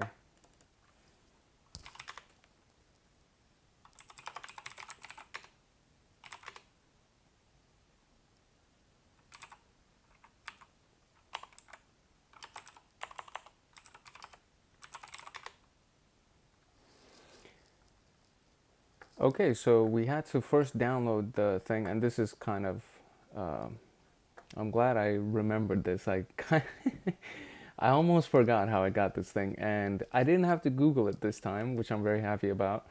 So we downloaded the file by going to the actual line item. We found the second packet, so because it told us to go to packet 12 and read the comments. We read the comments, and it brought us to 39765 as the packet. Inside that packet, we can see that there's a JPEG file attachment, and so when you right-click that and you do export bytes, it allows you to export the image itself.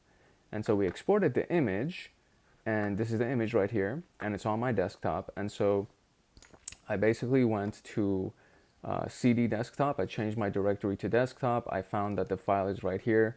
And to find the MD5 hash of anything, you just do MD5 sum and then the name of the file or the path to the file, and it gives it to you. And that's the MD5 sum of this particular packet's contents, so on and so forth. So we found that, which is great. So now there's a TXT file inside the capture file. Find the file and read it. What is the alien's name? And obviously it says it right there, but let's go find this TXT file. Okay, so what I was actually supposed to do, and it's been a long time, so this is a nice refresher for me. So we're supposed to go to, I believe it is File, Export, Objects, there you go, HTTP. And then in here, we're supposed to filter for TXT. And it'll bring one particular packet that has a TXT in it. And then we're going to save it. There's a file name attached to it, which is note.txt. We're going to save that on our desktop with the rest of the stuff that we just saved. And, oops, I already clicked save. We're going to close that. Then we're going to minimize this and should now have a note.txt. So if I do cat note.txt, and this is what it is right here. So that's the actual contents of this thing.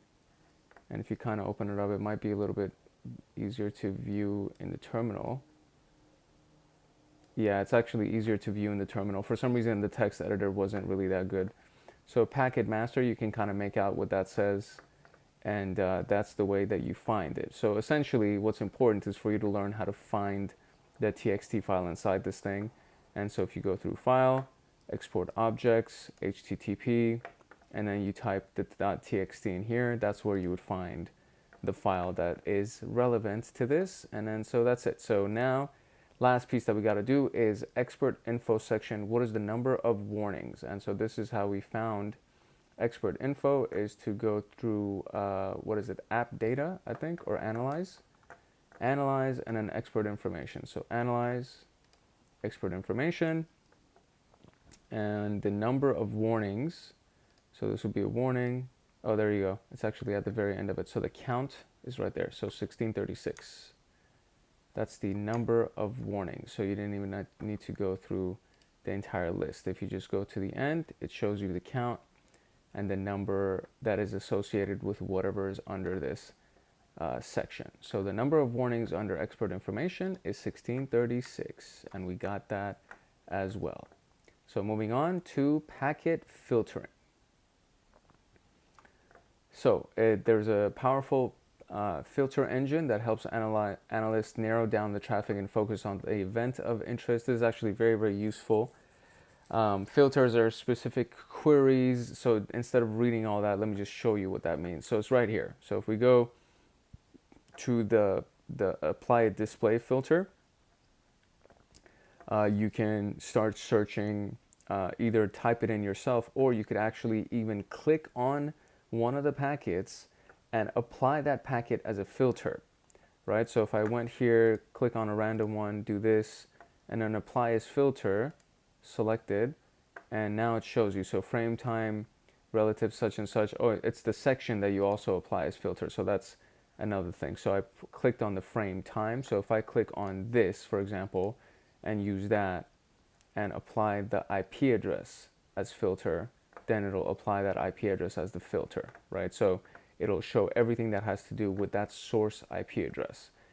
We can X this out. We can go to, let's say, what else could we use that might be relevant or relative, useful? Maybe we could do, let's see.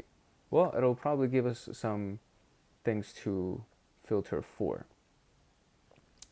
So when you use the applies filter option, you'll filter only a single entity of the packet, right?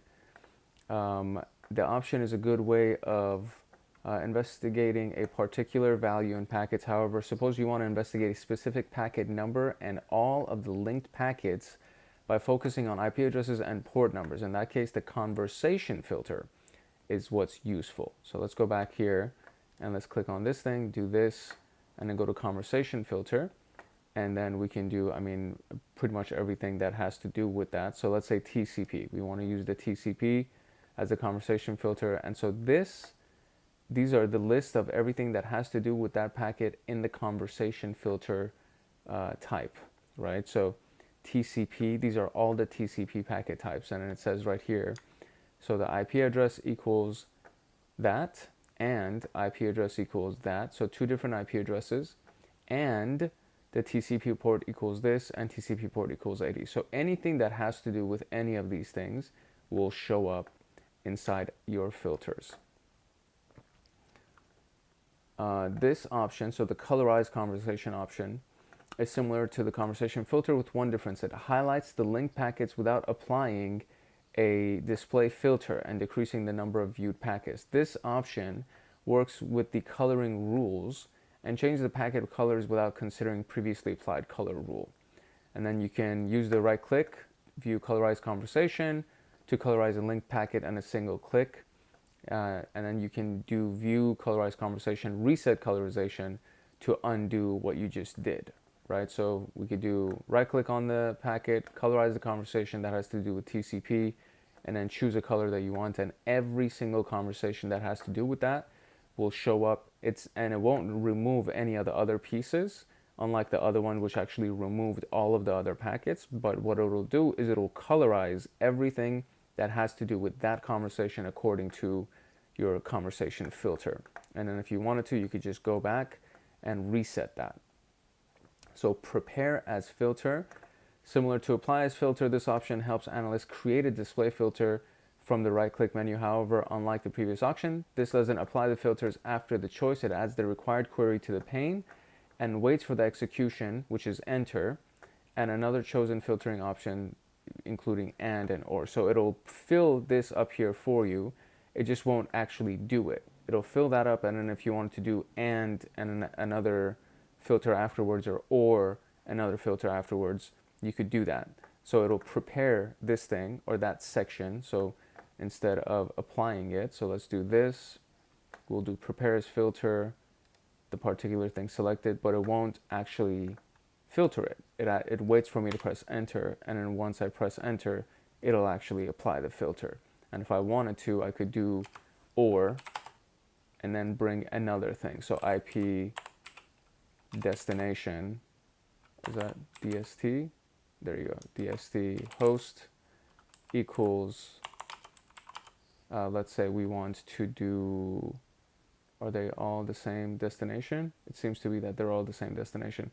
But whatever, let's say I want to do and actually. So I want to do the source address is that, and the host destination is 10.10.57.178. Let's say that's the filter that I actually want to apply, and it'll double up and it'll show me everything else. So it prepares it as a filter, and then you can add to it later and then press enter. Then you got the filtration for apply as column. So you can click on a packet, right click menu or analyze apply as column, and then it adds columns to the packet list pane, right? Once you click the value and apply it as a column, it'll be visible on the packet list pane. This helps analysts examine the appearance of a specific value across the available packets in the capture file. So right click on this specific portion right here, apply it as a column, and now it'll bring everything in the type on the actual packet list under that specific type. And then you could do that, apply as column. And then the follow stream, which is very useful as well. So it's possible to reconstruct the streams and view the raw traffic as it's presented in the application level. You can right click or analyze follow TCP UDP HTTP stream to follow traffic streams. They're shown in a separate dialog box like so. and packets originating from the server I highlighted with blue, and those originating from the client are highlighted with red. So it shows you the TCP conversation stream right here, and it'll also actually say that there's 43 packets that are in that stream, and then it'll display all of that inside this new window for you. Then you got that. And so let's say go to packet number 4, right click on Hypertext Transfer Protocol and apply it as a filter. Now look at the filter pane. What is the filter query? And we already have an answer, but let's do it. So let's just go to packet number 4. Packet number 4 isn't displayed, so let me exit this out. And let's go to packet number 4, enter. And there you go, that's packet number 4. And it says right click on Hypertext right here, and then apply it as a filter. So we're going to apply this as a filter. And now it should show you everything that's under the protocol, which is HTTP, which is the correct answer. So what is the number of displayed packets? And if we look at down here, it'll show us displayed 1089. Okay. Go to packet number 33790 and follow the stream. What is the total number of artists?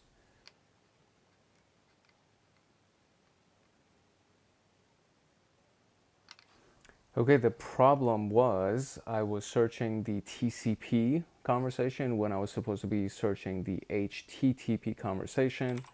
So let's see if this one actually does a better thing for us. So if we do artist.php, and then the artists themselves should be showing up, I think, because all of this was just like BS before, and we couldn't even find the information. So category is artist.php, artists, and then there's disclaimer, Okay, so we got the first one, it seems, is this person.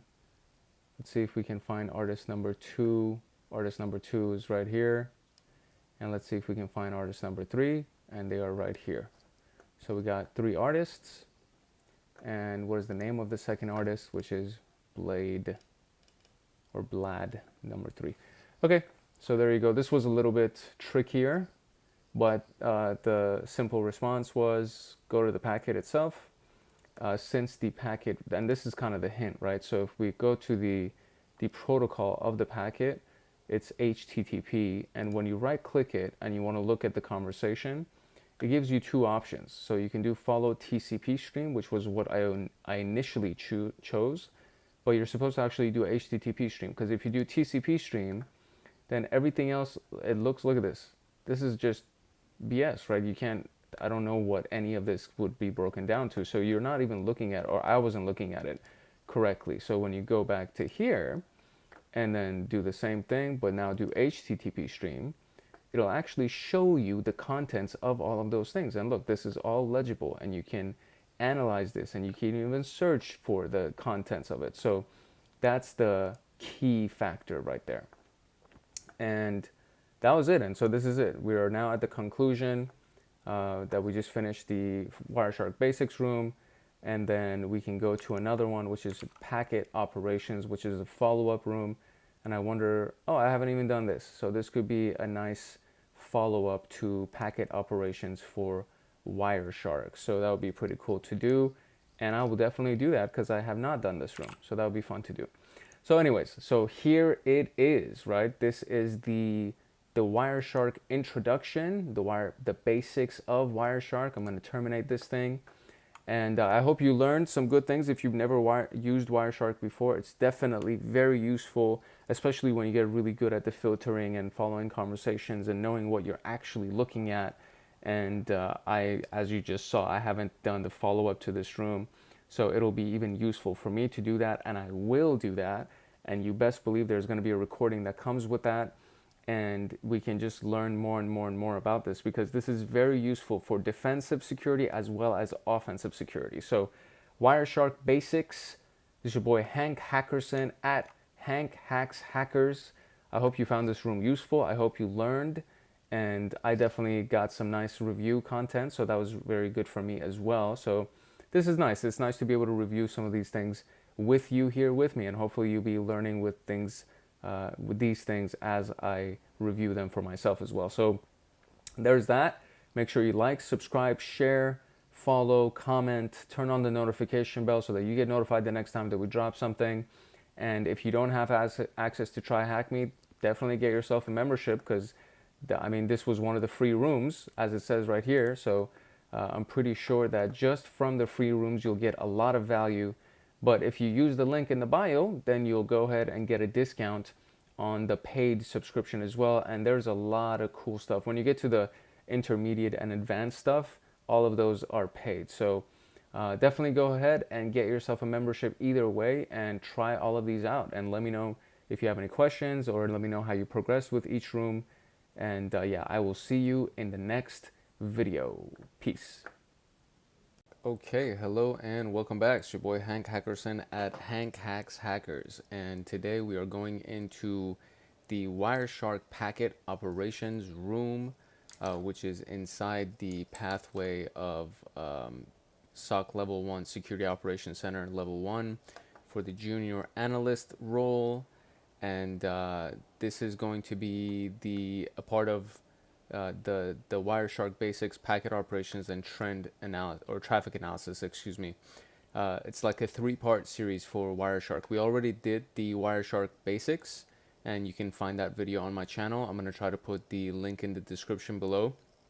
And today we're going to go into Packet Operations, and then the next one is going to be the Traffic Analysis. This is a subscribers only room, which means that you need a paid subscription with TryHackMe, which is $12. If you use the link in the description below, it'll drop $5 off of that, so it'll bring it down to $7 for you and make it a little bit more affordable to get a paid membership with TryHackMe. And then you can get access to all of the VIP rooms and all of the free rooms that they have. And there's a lot of great rooms and a lot of useful tools and machines and stuff like that. So in my opinion, it's definitely worth it, and you're more than welcome to just download Wireshark on your own machine and find some sample PCAP files that you can use from, you know, GitHub or any of these other places that you can use to kind of go along with the video that we have, as well as you can just capture traffic from your own machine, from your own interface, and then use that PCAP file to do the analysis and all the stuff that we're going to be doing. So it's fairly easy to actually run this thing, and it is for free. So either way, no matter which direction you end up choosing, you'll definitely have something to work with. And of course, if you like, subscribe, and turn on that notification bell, then you'll get notified the next time a video comes out, either in the current path that we're on or the Pentest Plus path. And then as we progress and we just get more into the intermediate and advanced stuff, then you'll just have access to all of that. And I would very much love to have you as a part of our community. So it would be really, really awesome to just be able to kind of tag along with you, or you can tag along with me as we go through this journey. All right, so the introduction of the room goes as follows. So in this room, we're going to cover the fundamentals of packet analysis with Wireshark and investigate the event of interest at the packet level. Note that this is the second room. So I already mentioned that we did the Wireshark Basics, and you're more than welcome to go check that out if you haven't seen it already. In the first room, we covered just basically how Wireshark works and how to investigate traffic captures. In this one, we're going to go into some advanced features by focusing on packet level details with Wireshark statistics, filters, operators, and functions. And a virtual machine is attached to this room, and this is what you see on the side right here. I've already started it up. It takes a couple of minutes to start up, and it comes pre-installed with a copy of Wireshark, as well as the exercise PCAP file, which is on the desktop right here.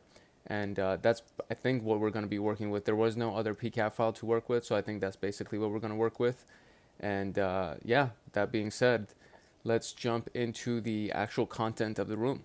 So the statistics summary, this menu, with the statistics menu, provides multiple options ready to investigate to help users see the big picture in terms of the scope of the traffic, available protocols, endpoints, conversations, and some specific protocol detail or protocol specific details like DHCP, DNS, HTTP, etc. For a security analyst, it's crucial to know how to utilize the statistical information. This section provides a quick summary of the process PCAP, which will help us create a hypothesis for an investigation, and you can use statistics menu to view all available options. So start the VM and use the exercise PCAP, which we already did. So the first thing that we want to do is we go to statistics, resolved addresses, and it'll bring up this menu for us, and it's going to show up the IP as well as the specific page that was visited, so the DNS version of the IP address that was visited. And there's mostly it seems interesting. There's test PHP von web, which might be kind of like a weird domain that might not be a good domain to be visiting, so on and so forth. This is an IPv4 address. This is an IPv6 address. And then we have the protocol hierarchy, which is also under the statistics menu. And you just click on that, and it gives you the hierarchy of the protocols that were visited. And it gives you percentages of how many different types of packets were there. So you have the IPv6, which was nothing, and then there's Ethernet, IPv4, and then there's TCP, transmission control protocol, and then hypertext transfer protocol, which is HTTP, which is like 1.9% of what was available, and then the percentage of the bytes, so on and so forth. And then we have conversations, and conversations basically mean the source address with the source port and the destination address with the destination port, and what kind of conversations have been had. So under statistics, again, we just go under conversations, and then there's the IPv4, IPv6, TCP, and UDP conversations. And so this is just a view of the IPv4 with address A being the source address, address B being the destination address. And then if you go further down under TCP, we can see the address A with the port, address B with the port, the packets, the bytes, so on and so forth. Then you have the endpoints, and that's also under statistics. And then when you click on that, it shows you the various endpoints, which in this case are MAC addresses. And you have each MAC address dedicated to a specific thing. So if you click on name resolution, it'll show you the device that's attached to that MAC address. So for example, a Xerox, I guess a printer or whatever it is. So it gives you more detail on top of whatever the MAC address is. And then if you notice, there are certain ones that don't have the name attached to it. It just has the MAC address that's attached to it. It's not limited only to MAC addresses, as it says. It provides IP and port name resolution options as well. However, these are not enabled by default. If you want to use these functionalities, you need to activate them through Edit Preferences Name Resolution menu, and then we can resolve for transport names as well as IP addresses, and then I think there's maybe even something for ports. So it's all under Preferences for Name Resolution. And the default installation looks like this. So you click on something, and if you double click it, it'll kind of show you the source IP. My apologies. So this is what the default install looks like. And then when you turn on IP port and name resolution, it gives you the name, dial in, whatever, including the port that was attached to it. And then so it says TIP, the port number, going to HTTP, the port number, versus over here where it just said the port number going to port number. This one actually gives you TIP2, HTTP in addition to the other part, where this is 145.254, this is dial in 145.254. So it gives you a little bit more information, which is useful. It can be very useful. So the endpoint menu has the name resolution option as well, and so you get to kind of see the difference between the two.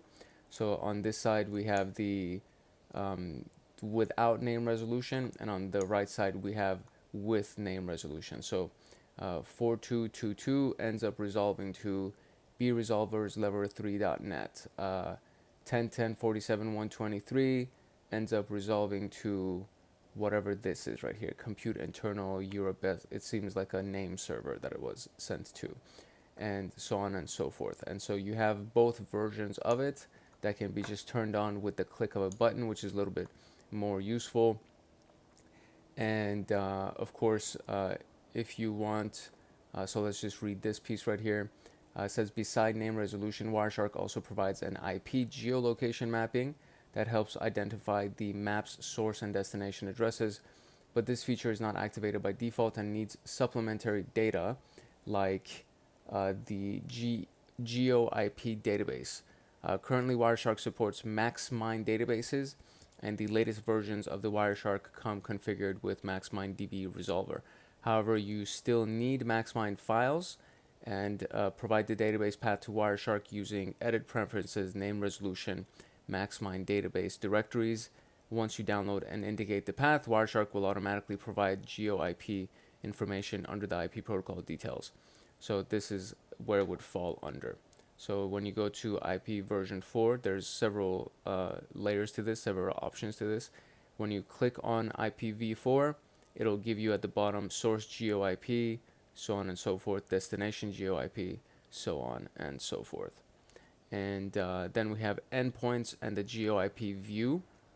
So under the endpoints menu, when you go on IPv4, there's going to be a couple of columns for the country and the city, and then we can obviously open it, well, not obviously, but very conveniently, it's available that we can open it inside a browser so that we can see what it actually looks like on a map, which is kind of cool. So we need an active internet connection to view the GeoIP map. The lab machine does not have an active internet connection, so we're not going to be able to actually look at the map or anything like that.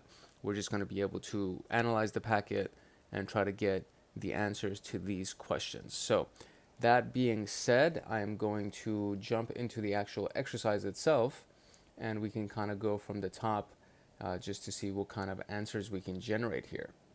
Okay, so just to make this a little bit easier, I'm going to open this up in a full screen window so that we can actually get better access to the Wireshark interface, and it makes it just easier to go through a lot of detailed information since there's a lot of lines and there's a lot of things going on. So I'm just gonna read the questions on my secondary monitor, and then from here we're going to go through all the information, answer the questions, and then at the very end we'll just review the question. So the first one is investigate the resolved addresses. What is the IP address of the host name that starts with BBC? And the hint says that resolved addresses helps. So since we're going to be with the statistics menu, we're just going to go to resolved addresses, and we're looking for something that starts with BBC.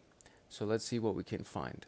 Doing a quick search in the search menu right here, it says there's only one option that actually starts with BBC, and so the IP address is this field right here, and it doesn't seem like I can copy it, so I have to manually type it into our answer. So 199.232.24.81 is going to be that one. Now it says, what is the number of IPv4 conversations? And that one we're going to find inside the conversations tab menu. So statistics, conversations, and that'll open it up right here. And we want IPv4. So the number of IPv4, it literally says it at the very top right here, so we don't even need to click on that. So it's going to be 435 is going to be the answer for that. How many bytes in kilobytes were transferred from microST MAC address? And that is going to be in the endpoints and name resolution. So we're going to open up endpoints specifically, and with endpoints, again, under statistics, go to endpoints, and we want to turn on name resolution at the bottom right here so that we can actually see it. And then there's going to be a number of bytes in this. There's a column 4 bytes, and so what we're looking for is microST. So if I guess this is this alphabetized? It doesn't seem to be. So maybe that is alphabetized now. Let's try to find microST. There is microST, and so the number of bytes is 7474K. So 7474K. There we go. What is the number of IP addresses linked with Kansas City? And so we need to go back into endpoints, which is where we are, and we want to find under Kansas City. So how many are under Kansas City? And let's see. So we're going to go into IPv4. It hasn't specified whether it's IPv6 or IPv4. IPv6 only has Czechia as the country, and nothing even remotely close to Kansas City. So we're going to go into IPv4. We're going to click on city and try to come down to K to see if we can find. Oh, I have passed it already. And so how many options do we have for Kansas City? 1, 2, 3, 4 are the options for Kansas City. So that should be the answer for that, and that's that. And so it says which IP address is linked with BlickNet AS organization, and that's also under endpoints and BlickNet AS organization. So AS organization is the tab that we see right here, and so we're just gonna organize this one and see if we can go and see what's under BlickNet.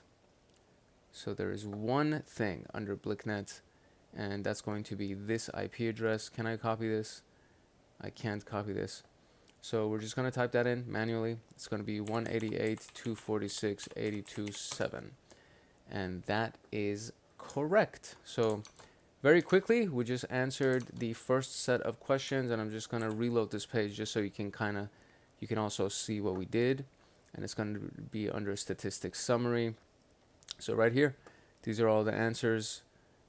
If you didn't believe that they were the correct answers, we just have all the confirmations right here. So this was in resolved addresses. This was under conversations, I think, right? Conversations, yep. How many bytes were transferred, micro. This is all endpoints. This is also under endpoints, and this is also under endpoints. So pretty straightforward, honestly. So far, so good. Nothing complicated.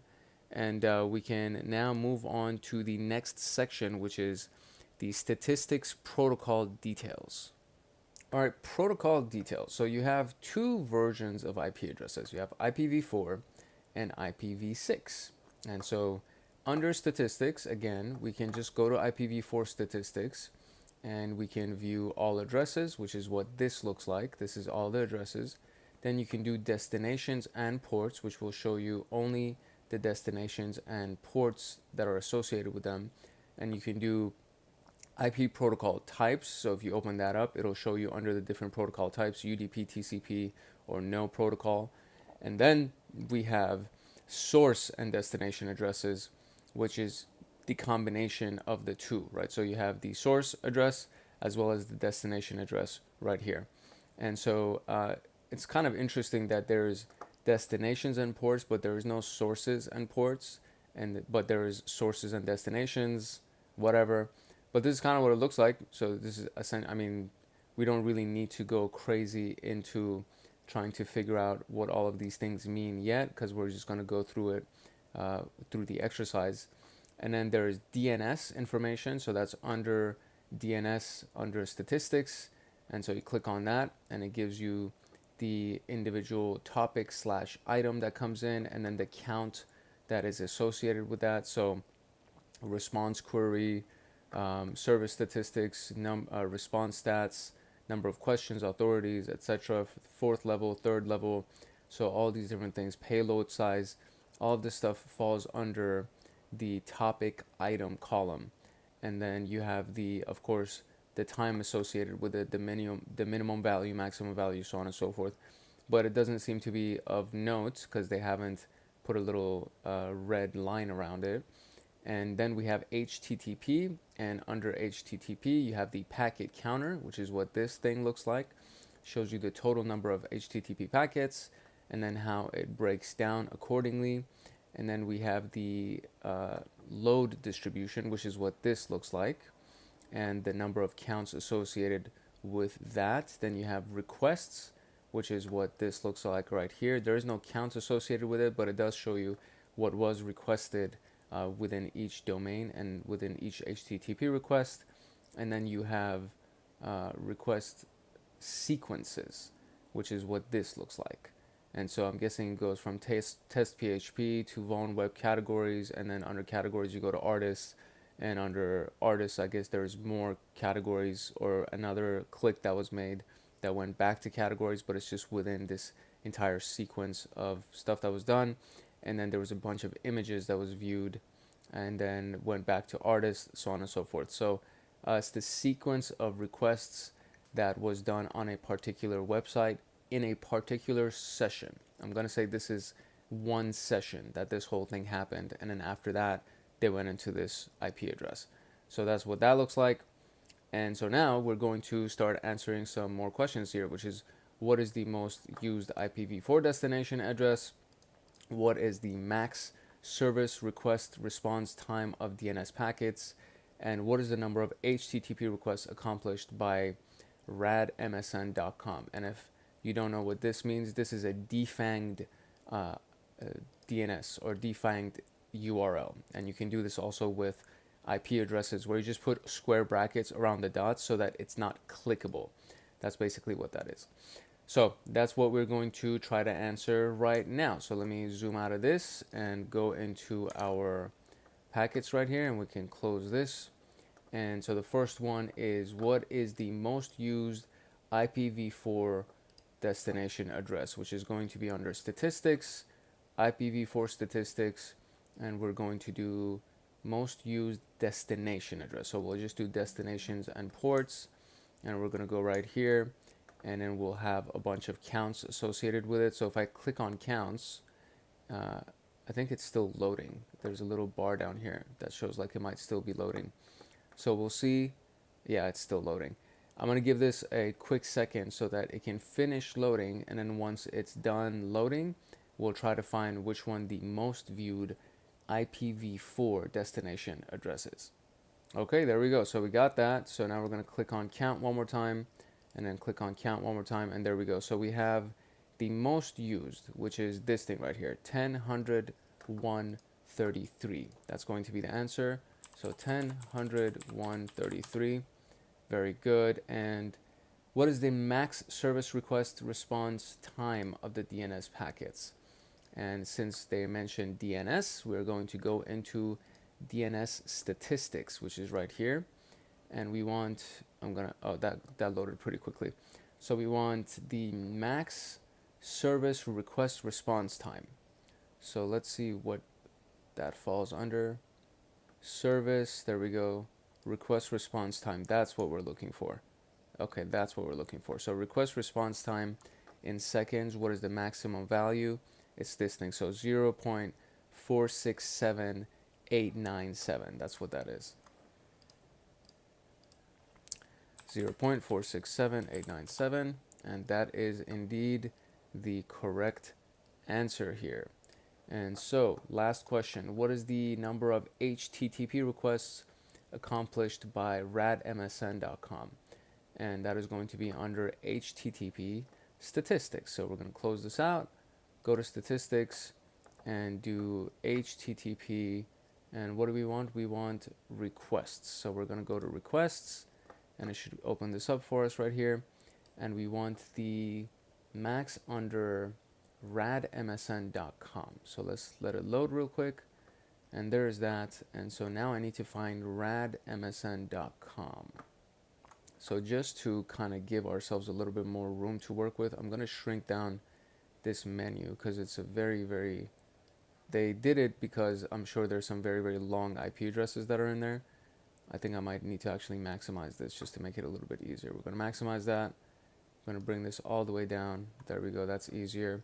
And so now we can actually see all of the fields.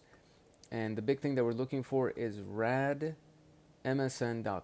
And this seems to be organized. So let's see if we can find radmsn. And there it is. So radmsn.com has 39 count. So there's 39 times that this was requested, and we got that. And there you go. That is indeed the right answer. So I'm going to shrink this back down. If we need to visit it again, we can just open it back up again. And we're going to refresh our page just so we can see that we got all the right answers under protocol details. And indeed, we did. Look at that. So, you already saw how we got those things, so I'm not going to go into further detail on what was done to accomplish those. So, we're going to now move on to the packet filtering menu and look at principles. All right. In the basics of Wireshark, we looked at packet filtering and how to filter packets without using queries. Now we're going to start looking at some queries to filter packets. There are two types of filters. Both use similar syntax. They are used for different purposes. So there is capture filters, and this type of filter is used to save only a specific part of the traffic. It is set before capturing traffic and not changeable during the capture, okay? And then there's display filters. This is after you've captured everything and you want to investigate the packets, reducing the number of visible packets. So capture filters happens before you start the capture, and then display filters happens after you've completed the capture and you're trying to go sort through your results. You cannot use display filter expressions for capturing traffic and vice versa, okay? The typical use case is capturing everything and filtering the packets according to the event of interest. Only experienced professionals use capture filters and sniff traffic. This is why Wireshark supports more protocol types and display filters. Please ensure you thoroughly learn how to use capture filters before using them in a live environment. That's a good idea. Okay, so capture filter syntax, and I don't know if we're going to be doing this much, but just in case, it's probably good to go through it. So before you go to capture, you're going to go to capture filters, and this is on the menu, like the main menu of this, and we could probably even see it right here. So capture filters are right here. These are going to be all of our capture filters, the filter name and the expression that you're going to use. So Ethernet address would be, for that Ethernet, you need to put ether host and then do that, right? No ARP, not ARP, TCP only, TCP, stuff like that. So fairly straightforward. Then there's the display filter syntax, which is going to be under analyze and then display filters. And then this is probably, oh no, it's not really that long of a list. So we can just go through the same thing right here. So I can just go to analyze, look at display filters, and we have all the display filters right here. And it seems kind of similar, but it's not identical, right? So TCP only does actually say TCP, and it was the same thing under capture, but when you want to look at Ethernet address, it's not the same, because the other one was ether something, and this is ETH.ADDR, two equal signs, so on and so forth. So they definitely are different syntax, so let's just make sure that we get that right. And then there's the operators, which is very, very important to understand, and this is something that seems to be pretty standard across most queries and most languages. So equal to is two equal signs. When you use one equal sign in most languages, in most programming languages, when you use one equal sign, that means you're assigning something to that variable. So let's say this is the variable, you use one equal sign, and then the value of the variable is going to be equal. In this case, when you use two equal signs, that it actually means it's equal that. So you're saying IP source equals to this, and then it's only going to show the stuff that shows up with this specific IP address, right? Not equal would be the exclamation mark and then the equal sign, and exclamation in most languages means not. So not equal. So you want to show everything. In this case, if you do equal to this IP, it's going to only show you stuff that's relevant to this IP. When you do not equal, it's going to show you everything other than this IP. It's going to show you all the stuff that this has nothing to do with this, right? Or at least the source IP doesn't have anything to do with that. Then you have greater than, pretty self-explanatory, less than, pretty self-explanatory. And so IP time to live, right? IP dot time to live, greater than 250 seconds or maybe 250 milliseconds. Then less than, same thing. And then you have greater than or equal to. So you want it to be greater than or equal to whatever the number is, and then less than or equal to whatever the number is. And I mean, it's self-explanatory. I'm not going to spend too much time trying to explain that. Then you have logical expressions. And so logical expressions are when you want to combine two types of filters, right? So this is comparison operators, and for this one, it only shows this IP address. When you come here and you say IP source is this and the IP source is that, it's going to show you both, right? It's going to say both sets of IP addresses are going to show up. You say IP source is this or the IP source is at, it's going to show you either or. And it feels like it doesn't make sense because you can't have two IP sources being the AND. So it feels like it's only going to filter for a packet that has both of those as the source IP address, which kind of feels like it doesn't make sense. When you do or, it's going to show you anything that has to do with this or anything that has to do with this. So this would bring you more options than this would in more practical situations. And then you have not, and the same thing is, not, exclamation would be not, and the logic is not. And so you can do this right here. So exclamation, and then you put this. So everything not that, right? The usage of not equals value is deprecated. Using it would provide inconsistent results. Using the not and then putting the value in parentheses is suggested for more consistent results.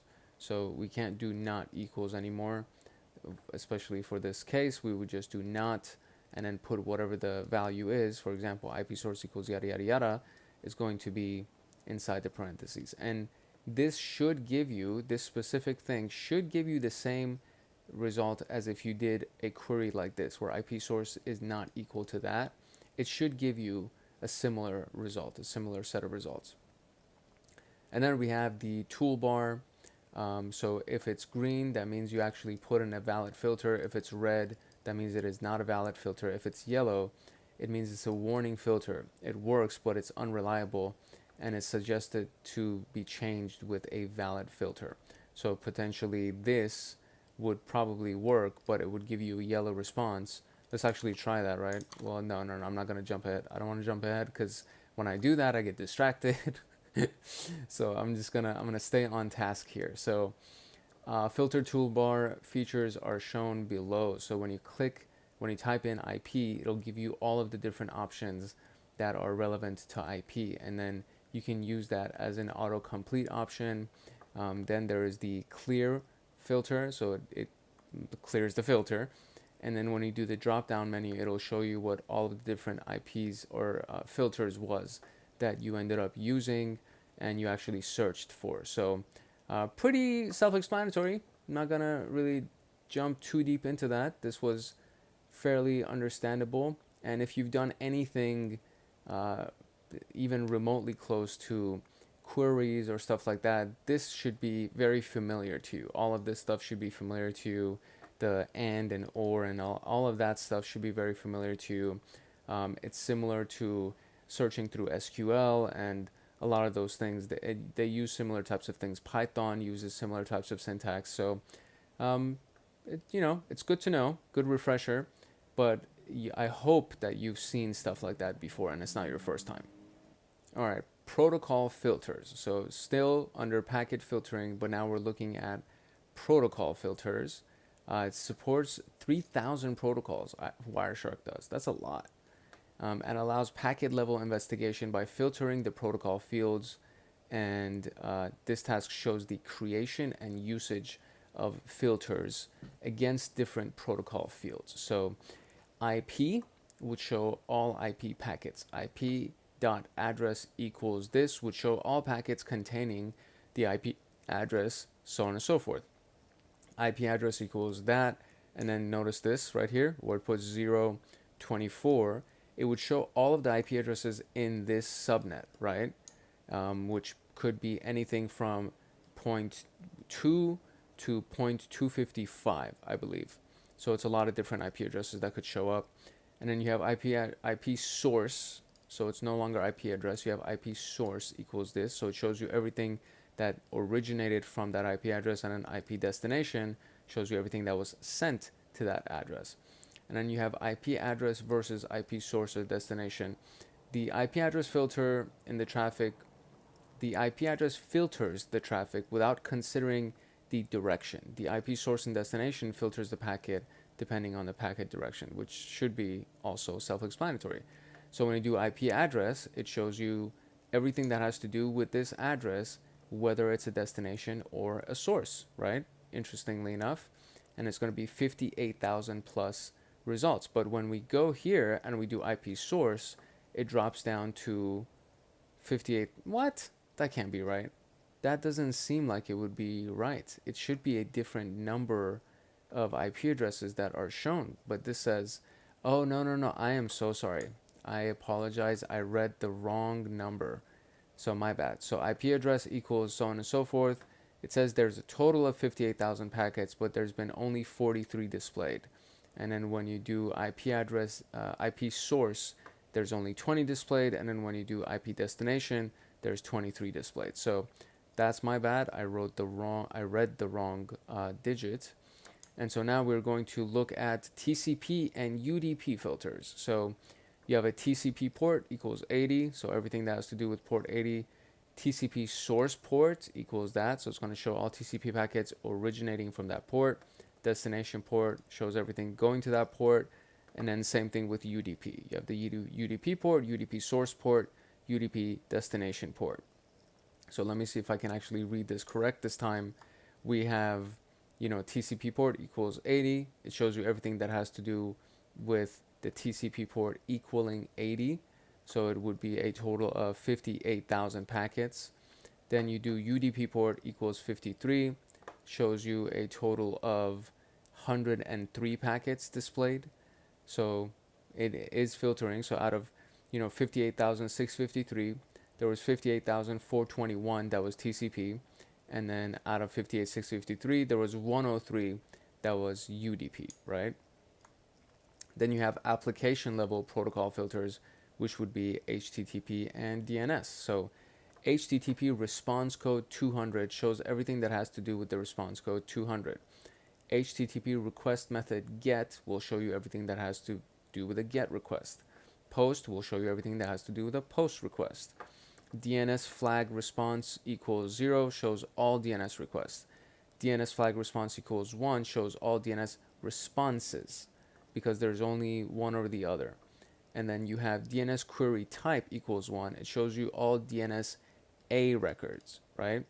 So there's different types of DNS queries that can come through.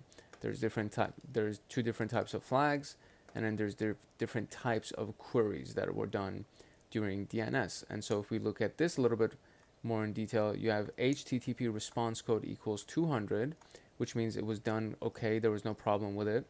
And so out of the 58,000 packets, there was 19 of them that were displayed. And then if we look at DNS flags response equals 0, which is a standard query, you have out of 58,000 packets, 54 of them are displayed, right?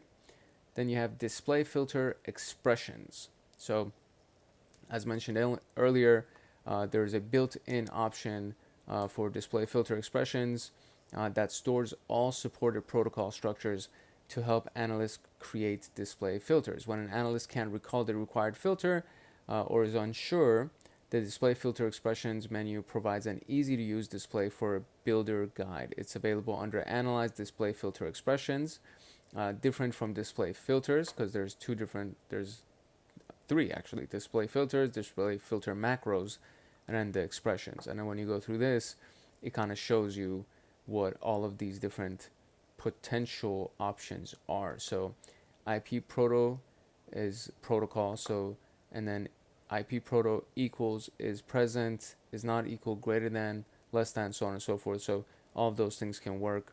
And then so if you want to create one together, you would say IP protocol equals TCP, and then it shows you IP protocol equals 6. So that would be the filter that you would use. And when you click OK, it would insert it into the search bar so that you can use it as a filter. So the first room introduced the coloring rules. Now you know how to create display filters and filter the event of interest. You can use the View Coloring Rules menu to assign colors to highlight your display filter results. So that's a customization kind of a thing. It has everything to do with your preferences and your personality, the coloring rules specifically. But this is actually very useful so that you can go to display filter expression, and when you want to search for something, and I'm pretty sure we're about to do that right now, is we're going to try to see what is the number of IP packets that shows up, what's the number of packets with a time to live value less than 10, what's the number of packets which uses TCP port 4444, HTTP GET requests sent to port 80, and the number of type A DNS queries. So we're about to go do all of that right now. So let's zoom out of here. And let's go into our tool here. We'll do OK. And let's load the questions. So the first one says, what is the total number of IP packets? And so if I just type in IP and press enter, it would give me a number. And so at the very, very bottom right here, it says packets 81,530 displayed 81,420. So 81,420 is probably the answer that we are looking for. So let's try that. And that is indeed correct. The second one is the number of packets with a time to live value that is less than 10. And so if you remember, we were doing some operators over there. And so under the operators, we want to find less than, so the less than sign, and then we just want time to live less than. So I think it's IP.ttl, and it's going to be less than 10. So if I press that, that should give me a certain number of results. Let's see what we get. So out of 81,530, there is 66 displayed. So since I have to kind of show you that, I'm going to shrink this so that we can easier zoom in to this bottom portion right here. So out of the 81,000 packets, there's 66 of them that have a time to live of less than 10, I guess. So we're going to go and answer that, and hopefully that'll be the right answer. And 66 is the right answer. So it says, what is the number of packets which use TCP port 444? 4444. So this, it doesn't say source or destination. It just says TCP port. So what we're looking for is the TCP port equals 4444 is going to be our search filter. So we're going to do the TCP, 2 equal signs, and then 4444, and press that, and that's going to give us a certain number of responses. And it says 0. So, oh no, you know what? I forgot to put, that's my bad. So TCP port, that should give us something. There we go. So 632 out of 81,000 are TCP ports. So let's see if that is the right answer. And that is. What is the number of HTTP GET requests sent to port 80? So we want HTTP request method equals GET, and then we also want port 80, right? So we're going to do, okay, so here's our filter right here. So HTTP request method equals GET, 2 ampersands would be AND, TCP destination port equals 80, because it's asking us how many were sent to port 80. So we want to see the destination port equaling 80. So I'm going to press enter on this and see what number we get. We get 527 displayed. So let's see if that's the correct answer here. And that is the correct answer. Great. So last question is, what is the number of type A DNS queries? So what is the number of type A DNS queries? And the filter for that is going to be this right here. So see, DNS query type equals 1. And we press that, and that should give us 106. So 106, let's see if that's the right answer here. Okay, 106 was not the right answer. So what I'm going to do is I'm going to combine the query that they taught us with another DNS query, which is the response flags. So we're going to do flags.response, and that's going to also equal to 1. So let's see if that gives us the correct number. And so that did shrink it down. It went from 106 to 51. And I want to say that might actually be the right answer. So definitely 106 wasn't. 51 is. Okay, great. So we were supposed to combine the two filters, although the question kind of is a little bit misleading. So what is the number of type A DNS queries? It's a little bit misleading because it doesn't say that you need to get the proper response, right? So shows all DNS responses. That's what flag 1 does. But I guess we could have tried either one. Just trial and error would have probably gotten us that answer. So either way, we are now officially done with the task that we're on, which is the port filtering, or excuse me, packet filtering, my bad, protocol filters. So now we're going to go into something called advanced filtering. All right, so far we have learned the basics of packet filtering. Now it's time to focus on specific details for the event of interest. Besides operators and expressions, Wireshark has advanced operators and functions. These advanced filtering options help us conduct an in-depth analysis of an event of interest. So there's the filter type, which would be the comparison operator. Description, so search value inside the packets. This is very freaking useful. It is case sensitive and provides similar functionality to the find option by focusing on a specific field. Excuse me. Then there's the example, so find all Apache servers. Then you have workflow, list all HTTP packets, where packets server field contains the Apache keyword, and then usage. Oh, I see. So this is just one. This is one specific filtering option, and we're looking for something that contains something. So filter contains. It's a comparison thing, and so the full thing would be HTTP server contains Apache. And so what it's going to do is it's going to go through everything that would have the HTTP server value or the parameter, and then from there it's going to search for the Apache value, and it would give you only one. In this case, it would give you only one response instead of having to sort through a bunch of different things. And so what it does is it actually searches the contents of the packet and goes into server and finds something that has to do with Apache. And out of 58,000 packets, it displayed only one, which is pretty damn amazing. So now the next one is matches. So HTTP host matches this pattern, right? Or something that has to do with this. So you search a pattern of regular expressions. It's case sensitive, and complex queries have a margin of error. So for example, we want to find all PHP and HTML pages. So all HTTP packets where the packet's host field matches the keywords .php or .html. And so in this case, it's HTTP host matches / dot, and then you put it inside parameters separated with a little pipe. So PHP, HTML, and so it would look for everything PHP and or HTML. In this particular case, it looks like there's two pipes in here.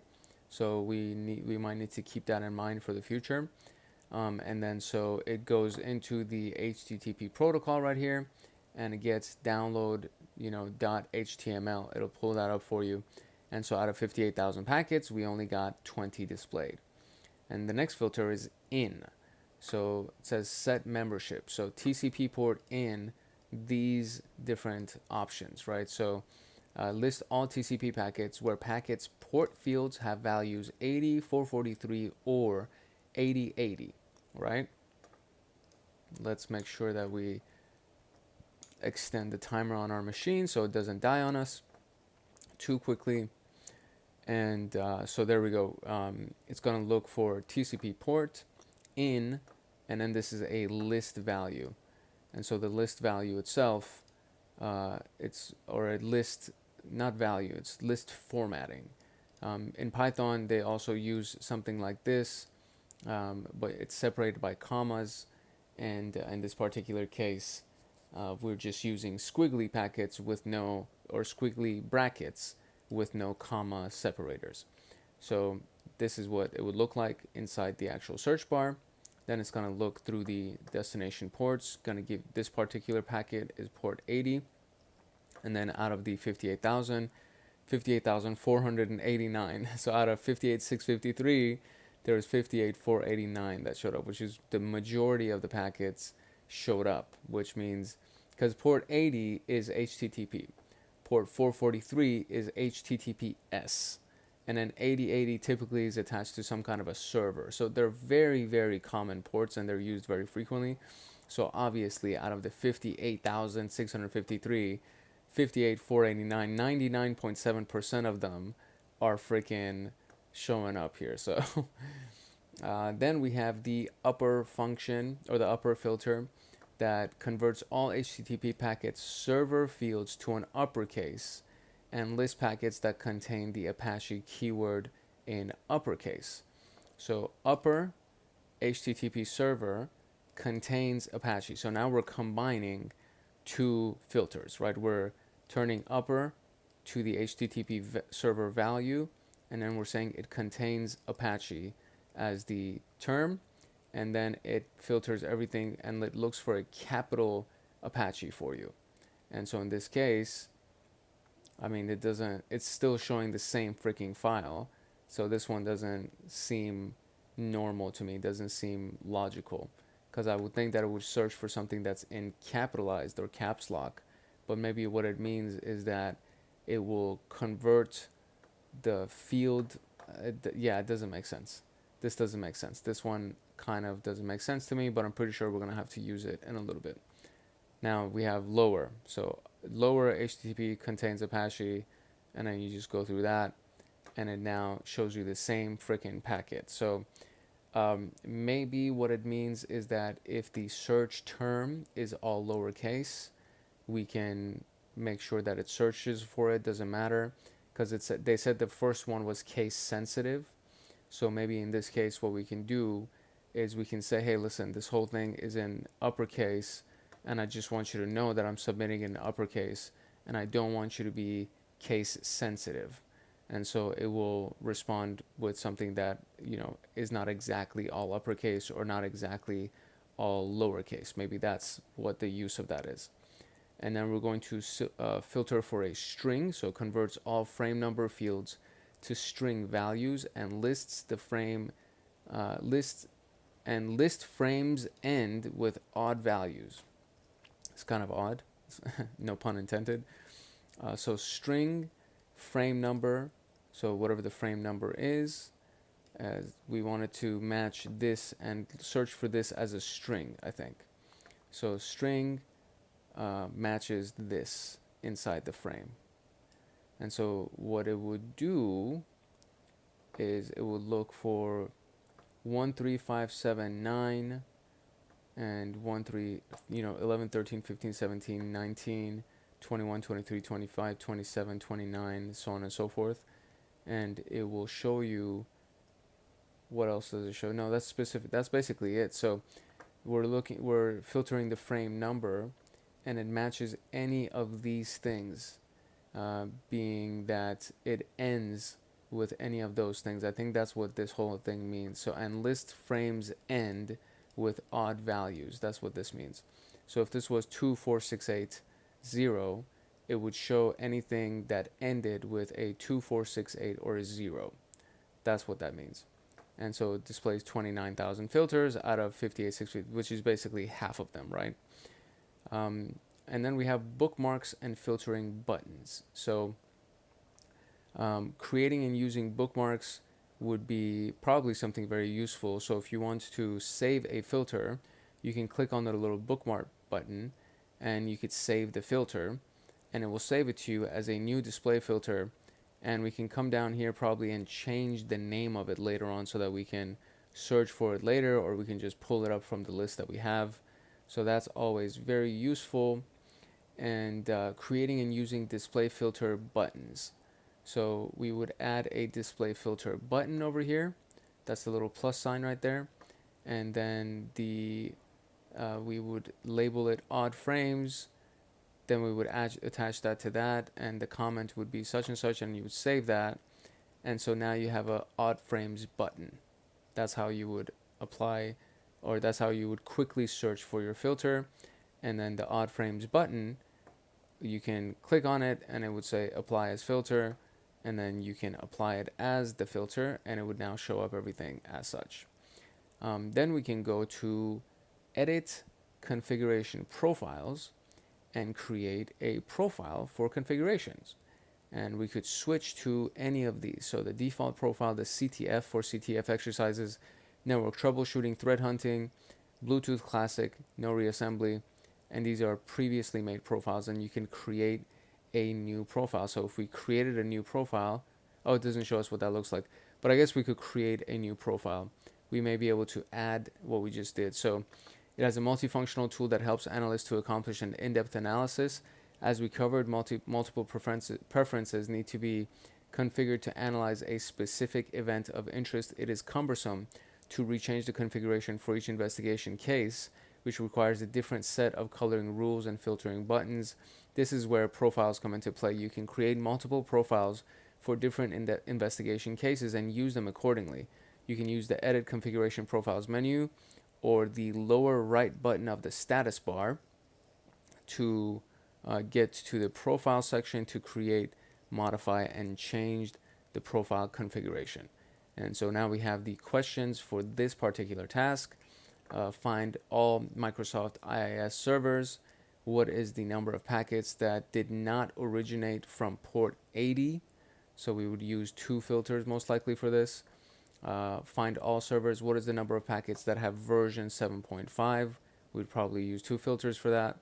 What is the total number of packets that use port 3333, 4444, and 9999? What is the number of packets with even TTL numbers? And change the profile to checksum control. What is the number of bad TCP checksum packets?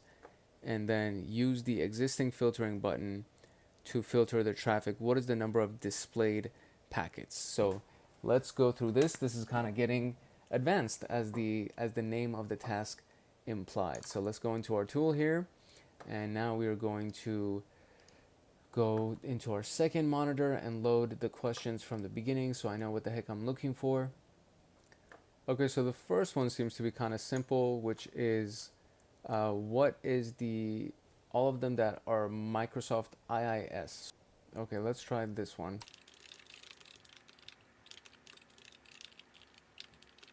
Let's see if that brings up anything. Okay, so I removed Microsoft and then added the TCP source port 80 because that was the second part of the search that we were supposed to do. And so out of 81,000, we got 21. So let's see if this is the right answer here. Okay, cool, that's great. Now we're gonna do Microsoft IIS servers with the number of packets that have version 7.5. So we're going to modify this. We're gonna keep the first portion the same, and then we're just gonna add a new little filter here. So this was not TCP port 80. So we're gonna add matches version 7.5. And so that should bring us 71 results. So let's see if that's a good response. Okay, that did work. And now what is the total number of packets that uses port 3333, 4444, or 9999? So total number of packets that uses a port, TCP port, and it was the squigglies. So 3333, 4444, 9999, and then close squiggly. And that should be the filter. Let's see how many that gives us. 2235. Let's see if that's good. Whoops. 2235. Okay, good. What is the number of packets with even TTL numbers? So this one I gotta get a little bit better at because I have no idea. This one was the one that kind of confused me a little bit. So it was they used the odd version of this. So we're gonna look for a string in IPTTL, so IP time to live, matches, and then we're gonna do a square bracket 02468 and then another square bracket, so the closing square bracket, and then a dollar sign, and then a closed quote. And so the IPTTL matches any of these. So now we see, this is kind of weird because it shows a bunch of stuff that doesn't have, it closes with 789. So 02468 does not seem right. So let's see if this is, I mean, I guess I will see. So 772.89, is that right? 772.89. Yeah, but it's showing numbers that end with odd numbers. This is very weird to me. Why is that even working? It shouldn't work, or it shouldn't be the right answer because it's giving you all of the stuff. Yeah, okay, whatever. Oh no, dude, I'm looking at the wrong freaking column here. This is so obnoxious. I'm looking at the number column and I'm supposed to be looking at the time column. And so all of these, nope, this is not it either. We're looking for time to live. Is there a time to live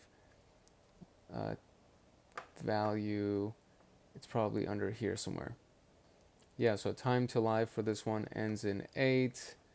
And then if we go to another packet, time to live is 242. Time to live ends in 8. Time to live 242. Time to live 242. Again 128. 242. I mean they all end in 128 or 240. Oh, there we go. 40. Oh no, I'm sorry. 128 again. Okay, whatever. So it's between 128 and 242. But at least it worked. I was looking at the wrong thing. Sorry guys. Sorry. Moving to the next question. It says, check the profile to checksum control. What is the number of bad TCP checksum packets? And so it said there's, at the bottom right, we can click on default right here, which is the profile. And we want to check it to checksum control. And so the profile is going to update. And so we want, what is it? Bad packets. So does it tell us? So we have to go to Analyze, Display Filter Expressions, and try to find the checksum status. So it's going to be TCP checksum status, and then we can change that to bad. And so here we go. It's under TCP Transmission Control Protocol, and then you scroll down and you find TCP checksum status equals bad, and then so we're going to do OK in this case, and that should add it to this thing right here. And if I press enter, should update our number of bad. So display 34185. I wonder if that is actually correct. So 34185. There we go. Okay, great. And finally, use the existing filtering button to filter the traffic. What is the number of displayed packets? So the button is available in the checksum control profile. The existing filtering button to filter the traffic. So this is the filtering button. It says GIF or GIF, whatever, JPEG with HTTP 200. So it's going to look for all of these things. That's the existing button. And then it's going to give us 261 displayed results. So let's see if that's it. And there it is. So we got all of the questions answered for our advanced lab right here. And we can now jump into the conclusion. So it was nice. This was a great learning lesson, or learning lesson. Goodness gracious. It was a great learning curve, a lot of lessons learned. And I really like the fact that Wireshark has such in-depth analysis tools that we can use. So I learned a lot. I hope you learned a lot too. Let's jump into the conclusion of the room and let you move on with your life. All right, the conclusion is basically saying, hey, congrats, you finished. And in this room, we covered the stats, filters, operators, and functions. And so we're going to go into the very next room in the next video, which is going to be traffic analysis, which is probably going to kind of combine these two rooms that we just went through. so that you can get a good holistic approach for traffic analysis. So I am very proud of you. Thank you for sticking it out with me. This was a great experience. I hope you also learned a lot as well. And yeah, this was one of the subscriber only rooms that was available in TryHackMe. So it requires a subscription, but you can always just download Wireshark on your own machine and mess around with it like that. The subscription is $12. If you use the link in the description below, it shaves off $7 up to subscription, brings it down to $7, so it makes it a little bit more affordable. And if you don't want to do that, again, you could just download Wireshark on your own computer and go along with the exercises. You can capture some traffic from your machine and go through all of these filters and everything that we just did so that you can get a better understanding of how everything works. Like, subscribe, and turn on the notification bell so that you can get notified the next time that a video comes out, which is going to be the Wireshark traffic analysis for this particular pathway. And then there's also the Pen Test Plus pathway that I'm going through, so you'll get access to that information as well. And yeah, it'll be nice to have you as a part of the community, and so that we can run along together and learn some hacktivities, learn how to hack things and secure things, so on and so forth. This is your boy Hank Hackerson at Hank Hacks Hackers. If no one else loves you, Hank loves you. I hope you enjoyed it. I hope you learned a lot. Please leave any questions or comments that you have in the comment section below, and I'll try to get to them as fast as possible. And yeah, peace, love, and chicken grease. I will see you in the next video. Later. Alright, hello and welcome back to yet another video. This is your boy Hank Hackerson at Hank Hacks Hackers, your favorite hacker and system attacker. This is going to be another video that we're going to do inside the TryHackMe pathway for SOC level 1, which is the security analyst role, security operations center. And we have done so far the Wireshark's basics, the Wireshark packet operations, and this is going to be a third segment for Wireshark traffic analysis. We've also done all of these other videos as well. But I'm not going to link them inside the description for this video. I'm just going to link the stuff that we've done for Wireshark. But feel free to roam around the channel and try to find whatever video applies to you. We've already done, I think we're pushing on 40 videos, 40 uploads so far. And I'm just going to keep trucking away, just trying to find a consistent flow of uploads for you guys. If you like the content of the video, if you find any value in it, or if you just want to show appreciation, I invite you to like, subscribe, and turn on the notification bell so that you get notified the next time that a video comes out. And if you leave a comment, if you like, it helps with the algorithm. So it would mean a lot to me if you could actually go ahead and do that. No pressure or anything like that, but it is very helpful, and it helps us getting more exposure on these videos. So without further ado, let's jump into the introduction of the room. Okay, so in this room we're going to cover techniques and key points for traffic analysis with Wireshark to try to detect suspicious activities. We've already done the basics video, we've already done the packet operations video, and we covered essentially all of the basics for Wireshark. We covered how to find packets with display filters, and how to find content within packets with advanced filters. And now we're going to look at how to find trends in traffic analysis to try to detect suspicious activities. So we're going a little bit of a higher view. Instead of looking at individual packets, we're going to try to put traffic together to try to see what exactly is going on and try to detect malicious or suspicious activity. The room does require a virtual machine, which I've already started. And this is a subscriber only room, so it does require a subscription, but you can always just download Wireshark on your own machine and capture some traffic on your own machine, and essentially do the same thing that we're doing in this exercise, just so you can kind of get the flow of how Wireshark works and everything like that. Nmap scans are essentially a reconnaissance technique. So Nmap is literally the industry standard for mapping networks. As the name applies, it's network mapper, and it's literally one of the most used scanner tools. I use it all the time. You use it pretty much for the first step of any pen testing exercise or cybersecurity exercise just to get enumeration on a network, try to find vulnerabilities. There's a lot of great things that goes inside of Nmap and what it can do for you.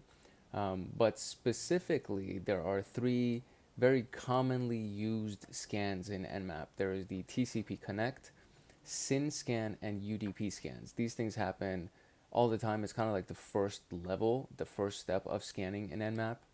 And it's basically essential to understand when there's a scan happening on a network. So when something happens and somebody's trying to map your network, it's important to understand what that traffic looks like so that you can find it. And TCP flags have either the global search that would be either TCP or UDP. Then you have only the SYN flag, which looks like this. So TCP flags equal 2, and then the SYN flag is set, and the rest of the bits aren't that important, I guess. So it'll be TCP flags SYN equals 1. Then only the acknowledgement flag and only the ACK flag is set. Then you have only SYN ACK flags that looks like this, and then SYN and ACK flags are set. The rest of the bits are not important, so it would say this and this would be the query that you would be searching for. Only RST, which is reset, only reset flag would be this, and then reset flag is set, look like that. RST and ACK flags equals like this, and then if they're set, it equals like that. So you can kind of see at least a pattern of combining certain things, and then these individual ones you can actually even find in I forget the technical name for it. I'm sure we're going to use it. But there's a tool inside of the Analyze menu for Wireshark that helps you create these queries. And you can literally go down the list of all the different types of queries that are available, and then you find TCP, and then under that you would find TCP flags, and then you could say TCP flags reset, and then it would give you all the different options that it is set, it's not set, so on and so forth. And then once you choose the options that you want, it'll create the query for you, and then it pastes it into the search field for you. So you don't necessarily have to know how to do these things, but you do need to understand what you're looking for. You need to have a good idea of what you're looking for, and then from there you can go ahead and create your queries. And so the final one is only the FIN flag is set, and then FIN flag is set, the rest of the bits aren't that important, so on and so forth. So TCP Connect scans, in a nutshell, it relies on a three-way handshake, so it needs to be a completed TCP handshake, usually conducted with ST command on Nmap, usually by non-privileged users. So it's actually the only option for a non-root user. If you're trying to do a SYN scan, it forces you to use the root user. Usually has a window size larger than 1024 bytes, as the request expects some data due to the nature of the protocol. The open TCP port would be SYN, SYN acknowledge, and acknowledge. So this is what the full handshake looks like. We send a SYN packet, it sends back SYN acknowledge, and then you send an acknowledge packet. Open TCP port, you send the SYN packet, it sends back acknowledge, SYN acknowledge, and then you send back acknowledge, and then it sends a reset acknowledge. And then closed TCP port, it sends a SYN packet, it sends only a reset acknowledge, and then we don't complete the rest of the handshake. So below, we actually get to see what that kind of looks like. So this is the full TCP port actually connected. So it sends a SYN packet right here. It sends the SYN packet, then the system responds with SYN acknowledge, and then we send an acknowledgement packet, and then even a reset acknowledgement packet has been sent, which means that we're actually looking for port 22, and port 22 has responded as being opened. And so it came from this port to 22, 22 responded to us, and then we responded back to it, and we sent a reset packet. And that's the full handshake, including the port, the open port, right? Then you have closed port. So you send the SYN acknowledgement, and it responds with reset acknowledgement, or not SYN acknowledgement, my bad. You send a SYN packet, and it responds with a reset acknowledgement, meaning that it's not open, it's closed, so you don't get anything. When you run Nmap, by the way, it doesn't show you the closed ports. It typically only shows the open ports, and it'll say, out of the 65,000 scanned or out of the top 1,000 scanned, only these were the open ones. Everything else was either filtered or closed. That's a whole different room. We have 3 videos dedicated to Nmap that you can also go check out. TCP flags SYN equals 1, TCP flags ACK equals 0, and TCP window size is greater than 1024. That's the full query that we're seeing over here. And we might just be able to kind of look at this like this. And so it just shows you, right? So the SYN flag has been set, and you actually get it, SYN, SYN, SYN, SYN. So these are all of the SYN flags that come in. And I mean, it's pretty self-explanatory at this point. Then you have the SYN scan. So a SYN scan is only done by privileged users, meaning you need admin or sudo privileges. They have less than 1024 bytes, so it's not, as the request is not finished, and it doesn't expect to receive any kind of a data. And so if you have an open TCP port, we send the SYN, it responds with SYN acknowledge, and then we send the reset. If it's closed, SYN, and it sends a reset acknowledgement. And so SYN right here looks like this. So you basically send the SYN, and then it responds SYN acknowledge, and then immediately we send a reset and it closes it. Same thing with a closed port. It's very similar to a closed port on TCP, which is SYN, reset acknowledge, just like that. Then you have the query that if you wanted to make sure that the SYN packet is set, acknowledgement is not set, and window size is less than or equal to 1024. This is what the query looks like, and then you would get the results. And finally, we have UDP scans. So the UDP packet gets sent out, and some kind of a ping type 3 or code 3 message saying destination unreachable or port is not unreachable. And that's basically all you get when you have a UDP closed port. When you have an open port, all we do is we just send a UDP packet, and then it'll respond as such, whether if something is open or if it's not. If it's closed, it just doesn't show up. If it's filtered or might possibly be open or is not closed, it'll give us something in return. So closed port number 69 and open port number 68 UDP ports. So you have closed port number 69, sent back destination unreachable, closed port or open port number 68 didn't send anything back. So it's just, as long as it doesn't respond with a ping that says it's not unreachable, or it's unreachable, excuse me, as long as it doesn't respond with a ping that says it's unreachable, we can assume that it's open. And the above image opens that closed port returns an error packet, no further information is provided. So how can an analyst decide whether this error message belongs?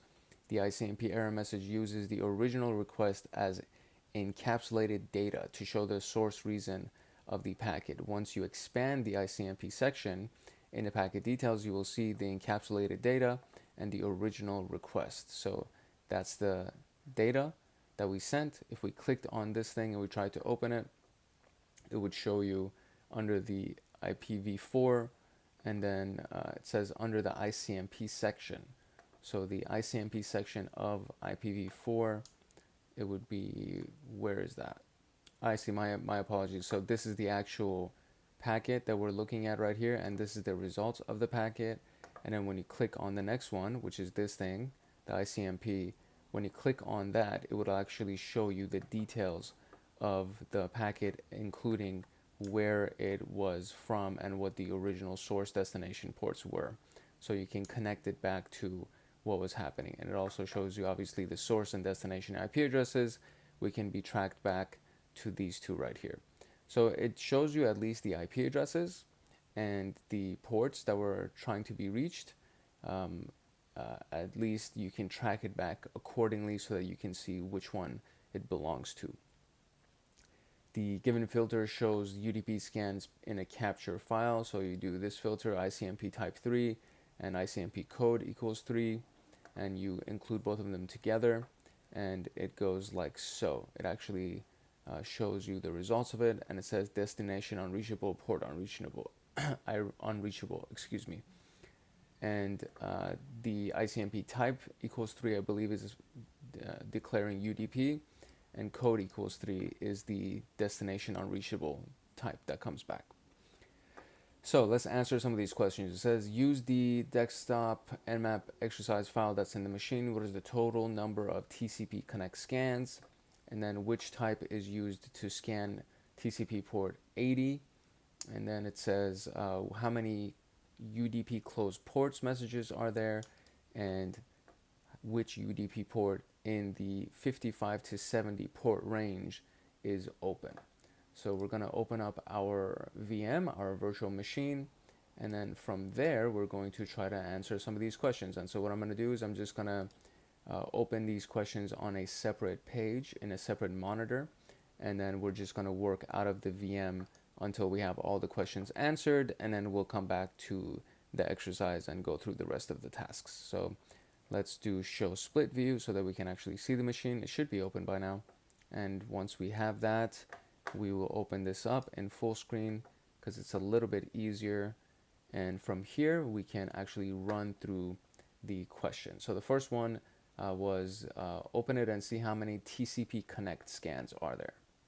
Okay, here we go. We have the packet exercise PCAP actually opened. So we're going to expand on this a little bit.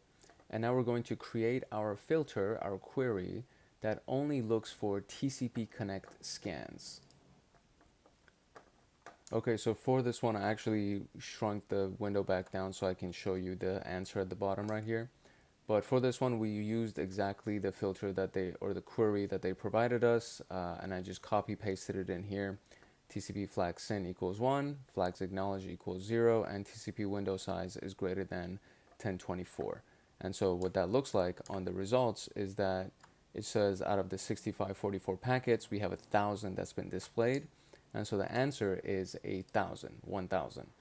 And the next question is, which scan type is used to scan the TCP port 80? And the answer to that is actually TCP connect. We didn't need to run any kind of queries inside our exercise file here, but a TCP connect scan will tell us if TCP port 80 is open, and then of course we would need to filter for the port number, and it would show us that way. So the next one is how many UDP closed port messages are there? So that's what we're going to filter for, and we already should have that over here as well. So how many UDP closed port messages are there? And it's going to be this little filter right here. There we go, that's the filter. ICMP type equals 3, ICMP code equals 3, and there we have it. And now if we just come down here, we will see our displayed results. So 1083 should be the answer. And so let's type that in and see if that is correct. And that is indeed correct. And so finally, which UDP port in the 55 to 70 port range is open? Okay, the filter for this one is udp.port in this range right here. And this was in the packet analysis video that we did for Wireshark, so you're more than welcome to go check that out. But this is basically a search packet search type that we could do where we can search for UDP ports, and then so UDP port inside of this range, and you put it inside the little squiggly brackets, and it'll tell you what it is. And so when you put the 2 dots in the middle, it says between 55 to 70. If there were no 2 dots and you just did 55 and 70, it would only look for those 2 specific numbers. So we want to look at everything in between. And the hint for the question says that, you know, a lot of this stuff is done manually. So what we want to do is we want to find something visually by kind of scanning the results ourselves to try to see which one is done manually, and so, or which one is open. So if we look at, you know, 67 from 3530, if we look at this destination unreachable message, and then we open this little thing up, and it'll show us that, or sorry, it's the ICMP protocol part. So we go here, and it says from this one to this one, and then 350 to 67. That's what this belongs to, is this one. And then this next one, if we look at it, it'll say destination port 69, which is, that's what that belongs to. And in the rest of these, there was no error message attached to it, and the port is 68. So the answer most likely is going to be port number 68. So if we type that in, and that is indeed the answer. So just like that, we got our first 4 questions answered. I'm going to shrink that down. And so I'm just going to refresh this just so you can kind of see that this whole thing did indeed work. We're going to go back to the Nmap scan section, and right at the bottom right here, we have all of our questions. So 1000, TCP Connect, 1083, and 68 were our responses. So now moving on to ARP poisoning and man-in-the-middle attacks. So the ARP protocol, or Address Resolution Protocol, is responsible for allowing devices to identify themselves on a network. ARP typically works with MAC addresses, and it's with switches, and that's kind of in networking, and we don't need to go too deep into that. But ARP spoofing, or man-in-the-middle attacks, is the type of attack that involves jamming or manipulating the network by sending malicious packets to the default gateway. The ultimate aim is to manipulate the IP to MAC address table and sniff the traffic of the target host. So there are a variety of tools available to conduct ARP attacks. However, the mindset of the attacker is static, meaning it's the same. So it's easy to detect such an attack by knowing the ARP protocol workflow and Wireshark skills. So ARP analysis in a nutshell works on the local network because it's, again, MAC address based. And so if it's MAC address based, they can only work on the local network. So you can't really find, I mean, you can, but we're not gonna go too deep into that. So it's on the local network, enables the communication between MAC addresses. It is not a secure protocol, and it's not a routable protocol, meaning it doesn't go through the router.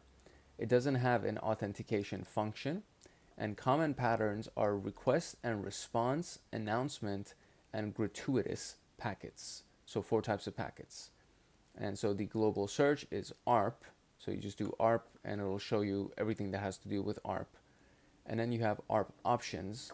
So opcode 1 is ARP requests, which is this. Opcode 2 is ARP responses. And then you have ARP scanning, which can be a variety of different things. So you do ARP destination, hardware MAC is everything that's this, and I'm guessing it's just going to search for a bunch of zeros. And then ARP duplicate address detected, or ARP duplicate address frame, that could just be one filter. And then you have ARP and ARP code equals 1 inside these double parentheses that you notice, and which is the same thing as doing lowercase and, like AND typed out. And then this as the other side, where it says ARP source hardware MAC equals the target MAC address, right? So these are a few different scenarios. And so this one specifically is ARP scanning. This one is trying to search for possible ARP poisoning. And then this one is trying to search for ARP flooding from detection, possible ARP flooding from detection. So this is the ARP request. So it says who has such and such, tell that person, who has this IP, tell that IP, basically, as that's what an ARP request is. But it's searching for, if you notice here, the source MAC address, and it's going to FFFF, which means it's a broadcast. It's being sent to everybody on the network.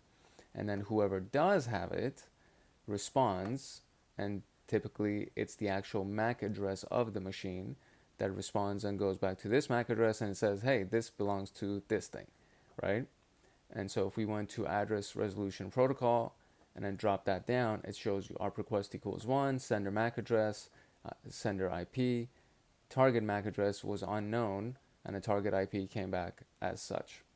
Then you have the ARP reply, which is the next line right here. And so if we look at that, it actually fills in everything, right? So this one it had the target MAC address missing because it didn't know. And then this one actually responds from the MAC address of the target, as well as the IP address of the target, and it goes back to the source.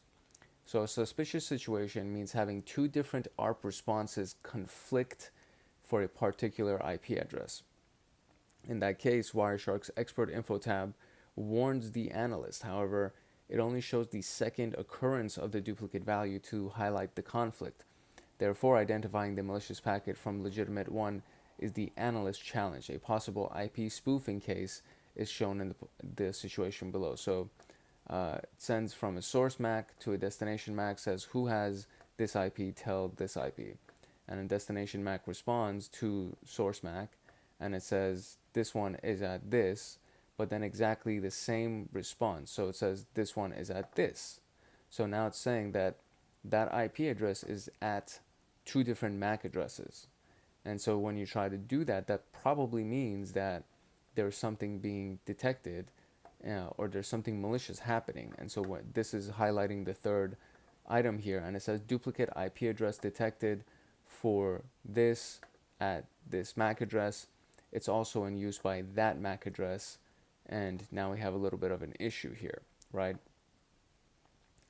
Knowing the network architecture and inspecting the traffic for a specific time frame can help detect the anomaly. As an analyst, you should take notes of your findings before going further. This will help you be organized and make it easier to correlate the further findings. Look at the given picture. There is a conflict. The MAC address that ends with B4 crafted an ARP request with the 125 IP address, then claimed to have the 11 IP address. So if we look at this one more time, right here, it says that the MAC address, let's go back up here actually. So we see it in the first image where it's just the two results, where it says this is the MAC address ending in B4. So if you look at that packet, that's the destination MAC, right? So right here, that would be the target, which being the destination. So the destination MAC is actually at 125 right here, but then in the spoof right here, the destination MAC responding as the source is saying that it's actually coming from 11, right? And that's what's going on here, is that the actual response right here was that the B4 MAC is at 125. So if it's going to respond as anything, it should be responding as 125. But then right here, the B4 MAC being the source right here is responding or is sending something out as 11. So it's sketchy, right? And this is a more articulate version of what I just said. So it says the possible IP address, the detection note is one IP address announced from MAC address, and so the MAC address was B4 with 125. And then possible ARP spoofing attempt is that two MAC addresses claimed the same IP address, which is 11. The 11 IP address is a possible gateway address because it ends as 11. Usually they don't start at 11. They would start at 2. If it was a real IP address, it doesn't start at 1 typically because 11 is the first IP address in a subnet, and so that would be most likely the gateway, meaning the router, right? So MAC number 1 with F4 and then MAC number 2 with B4 are both claiming to be the router, the gateway, which doesn't seem right. And then you have possible ARP flooding attempt. The MAC address that ends with B4 claims to have a different new IP address. So at first it said this is me, but now it's saying no, this is me. I'm actually the gateway. And now we're going to look at the ARP flood PCAP. So previously we were looking at the ARP spoof and then the regular ARP. So these are three different PCAP files, right? So this is ARP PCAP, and then this is the ARP spoof PCAP, and now we're looking at the ARP flood PCAP. And the source MAC is B4, it's being broadcasted, then F4 responds to B4, and then B4 again broadcast a million times. And the question is who has, 11, so that's the first one, who has 11 tell 125. And then 11 responds and it says I'm at this MAC address. And then the following ones is asking, look, it's asking about all of these different IP addresses and it's saying tell 125. So pretending to be this thing again, right? So this one, this B4, which is actually at 125, asked once, and then the following we're all being asked again to say, hey, tell me who all these other people belong to. And as the name implies, it's a flood of requests. There's a bunch of ARP requests saying, who is this, who's this, who's this, so on and so forth. So the notes in this particular situation are, you have a possible IP address match. One IP address announced from MAC address, same thing, B4 at 125. Possible ARP spoofing. So two MAC addresses claimed the same IP at 11, and 11 is a possible gateway, as we established. So MAC1, which was F4, and then MAC2, which was B4, both claimed that, yeah, I'm the gateway. And obviously, as we've already established, B4 is not 11, it's 125. So the spoofing attempt is what we saw, where B4 tried to be 11 or pretended to be 11, and then the flood is now B4 crafted a bunch of ARP requests saying that, hey, who are all of the people inside this subnet right here? And that's essentially what I just said, but we are going to we went over it again just so you get twice the information. It reaffirmed what I said basically. So up to this point, it's evident that MAC address that ends with B4 owns 125 and crafted suspicious ARP requests against a range of IP addresses, and it also claimed to have the possible gateway address as well. So let's focus on other protocols and spot the reflection of this anomaly in the following sections. So now we're looking at IP addresses instead of MAC addresses, and we're looking at HTTP protocols instead of ARP requests. And 112 is asking 249.3, get this page, and then 249.3 responds, continuation. 112, hey, get style, and also get images logo, and then 249.3 responds with continuation. And so it looks like they're trying to enumerate the website, basically. They're trying to get all of these different pages. Maybe they're trying to enumerate, but that's what they're getting. They're getting a bunch of information about the website, about their styles, style sheet, as well as the logo and the login. So the login page, right? The login page is one of those pages that it's like, oh, somebody's trying to log in. They're trying to brute force. There is HTTP traffic and everything looks normal at the IP level. So there is no linked information with our previous finding. So let's add the MAC address as a column in the packet list to reveal the communication behind the addresses. So now, looking at the same communication, we just added the MAC address, source, and destination. And so 112 came from A8, and it's going to B4. And then B4, which is supposedly this guy right here, supposedly, F4, F4 responds at 249.3, remember? 249.3 is now pretending to be B4. 249.3, actually F4, responds to 112, and then the destination is also B4. And then 112 at A8, all these guys are responding, and the destination is B4. 112, again, responding, destination is B4. So B4 is receiving all of this information, right? It's the one, no matter what the IP address is, the destination address for the MAC is the same, meaning everything is being sent to the same person, whoever the possible man in the middle is. So now we've noticed one more anomaly here.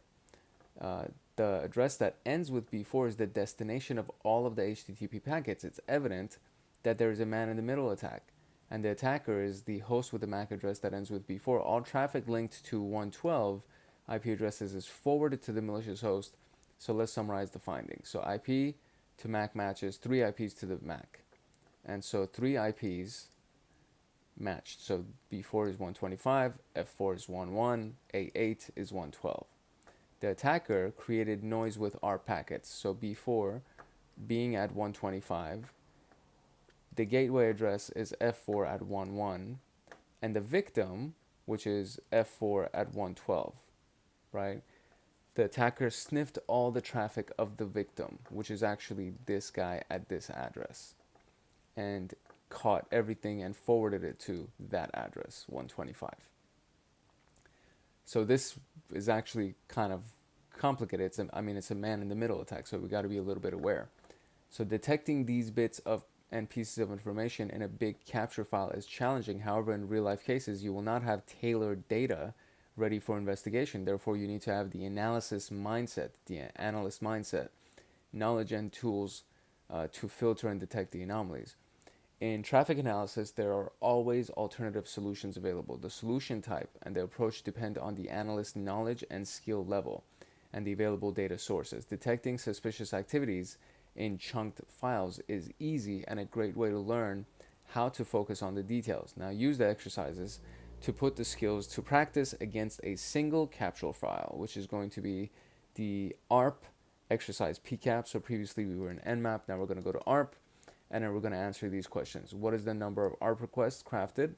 What is the number of HTTP packets received by the attacker?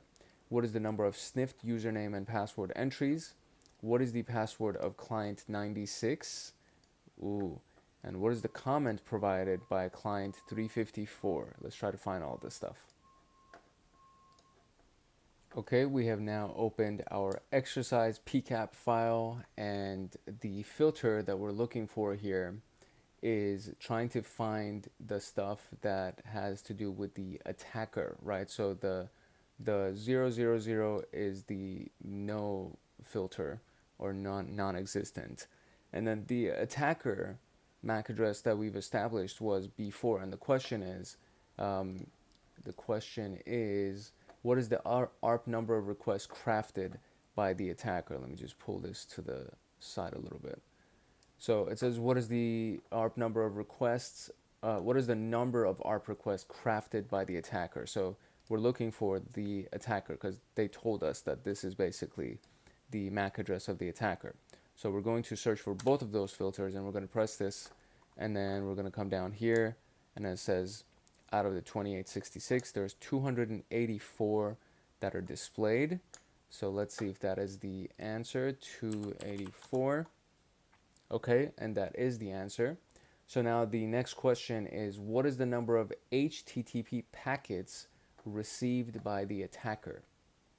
All right, so this is the filter that I ended up with, which is the Ethernet destination equals the attacker's MAC and HTTP.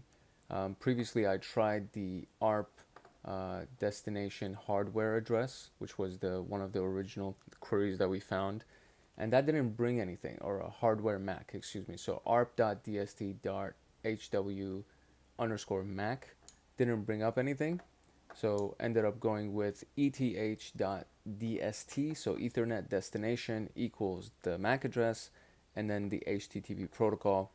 And so now we have 90 as our potential answer. So let's see if that's actually the right answer.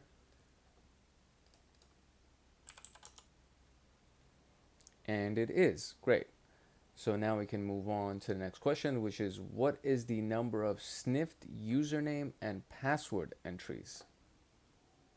All right, based on the instructions of the hint, we are looking at the post request right here. So this is a post request, and when you click on it, under the HTML form URL encoded, there's two things right here. So for item uname equals test, and for item pass equals test. So, or form item, excuse me, uname and pass. So your username and password, these are the actual keys for the form, and then they obviously submit a test. So this is something that we're looking for, and the key itself is called pass, and right here the key itself is called uname. So we can probably filter by the key inside of the URL encoded form. So that's probably something that we can use to filter and try to see if we can find something. And in this situation, if we're trying to look for username and password, we could probably just search for password, or maybe even username. But let's try it. Let's try one and see what happens exactly. So the first part of this is going to be the same as before. That actually pulled up all of these HTTP requests for us, and we added the URL encoded form key. So URL encoded form dot key, because we're looking for a key, right? And the key is pass. And so let's press enter. And we have 6, I think, right? Yeah, 6. So we have 6, and they all pretty much, oh, insecure password, okay. Super secret, premium soda, client not here, and Captain CISO. So these are the 4 different passwords that we got, and one of them being test. So that definitely seems like it's sketch as hell. Then there is the username test, THM test, and then there's the admin username with super secret, and there is client 468, and we got client 986, and tourist audit. So okay, and I know that we probably need to actually use one of these two. It's one of the clients that we need to find the password for. So let's first enter the number of requests, which is 6, and that should be good. Oops. All right, 6 is good. And so what is the password of client 986, which is this guy? It says client not here. Okay, let's try that.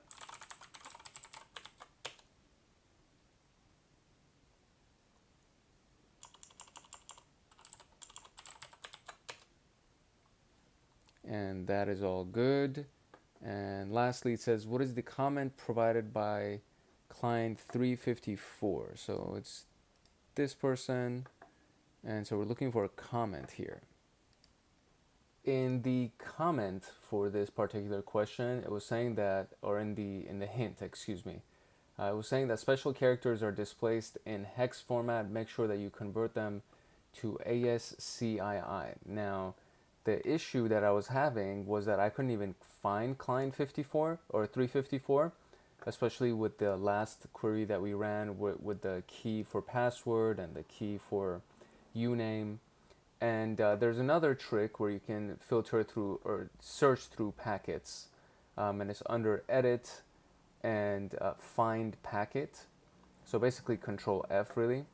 And then on the side right here, you can do string, hex value, display filter, regular expression. And so I searched for a string inside the packet details, narrow and wide, and I looked for client 354, and a bunch of different things showed up. But the one that was immediately highlighted right down here actually had client 354 as the uname, or as the name. So that's the thing, right? So when I was searching for uname, those didn't show up. But when, I guess if I would have searched for name, it would have probably shown up something differently.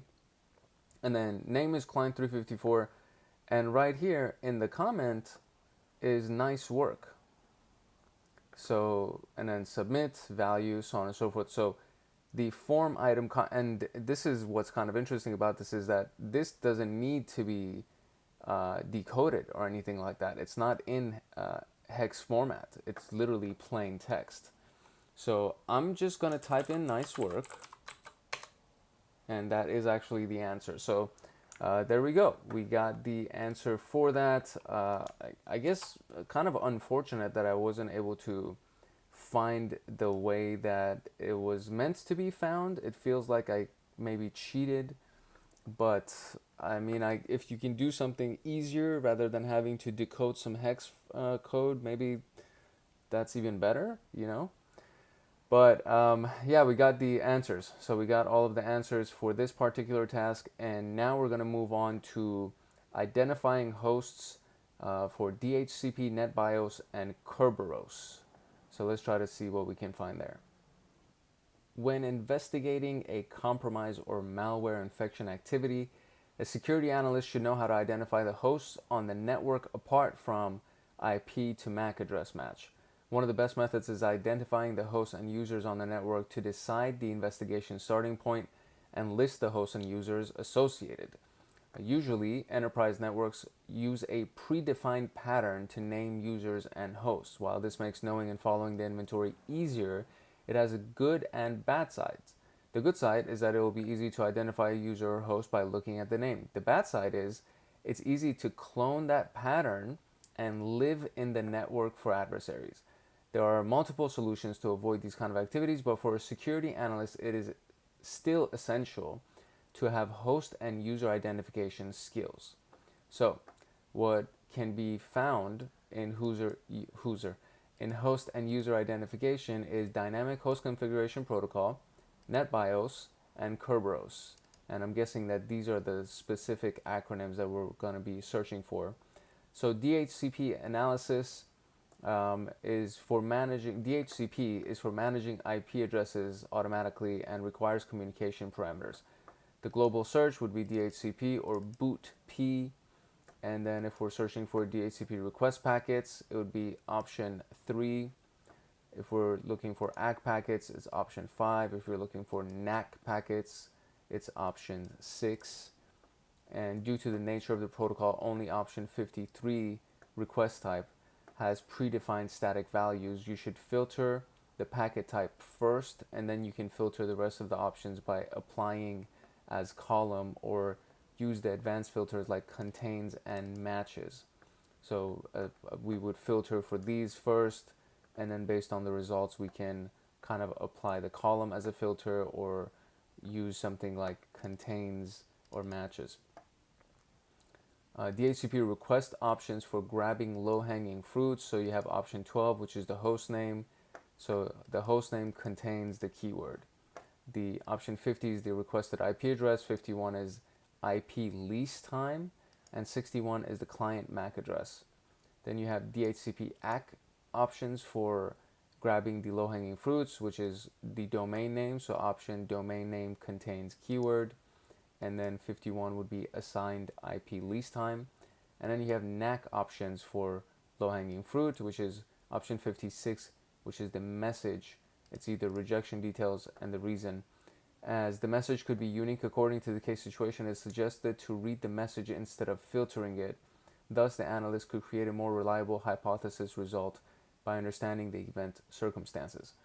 And so we are looking at a particular packet here. So I guess a list of packets, but it says frame 2245, which isn't in our little screenshot at the top right here.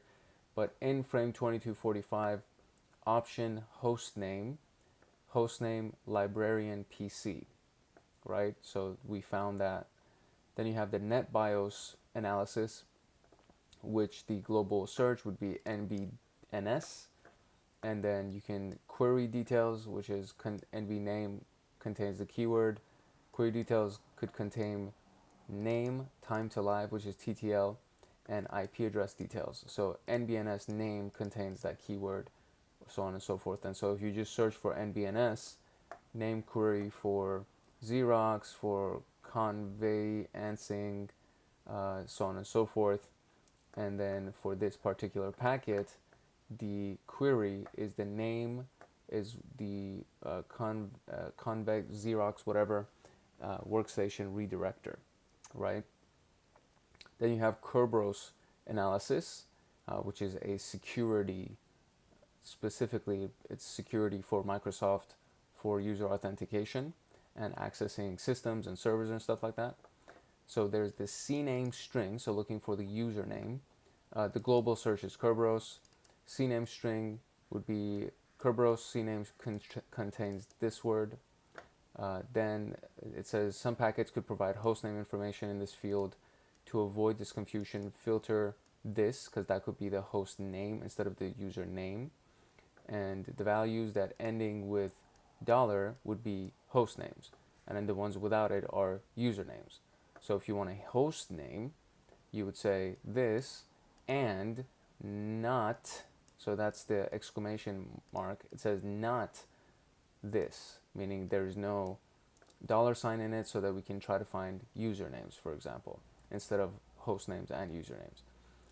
Kerberos, for grabbing the low-hanging fruits, we have PVNO, protocol version. Kerberos PVNO equals 5. Real M, which is the domain name for generated ticket, contains .org.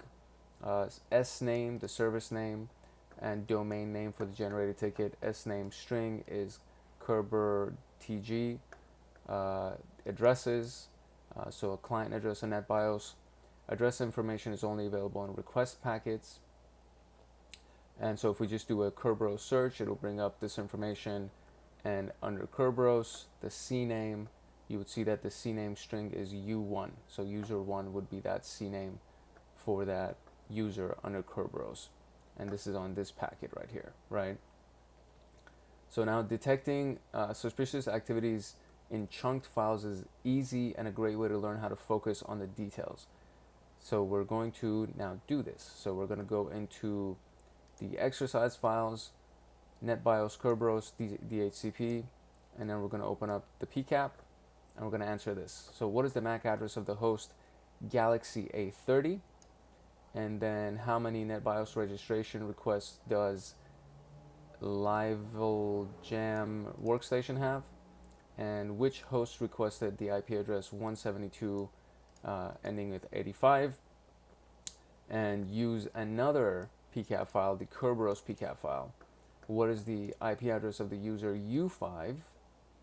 And we're going to do it in defanged format, which basically means we're going to put brackets, square brackets around the dots to make it not clickable. And what is the host name of the available host in the Kerberos packets? So these are the questions that we're going to answer. And so we're going to go here, we're going to close this one, and we're going to open up our next, which is going to be inside the DHCP NetBIOS. And the first one is the DHCP NetBIOS. And in here, we're going to search for the first set of questions. So it says, what is the MAC address of the host Galaxy A30? So we would search for that by going to DHCP option hostnet contains Galaxy. Let's do that. Let's see what that brings. It brings us 3 options here. And so what we want to do is we want to find the MAC address of this thing. And it could be under the Ethernet section right here. And so we have the source MAC address, which is basically a bunch of blanks in this particular case. And it's going to a bunch of, I'm sorry, that's the IP address. My apologies. That's the IP address. So it's looking for the MAC address of the host Galaxy. So it could be any of these really. So let's see which one we can actually find. Since we are doing DHCP, it might be better to actually search under the dynamic host configuration protocol section. And under here, if we scroll down a little bit, there's going to be something called the option for client identifier. And if we open that up, it would give us the client MAC address. And let me see if I can copy this value. Let's see, copy value, and let's see if that'll actually work if we paste it in here. Yeah, it pastes exactly the MAC address. Unfortunately, that is not the correct answer. So let's see if we can find something else that might be useful. The third packet here has a different client MAC address. So we're going to copy this particular value, and hopefully that will be the right MAC address. And that is. So it wasn't the first 2 right here. It was the third one that actually has the IP addresses populated as well. So, okay, so we got that one. The next one is, how many NetBIOS registration requests does LiveLjam have? And so we're going to search for the NetBIOS flag code, flag opcode, as well as trying to say contains LiveLjam, I'm guessing. So let's see what we can find or what kind of filter we can come up with. For this filter, I used what was inside the hint for the question, which is this specific query right here. So NBNS flags opcode equals 5. And then we added and what was already in the exercise, NBNS name contains the name. So LiveLjam. Let's try to see what happens here. And so we have how many results down here? Let's see. It says displayed 16 results. So let's see if that's actually the answer. And that is the answer. Great. So the next one, which host requested the IP address of 172 ending with 85? Let's see what query that we can come up to find that with.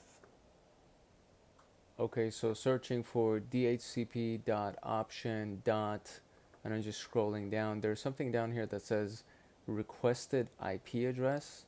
So I wonder if that actually works. And then from here, I'm going to, I guess, type the IP address itself and see if that ends up helping us in any way.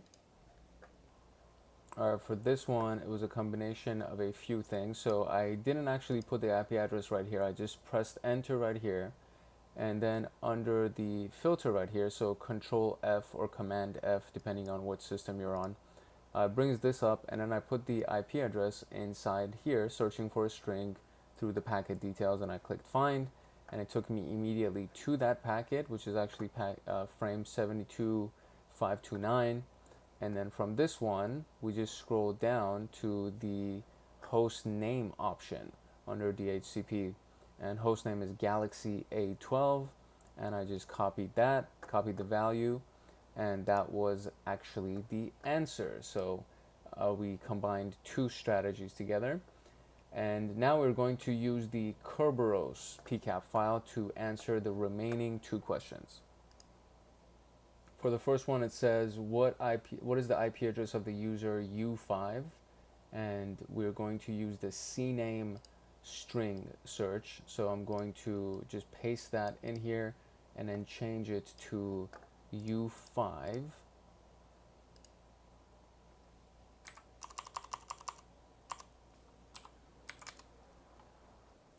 We got all of these packets that showed up, and it could be one of these two essentially, because it's there's also a third IP address that's here as well. And so it could be, no, I'm sorry, there's literally only two of them, my bad. So between these two IP addresses, and so this particular thing, this would be the CNAME. So if you go through Kerberos and then you kind of just open these things up under CNAME, you just open that up. CNAME string is going to be U5. And what we're trying to do is we're trying to establish who the source, who the IP address is, and which I believe in this case it's the source IP. So 10.1.12.2 is going to be the one that I'm going to first try to defang. And a really, really easy way to defang things as we go through here is going to a place called CyberChef. And CyberChef is a great tool that does a lot of different things, and including defanging. So we put the input on the right side right here, which was 10.1.12.2. So we're going to do 10.1.12.2. And the output, as you see, is the same thing right here, right? But then you go in the filters here, and then you do URL defang. So there you go, defang URL, and you just drag that in here. And in real time, or well, not in real time, I guess. Oh, my bad, not defang URL. It needs to be defang IP. So defang IP addresses. There you go. Defang IP addresses. You drop that in here, and immediately it does it for you right this. So we're going to copy this and see if this is the answer. And that is the answer. So we defanged the IP address by using CyberChef. And that was that answer. And now it says, what is the host name of the available host in the Kerberos packets? So we're going to go down here and we're going to look for the host name. Okay, what we know about host names is that they end with a $sign, right? And so if we do a global search for Kerberos and then go to the CNAME string piece right here, and what we want to do is we want to change or apply this as a column, right? So if we just right click on it, we can do apply as column, and it will show you all of the CNAMEs. And then you see that there's one that literally has a $sign, I think out of all of them. There's one that has a $sign. So XP1 $sign more likely is going to be our host name. So XP1 $sign, and that is indeed the host name. So just like that, we got our answers for this section right here. I'm not going to refresh it. I just want you to take my word for it that these were right. And now we're going to move into I mean, I guess I did refresh it just because I'm freaking annoying like that. But now we're going to move into the next section, which is tunneling traffic. So DNS and ICMP traffic, we're going to tunnel traffic. Tunneling traffic is also known as port forwarding, transferring the data resources in a secure method to network segments and zones. It can be used for internet to private networks and private networks to internet flow direction. There's an encapsulation process to hide the data so the transfer data appear natural for the case, but it contains private data packets and transfers them to the final destination securely. Tunneling provides anonymity and traffic security. Therefore, it is highly used by enterprise networks. However, as it gives a significant level of data encryption, attackers use tunneling to bypass security perimeters using the standard and trusted protocols used in everyday traffic like ICMP and DNS. Therefore, for a security analyst, it is crucial to have the ability to spot ICMP and DNS anomalies. ICMP analysis. ICMP is designed for diagnosing and reporting network communication issues. It is highly used in error reporting and testing, as it is a trusted network layer. Sometimes it is used for denial of service attacks, so a ping attack. There's something called a Smurf attack, that is a version of ICMP DOS attack. Adversaries use it in data exfiltration and C2 tunneling activities. ICMP analysis in a nutshell. Tunneling attacks are anomalies appearing or starting after a malware execution or vulnerability exploitation. As the packets transfer an additional data payload, adversaries use this section to exfiltrate data and establish a C2 connection, command and control. It could be TCP, HTTP, or SSH data. As the ICMP protocols provide a great opportunity to carry extra data, it also has advantages. Most enterprise networks block custom packets or require administrative privileges to create custom packets. A large volume of ICMP traffic or anomalous packet size are indicators of ICMP tunneling. Still, the adversaries could create custom packets that match the regular packet size of 64 bytes, so it is cumbersome to detect these tunneling activities. However, a security analyst should know the normal and abnormal to spot the possible anomaly and escalate it for further analysis. The global search is ICMP, and there's packet length, so data length is greater than 64, and ICMP. There's ICMP destination addresses, encapsulated protocol signs in the payload. So this particular screenshot is data length greater than 64 and ICMP, and it shows you all these things. And there's a ping, request, reply, and it goes back and forth between these two IPs. So it seems like it possibly might be a DOS attack. And then when you click on one of them, which is the request, which is what's coming in to whatever the system is that's being pinged, that data is 1,033 bytes, and that seems to be a little bit longer than the standard, right? What was the standard? 64 bytes. So that's the regular byte. So this clearly is much larger than the average packet. DNS analysis. In a nutshell, DNS, the domain name service to translate, convert IPs to names or back and forth, right? It's known as a phone book of the internet, so on and so forth. Similar to ICMP tunnels, DNS attacks are anomalies appearing starting after a malware execution or vulnerability exploitation. Adversary creates or already has created a domain address and configures it to a C2 channel. The malware or the command executed after the exploitation sends DNS queries to the C2 server. However, these queries are longer than the default queries and crafted for subdomain addresses. Unfortunately, these subdomain addresses are not actual addresses. They are encoded commands as shown below. So encodedcommands.maliciousdomain.com. When this query is routed to the C2 server, the server sends the actual malicious commands to the host. As the DNS queries are a natural part of the networking activity, these packets have the chance of not being detected by network perimeters. A security analyst should know how to investigate the packet lengths and start addresses to spot these anomalies. So global search is DNS, and there are various options for it. One of them would be the query length for low-hanging fruit. So contains DNS cat, query length would be right here. So DNS query name length is greater than 15 and not MDNS. Anomalous and non-regular names in DNS addresses, long DNS addresses with encoded subdomain characters or subdomain addresses, known patterns like DNS cat and DNS2CP, statistical analysis like the anomalous volume of DNS requests for a particular target. Not MDNS disables local link device queries. So that's why they put that right here. So DNS contains DNS cat. Brings up a bunch of stuff. Then we go to domain name system, queries, and under DNS cat, you see this thing, and there's this long name. Detecting suspicious activities in chunked files is easy. Now let's try to look at some stuff. So we're going to go to the DNS ICMP file and answer 2 questions. Question 1, investigate the packets. Which protocol is used in ICMP tunneling?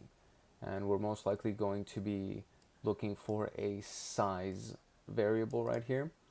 And then we're going to look at the second DNS PCAP file, or excuse me, the first one is the ICMP PCAP, and then this one is the DNS PCAP. Investigate the anomalous packets. What is the suspicious domain address that receives anomalous DNS queries? Enter the address in defanged format.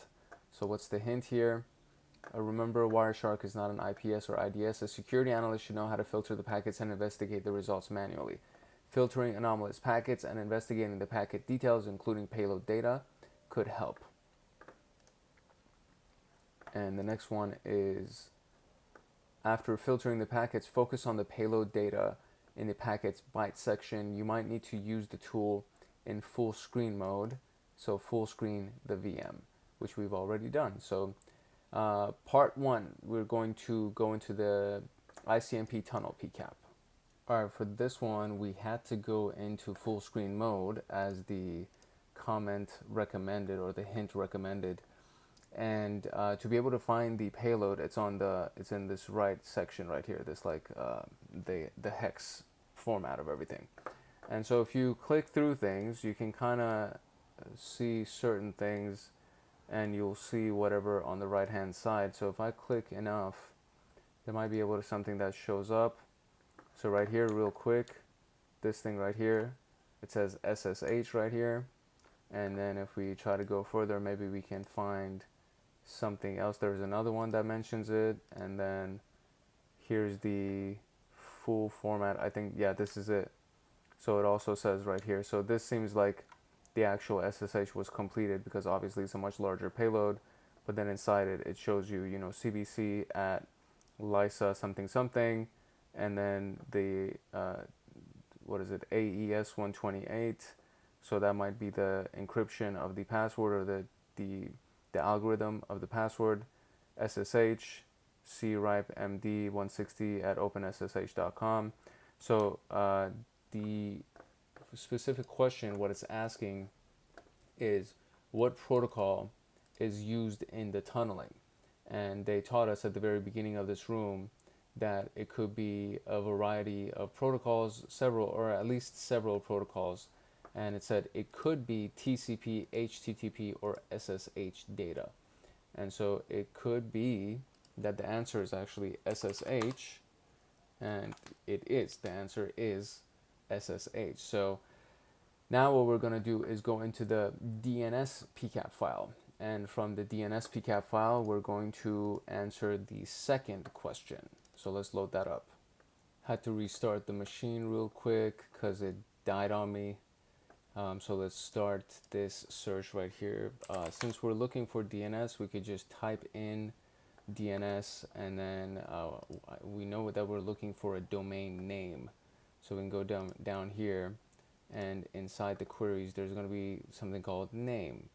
And so we can right click on this, and then we could apply this as a column. So now it shows up here. And so if we kind of zoom this out a little bit, we can go through these things, and I'll just go full screen right here just to make it easy. And then you just see these super long domain names right here. Look at that. and it shows up a few times and a few more times.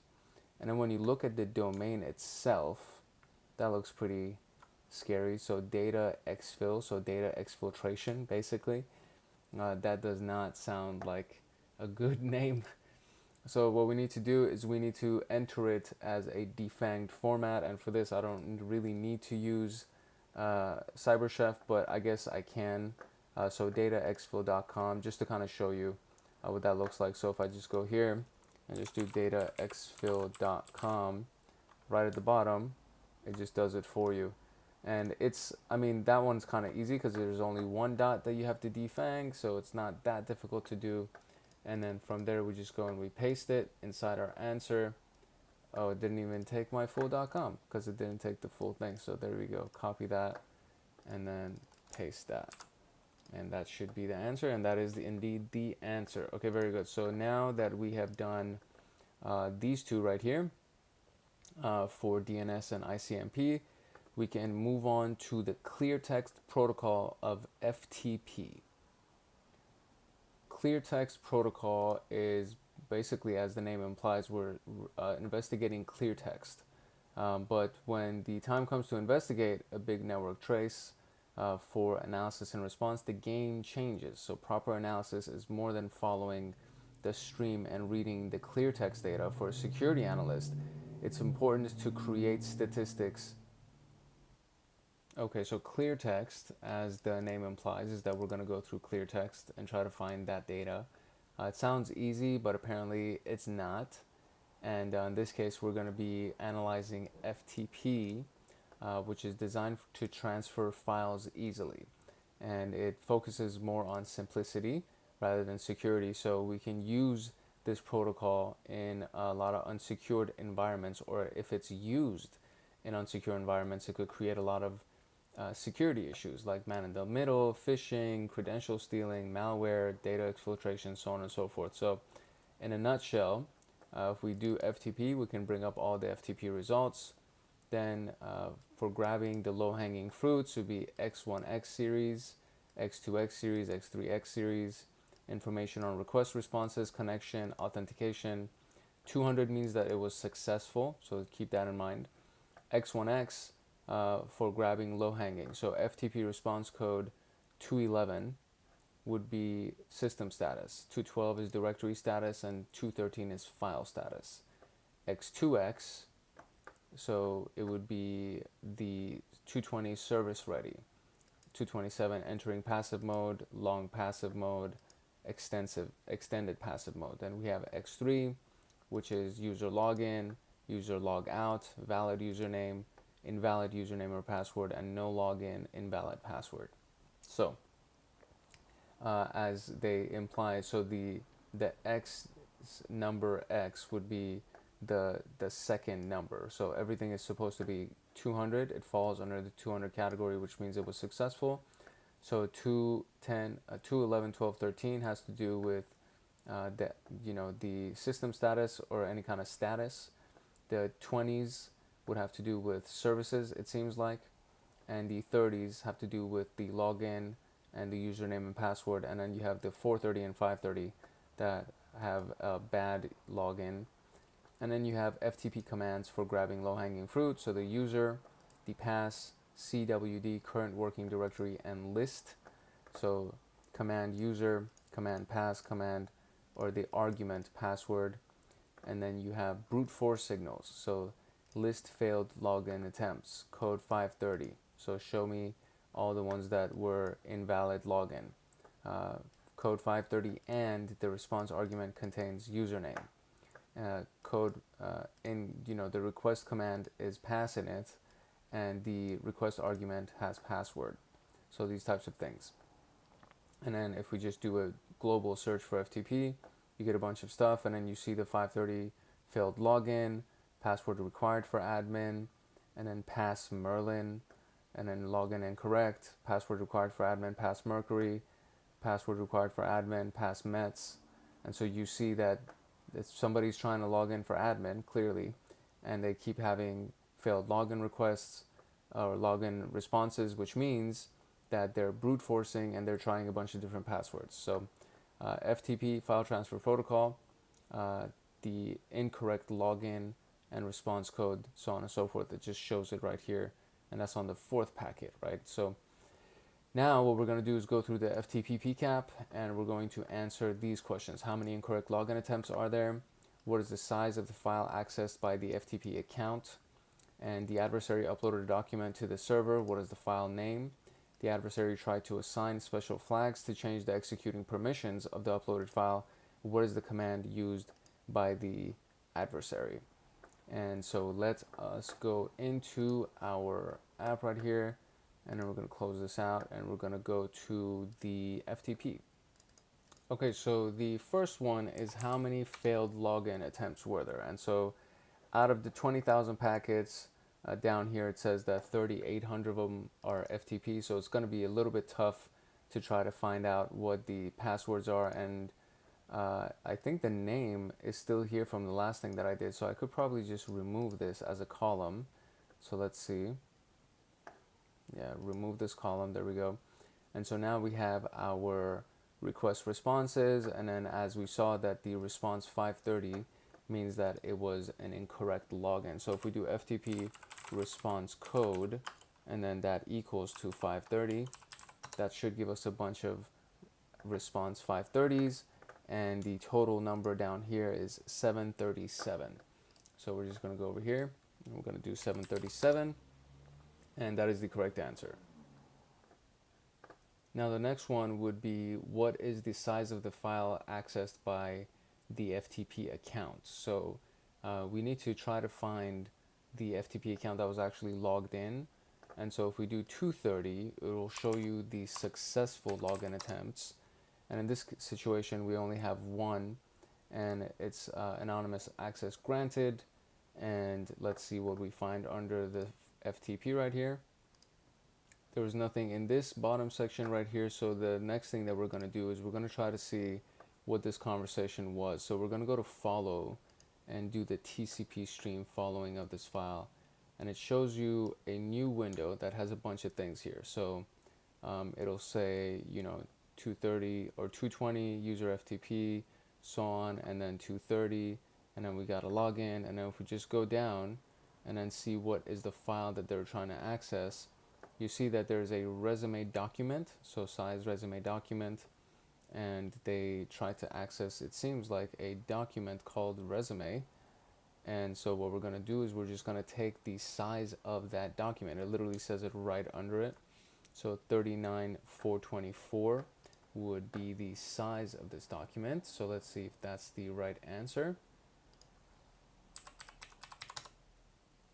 And it is. Great. So now they uploaded a document to the FTP server. So let's see what we can find as far as an upload is concerned. And it's just a few commands later, actually, that it says CWD uploads. So the current working directory uploads, and they're trying to upload the resume.doc. So I'm guessing that's what they were trying to upload. Let's see if there's anything. Yeah, so that's it. And so resume.doc, and then at the very bottom we also see, and resume was correct, we also see the last command that they put, and chmod is the modification of permissions that is done in I believe this is Linux. It looks like a Linux environment. So chmod 777 means you want to give all types of permissions, so they can write, execute, read, so on and so forth. So the answer for that is probably chmod 777, and that is indeed correct. So we just had to find the successful login and then followed that TCP stream, and we were able to answer the rest of the questions for the FTP clear text section. So now what we're going to do, and I'll reload this in great fashion so that you can see that we actually got all the answers. Now what we're going to do is we're going to move on to clear text analysis HTTP.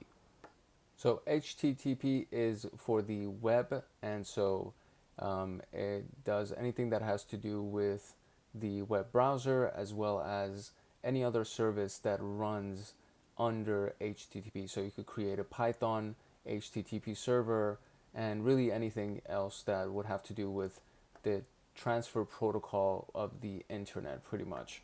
You can do phishing attacks, you could do web attacks, data exfiltration, and of course C2 command and control traffic.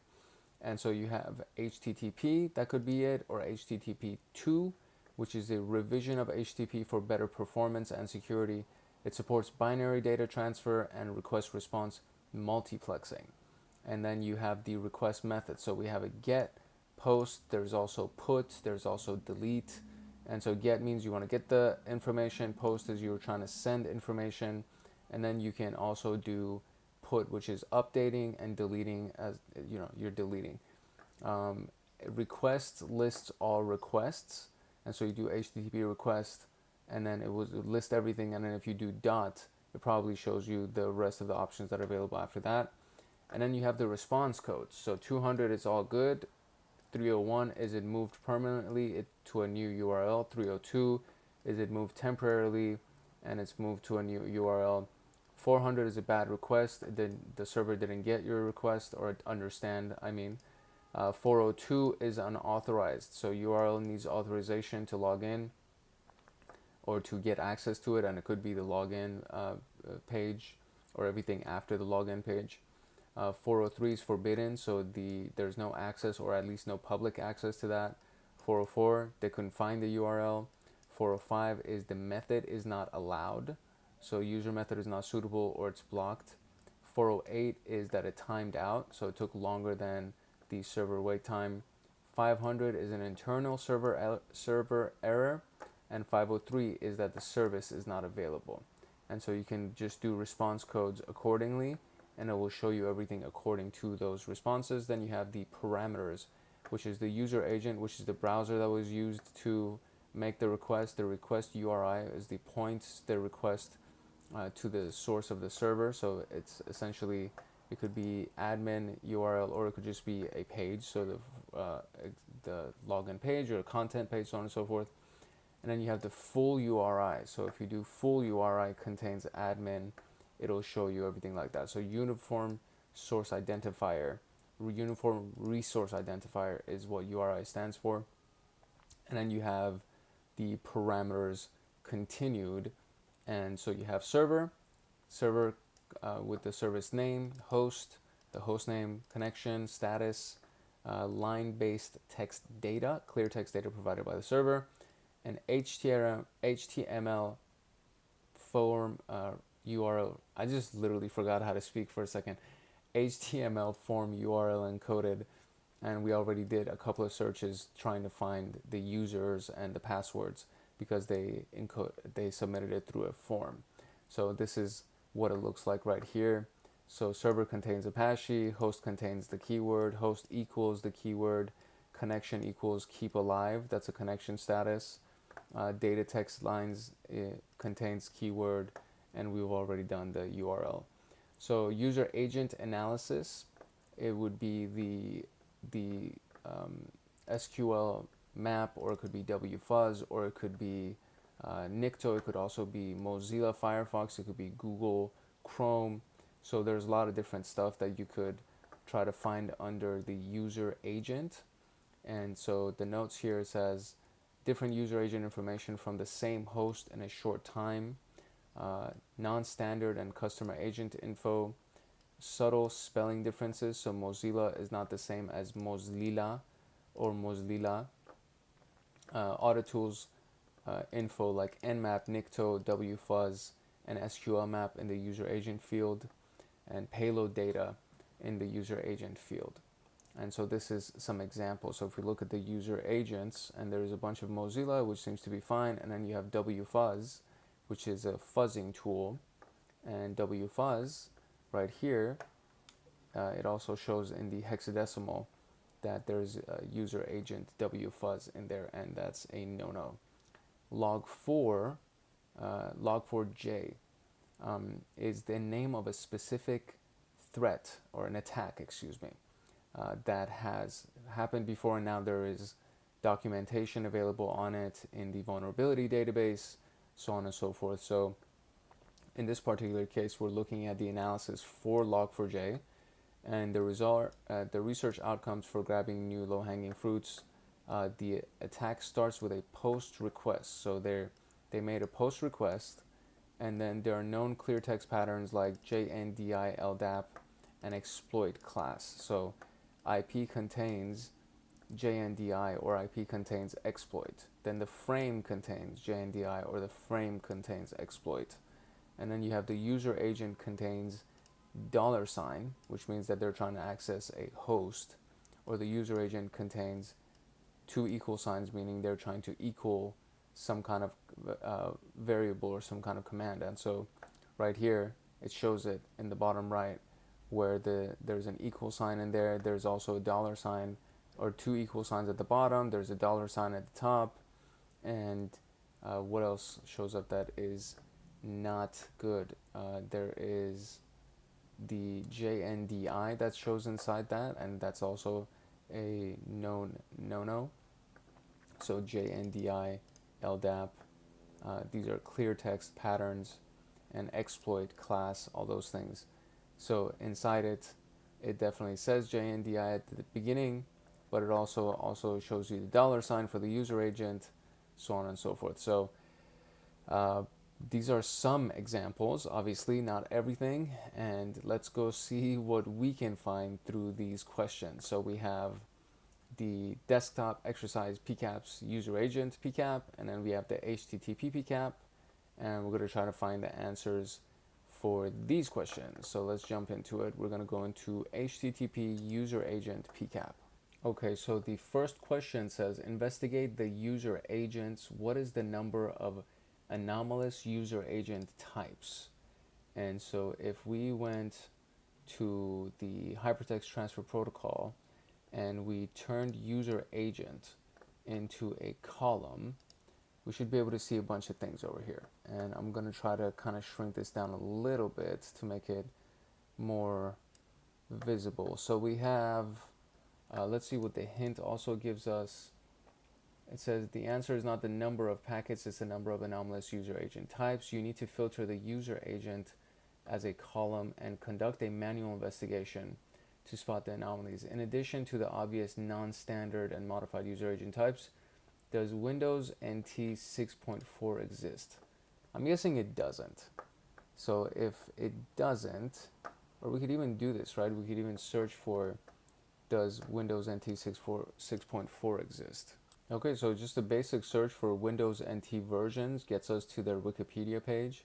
And scrolling down to the 6s, you can see that there's 6, 6.1, 6.2, 6.3, and then it jumps to 10. So there is no 6.4. So they kind of gave it to us by asking that question, but through verification, we see that there is no Windows NT 6.4. So now we have, what is it? We have 54 packets in total. And what we need to do is we need to find out how many of these things are bad. So wfuzz is definitely bad. We have SQL map, doesn't sound bad, or doesn't sound good, excuse me. So that would be 2. Microsoft WNS, does that show us the Windows NT? No, so that's not it. So that's fine. JND, that would be 3. Google Chrome is fine. Mozilla 5 is fine. And what else can we find in here? So we have the funky spelling of Mozilla, which is Mozlila right here. So that's 1. That's a bad one. And then inside some of these things, it seems to be that there is a questionable, so there's a Nmap scripting, which is also very questionable. There's Windows NT right here. So we see that inside this section right here. So the Mozilla part is fine, but the rest of it, it says Windows NT 6.4. So that's actually 1 that's wrong. The second one would be the one that has Nmap scripting inside it. That's wrong. So that's 2. Then you have wfuzz, which would end up being 3. And then we go down further and we find SQL map, which is 4. Then we find the JNDI, which would be 5. And then we have this misspelling of Mozilla, that's all the way down here, which would end up being 6. So I believe the answer is 6. So let's see if that's actually the answer. Yep, that is the answer. So now what is the packet with a subtle spelling difference in the user agent, which is this one right here. It's packet number 52 that has a little subtle spelling of Mozilla. So that's 52, and that's also correct. And so that's it for this one. So we're going to move into the packet capture file for HTTP PCAP right here. And we're going to open this sucker up. And it says locate the log4j attack starting phase. What is the packet number? So locate the one that starts with the phase. And so it's a post method. And so let's see if we can do a search for HTTP request post and see what we can do over there. So right at the top, there is something that looks pretty fishy already, JNDI LDAP, and it's a post request. And so what we can do is, just based on that assumption, we can try to see if number 444 seems to be right. And it is. 444 does seem to be right, because they did tell us, they said that to try to analyze for log4j, the first thing that you need to look for is the HTTP request method that is post. So it's a post method, and that's the very first thing that we did, and that's the very first thing that showed up. So now what we need to do is find the attack starting phase. So it says locate the attack starting phase and decode the base64 command. What is the IP address contacted by the adversary? Enter the IP address in defanged form. So we're going to locate the base64 command. And so if we click on this packet, there's going to be a bunch of stuff in the hexadecimal section right here. And if we even expand this, there's probably going to be an entire section of code under this. So I'm not going to open that up all the way. I'm just going to go inside this section down here. And then we're going to look at the user agent information, and inside there's going to be a base64 value. And so if we go ahead and decode base64, and there's a very simple version. So let me actually first just copy the value, and then what we're going to do is we're going to minimize Wireshark real quick. We're going to open up terminal. Actually, I want to first open up, is there like Pluma? I think there's probably something in here called Pluma, which allows us to write. It's like the text editor inside of. Okay, so we pasted the value of this, the value of the user agent inside Pluma, which is the text editor that comes with this. And I'm going to remove the last bracket down here, and I'm going to remove everything basically up until the point where it says base64 right here. So we're going to delete this whole section, and it's going to leave us with the overall command right here. So that would be the thing that we're trying to decode. And now I'm going to use something called decode from the command line, and we're going to paste that into the command section and use base64 decoding, and it should work fine. So I believe it's base64, and then we do D for decode and paste our string, and hopefully this is actually the right string here. And okay, so it says there's nothing here. So the next step is going to be, we're going to take the same exact string, and we are going to use CyberChef to actually do this for us. So it's going to be defang URL, which is what we're going to be doing. How do I delete that? I guess that's fine. And then we're going to use from base64, which is a thing that goes from base64, and then it defangs the URL for us. So now I'm going to paste the information that we just copied, which is that thing, and voila, there's the command. So it says wget the HTTP or whatever 62 210, so on and so forth. So it's this portion right here that is the actual domain name that we're looking for, or the IP address, I think is what it's asking for. So let's go to our responses right here, and it says enter the address in defanged format, so we're going to put that. and correct. Very good. So now we can refresh this just so you can see all of the answers on here. And that's where we just ended, is the clear text HTTP. So now we get to move on to encrypted protocol analysis, decrypting HTTPS. So the secure version of HTTP. So when investigating web traffic, we often run across encrypted traffic, which is HTTPS, which is that stands for secure. And there's a lot of stuff that it protects against, spoofing, sniffing, intercepting a cat, so on and so forth. It uses TLS to encrypt communication, and it's possible to decrypt the traffic using the encryption-decryption key pairs. This protocol provides a good level of security, and attackers and malicious websites also use HTTPS. So just because it's HTTPS doesn't mean it's a secure website. So we need to know how to use key files to decrypt the encrypted traffic and investigate the traffic activity. And the packets will appear in different colors as HTTP traffic is encrypted. Also, protocol and info details, actual URL address and data returned from the server will not be fully visible. The first image below shows the packets encrypted with TLS protocol. The second and third images demonstrate filtering packets without using a key log file. So the parameters is the request, so listing all the requests. TLS is global TLS search, TLS client request, TLS server response, and then simple service discovery protocol, so SSDP, and these are all just basic filters. SSDP is a network protocol that provides advertisement and discovery of network services. So nothing put inside the filter shows you just basically the different versions. So we have TCP TLS version 1.3, and then again 1.3. So now if we put HTTP in it, nothing shows up. HTTP2, nothing shows up.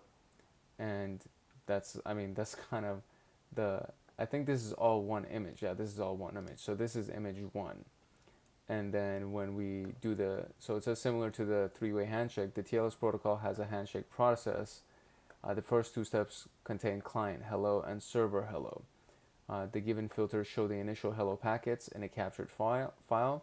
These filters are helpful to spot which IP addresses are involved in the handshake. So HTTP request, TLS handshake type 1, and not SSDP, and then type 2 and not SSDP.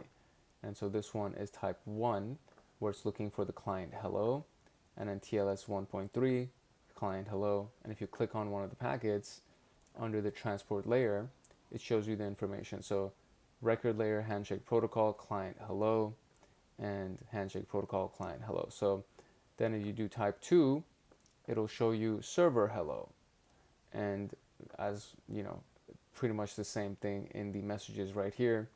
And there is some extra stuff, so change cipher spec protocol and the spec message essentially. So that's the two different versions of using a TLS handshake kind of I think they called it a keylog is what they were referring to. The encryption keylog file is a text file that contains unique key pairs to decrypt the traffic session. These key pairs are automatically created per session when a connection is established with SSL TLS enabled web page. As these processes are accomplished in the browser, you need to configure your system and use a suitable browser. Chrome and Firefox support this, to save these values as a keylog file. To do this, you will need to set up an environment variable and create the SSL keylog file, and the browser will dump the keys to this file as you browse the web. SSL TLS key pairs are created per session and the connection time, so it's important to dump the keys during the traffic capture, otherwise it's not possible to generate a suitable keylog to decrypt captured traffic. You can use the right click or edit preferences protocols TLS to add or remove keylog files, and so this is what it looks like. If we do transport layer security, right click on this thing, it does protocols preferences, and then master secret log file name. That's the file name, I guess. And then that goes into here, and then right here. So you do TLS. That's not the file name, my bad. So that's the option that opens this up for you. And then from here, you can choose you can browse for your keylog file. And then over here, we can also go to preferences, which is another version of this, I guess. Preferences, protocols, scroll all the way down, find TLS, and then go to master keylog file, and then upload it that way. And then so viewing the traffic with or without the keylog file. So this one, I guess, is without the keylog because it's blank. And then with the keylog, shows you everything. So HTTP2, and then when you click on it, you also get the hexadecimal stuff, and it shows you the out of the 760 packets, there's 115 displayed.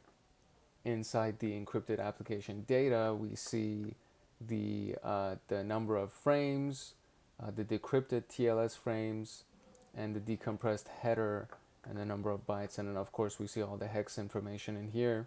So it literally makes something that is invisible to fully visible with full access to everything inside it. The above image shows that the traffic details are visible after the keylog. We get the frame, decrypted TLS, decompressed header, reassembled TCP, and reassembled SSL, depending on the packet. These things could vary, but most likely at least these things are going to be in there, and then these might be after the fact. So we are now going to use the HTTPS exercise PCAP to answer these questions. What's the frame number of the client hello message to accounts.google? Decrypt the traffic with the keylog file that's included. What are the number of HTTP2 packets? And then go to frame 322. What is the authority header of the HTTP2 packet? Address, of course, in defang format. And then investigate the decrypted packets and find the flag. Hey, we're looking for a flag this time. So let's go. Let's close this out.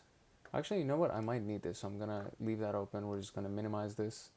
We're going to close this thing, and we're going to close our terminal as well.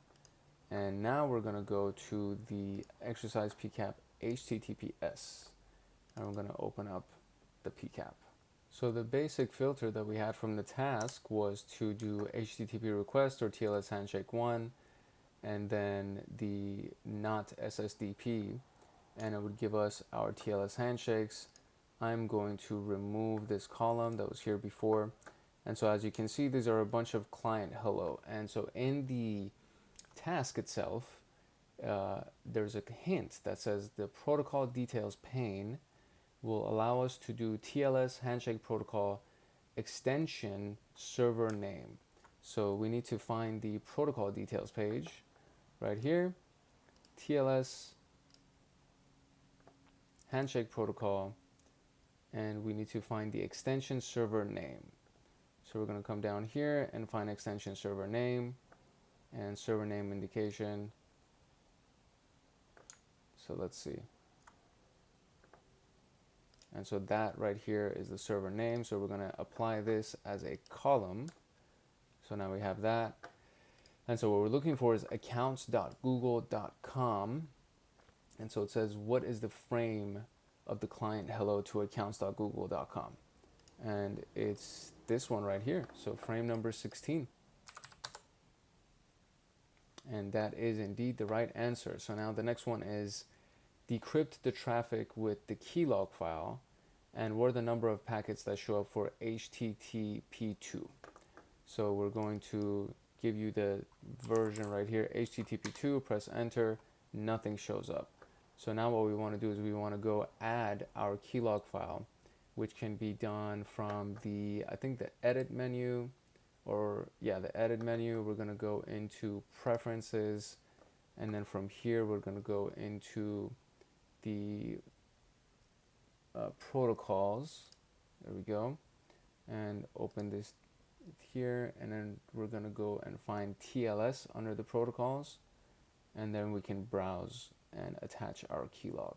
And there's the keylog. We're going to attach it, click OK, And there we go. We got a bunch of packets. So if I minimize this just so I can zoom in for you, we now have out of 1760, we have 119 displayed. So that is going to be the answer.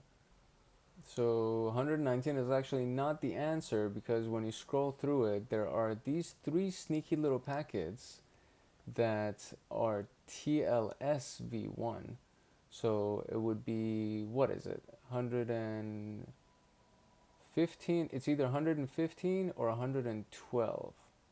So let's see if it's 115, because that also changed. It was kind of odd, because after I added it and then I pressed enter, it went from 119, it went down to 115, so that was kind of odd. So we'll try 115 first, but I feel like the TLS packets, oh no, it is 115. So I guess the TLS is also a version of HTTP2, so it's not 119, it's 115. And now we're going to go to frame 322, which is towards the top right here. And what we're looking for is, what is the authority of the header in the HTTP2 packet. So we're going to go here in frame 322. We're going to go to encrypted application data under TLS right here.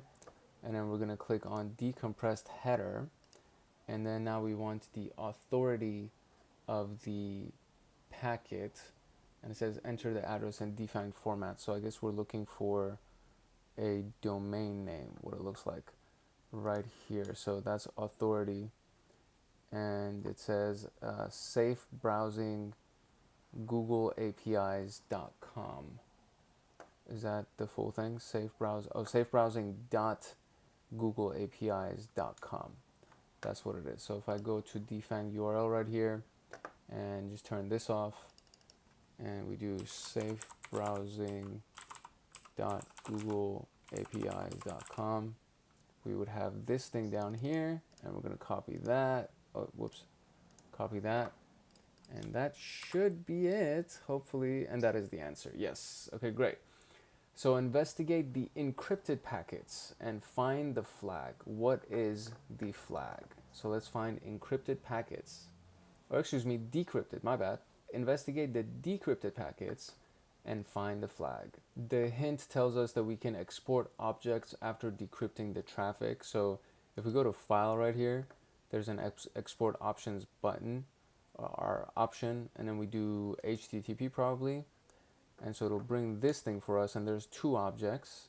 There's a text plain, which I'm betting that's what it is. And I'm gonna save that thing.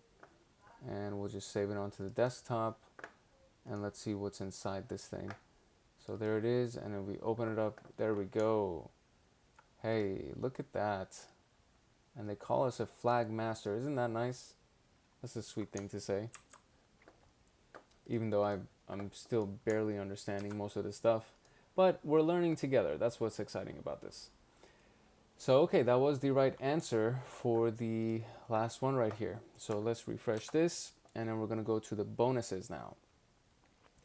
So that's all done. As you see the check mark right there. So the hunt clear text credentials. So what we want to do is we want to find, I guess, some clear text credentials. So up to here, we discussed how to inspect packets for anomalies and stuff.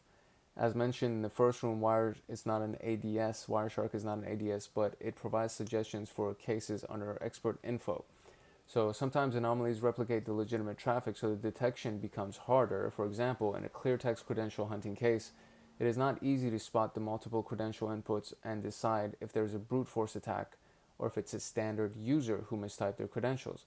As everything is presented at the packet level, it's hard to spot the multiple username password entries. The detection time will decrease when an analyst can view the credential entries as a list. Wireshark has a feature to help analysts who do that, or who want to do that. Some dissectors, FTP, HTTP, IMAP, POP, and SMTP, are programmed to extract clear text passwords from the capture file. You can view the detected credentials using Tools and Credentials menu, and this feature works only after specific versions. So since it works only with particular protocols, it's suggested to have manual checks and not entirely rely on this. Once you use the feature, it will open a new window and provide detected credentials, and it will show the packet number, protocol, username, da da da da da. This window is clickable. Click on the packet number and it will select the packet containing the password, and clicking on the username will select the packet containing the username info, and so on and so forth. So now we're going to go into the bonus PCAP and try to find the packet number of the credentials using HTTP basic authorization, and then the packet number where empty password was submitted. Alright, so here's our bonus. We're going to go under tools, under credentials, and then we have these things right here. And so we want the one that specifically asked for which user.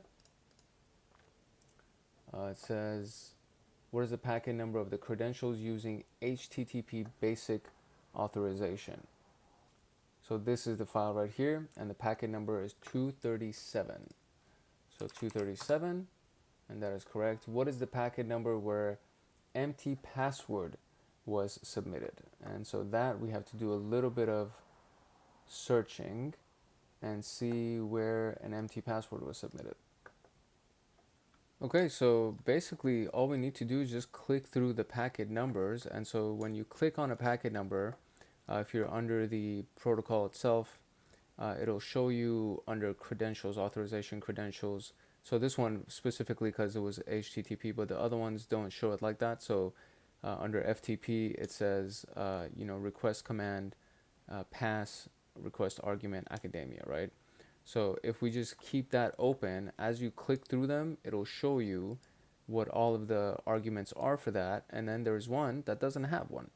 So the FTP at packet 170 is the one that does not have, yep, and that is indeed the answer. And this is actually really cool. I didn't know that this existed right here. It's a very useful tool, and it shows the passwords for all the other ones. Mozart, Mouse, Morley, Monica, so on and so forth. So closing that out, and we are going to move on to the very last one, which is actionable results. And this is going to be inside the bonus exercise PCAP. And so we're going to go under tools, and so it's for firewall ACL rules, and this is the secondary or the next tool that we can use, and it's right here. And this is also going to open up a new window for us that shows us what the ACL rules for access control list is, what it is. And so it says select packet number 99 and create a rule for IP firewall IPFW. What is the rule for denying the source IPv4 address? So we're going to go here. What is the rule for denying the source for IPv4 address? So first we got to go to packet 99. The source address is 10.121.70.151, and then we go to tools, firewall, ACL rules, and then we want to deny that address. So it's IPv4 source address, and it appends input, yada yada yada. So there's no specific thing that denies it. Oh, right here. So deny. There we go. So we just leave deny open, and IPv4 source. I mean, it's still the same. So now it says, what is the actual rule? So we got to come up with the full rule, and we need to choose the create rules for IP firewall. That was the other thing. And so IPv4 source address, this is going to be the rule right here. So add deny IP from this to any out. And since we've already highlighted the packet, it actually shows us the full rule, which is actually really cool. So we are now going to just type that up.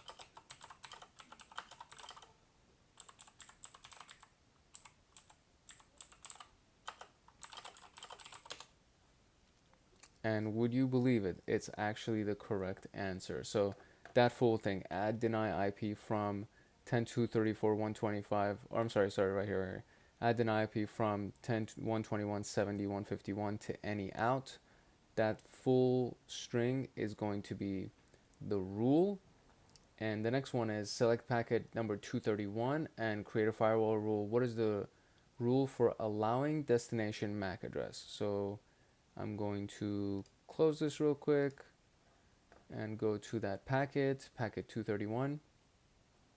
Then I'm going to go to tools again, firewall ACL rules, and we're going to create an IPF or our IP firewall rule, excuse me. And then we want, what is it? We want allowing destination MAC address. So we'll get rid of the deny, and so allow destination MAC address. MAC destination address right here. So allow, add allow MAC, so on and so forth, any in. And I want to see if I can copy. Can I choose one of these in particular? I can't choose one. I guess I have to manually type it, huh? That's pretty annoying. But okay, that is the rule though. And that is something that we can apply. So here we go. Add allow MAC any in. And that is also the right answer. This is actually very, very useful. That's kind of awesome, the fact that this exists here. And so refreshing this just so you can see that we actually got those answers correctly, and we did. So we have bonus actionable results, which is the one that we just did. Add deny, add allow. And then the one previous to that was the hunt clear text credentials, which was basically trying to find the packet number of the credentials for that, which we saw, and the one where it was an empty password, which we saw. So that is it for this room. This was a pretty hefty room. I think this is going to be a long video. I'm excited about this one. We can now jump into the conclusion of the room. Congratulations to both you and me for finishing this room. We covered how to use the Wireshark to detect anomalies, investigate events, and at the packet level. Now we want to go into these other things, which is pretty gnarly. I've not even, Carnage sounds so scary to me. But yeah, obviously I haven't done it. So it's going to be pretty cool to do this. There is that. And then the other two aren't clickable. There's a video on Network Miner, which I know that we've done already. It should be here. Yeah, we've done this video already. We've done all of the snort videos, so you can find that. We've done Zeke as well, and we've done Brim. So all of these that are here are actually available on the channel, and you're more than welcome to go and watch them at your leisure if you're using that room, or if you're going to go through that software for yourself. So all of that is available for you through the channel as well.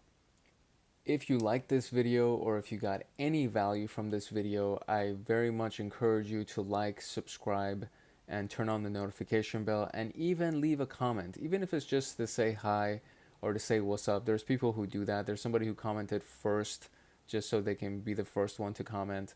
But anything that you do helps us with the algorithm on YouTube, and it will help the channel get more views and more reach, and so on and so forth. So that would be how you could repay me. I'm not asking for anything. I'm not selling anything. All I'm doing is sharing information and kind of taking you along this path with me, this ethical hacker cybersecurity analyst path.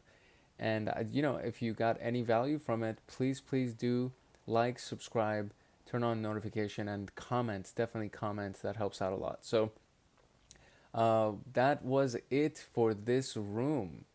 It's your boy Hank Hackerson at Hank Hacks Hackers, your favorite system and network attacker.